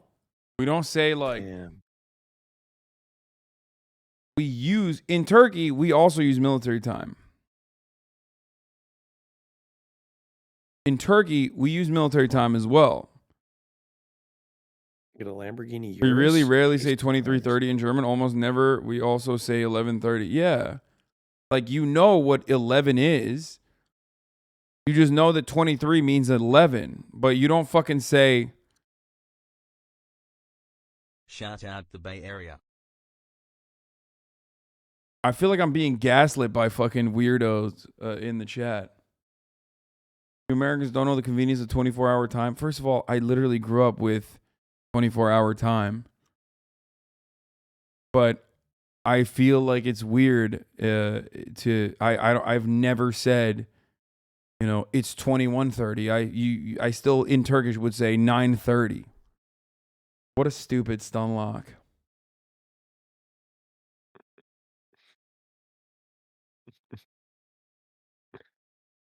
Anyways, Street, known as one of the steepest residential streets in the country, while that crowd of spectators recorded the jump. Incredibly, the driver and passengers walked away from that smashed Tesla, neighbors saying they climbed into another Tesla and fled the scene. Police telling ABC News they're working with the rental car agency to try to identify the driver. Jordan Hook says the car slammed into his blue Subaru, destroying his front tires, steering column, and suspension. I moved my car a full length, about 7 or 8 feet from where it was, down into my neighbor's driveway, so it hit pretty hard. In 2018, the city changed Baxter to a one-way after accidents here piled up, caused in part by navigation apps routing rush hour commuters, but the drivers of this car... What the fuck? ...knew exactly what they'd find, though not how it would end. The LAPD telling me that it's incredible that none of the passengers in that car or the bystanders standing right here were hurt. They say they're only going to charge this, though, as a misdemeanor hit and run because they say only property was damaged. Well, thankfully, it wasn't much worse, Matt. Thank you. Hi, everyone. George Stephanopoulos here. Thanks for checking. Doesn't have time for that shit. Wait, one second. Austin, you can speak to them. My brother's... Murat! Yo, Murat. Yo, does he have a comment on the crash? I don't think I want to ask him. Yeah, you probably shouldn't. He's got, you know. Probably not. I'll talk to him offline about it. Yeah. Dude, that Lamborghini Urus looks so sick. Ugh. Where? There's a Lamborghini. I'm looking at cars I could rent. I could rent a Urus. Wait, this guy is claiming someone's taking credit for it again? Media. I crashed my brand new Tesla, got fined $100,000 from Los Angeles County, made the news, and even the cops showed up to my door. And the craziest part of all this was, none of it was real. This is the story of how a boring Saturday night turned me into a viral, wanted criminal. I saw my... This guy is a shit ton of sexual assault allegations. Hey, I don't want to watch this fucking dude, bro. He just like... Some baby is a year old. He's literally trying to fucking gain clout off of this shit. It's whack as fuck. Austin. Yo. What do you think about... Have you even... You haven't been living it up, dude. You don't even know. Dave Rubin and his husband are expecting children. The only thing that they can reproduce... No, I'm not even talking about this. No, I was talking about Ketanji Brown Jackson. What the fuck? Wait, why did... I said Jackson. After literally making fun of people for not being able to say Ketanji, I fucked it up and said Jackson. I mean, it's not a competition, but AIDS, I think, like, HIV AIDS or whatever is I think, recently just more... Or like gay people aren't the majority of LGBTQ or excuse me, gay aren't the people aren't the majority of the of those that have AIDS. Was what I have recently. Fuck. Sorry, I had like a stroke. Hello, are you okay? What's going on, fine, bro? I'm fine. You're like when we're not talking about planes, your brain fries. Like what the fuck? Sorry. You're like my bad. Okay. Well, no, I was gonna ask about the new SCOTUS. Oh no! SCOTUS. Wait, what happened? Wait, are we getting a new one? What? Wait, do we have a new one? I mean, there's a new nominee. Yeah, Brandon finally put out a nominee. Wait, okay. Oh my God, you are so fucking out of it, dude. You literally are such a fair weather Democrat. It's not even funny. Well, yeah, I shit talk them most of the time because they're fucking taxes. Oh my God, dude. Democrats waste so much time, and they say they're for the people. You are the biggest lib, dude. You literally, you only care about politics when like something sexy is happening. I'm pretty sure I'm about to rent somebody who's this. What? This car I'm about You're about to rent somebody? What the fuck? Whoa, what? No, this car I'm about to rent looks like it should have a "Let's Go Brandon" flag like on top of it. Like here, I should send you. I don't know if you should share this here. Let me. Here, maybe I won't see it. I rent won't this share car, it, but I want to see it. Here, but this car right here, like all you got to do is throw a "Let's Go Brandon" flag on it, and like it would fit right in. Let me. Here, I'm about to send it. Oh, you didn't? You just sent? I just clicked on the elevator tail again. Discord. There you go, right there. Look at that, dude. All you got to do, "Let's Go Brandon" waving from the back. Can I show this? Yeah, show it. Fuck it, I don't care. I'm not gonna rent this one. Why? Because you think the guy is conservative? That's fucked up, dude. That's literally discrimination. I don't want to get hate crimed on the way to pick up my fucking car. Look at that. Doesn't that look like it looks like it's ready for a parade? Kind of looks like it could be like a cop car or something.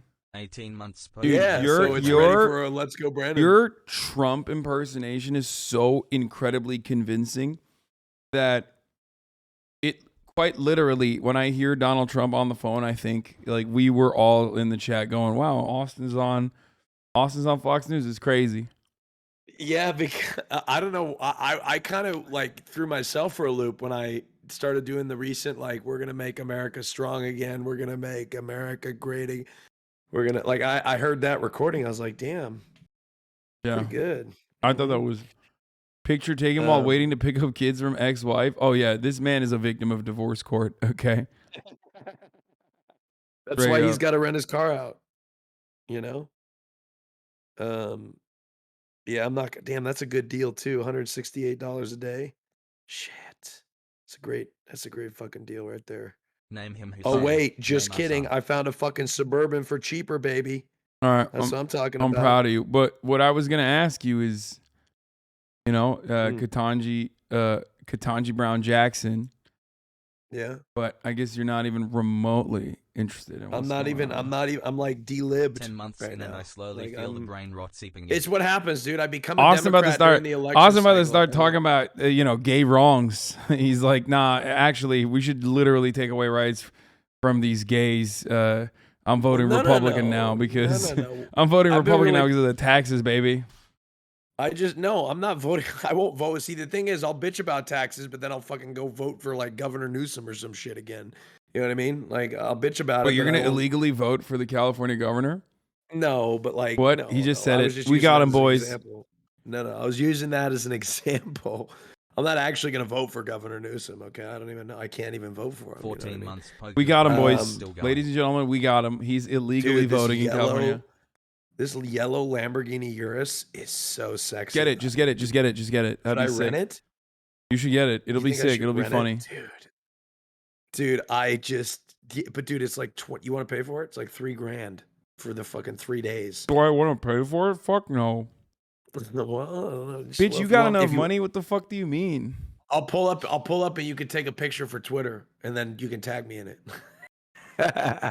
Yeah, it'll pay for itself. There you go. That's what I'm saying. All right. Well, I don't want to distract you too much. I know you're very busy. $1,000 a day? That's crazy, dude. I think I'll just get an Escalade. Just fucking buy the Lamborghini Urus at that point. Yeah, no shit. Okay. I think I'll get an Escalade instead. All right. Well, thanks for coming on, Austin. We're gonna move on. We're gonna talk about Freddie Gibbs calling out Joe Togan on stage for calling black people apes. All right. All right. Take care, everybody. Bye. Bye, Austin. Folks, that was our number one aviation correspondent, Austin Show. Thank you very much, Austin Show. You can catch him just in the chat here for the most part. Sometimes he streams, but just a permanent fixture in the community and also in the Discord. Our best and worst correspondent.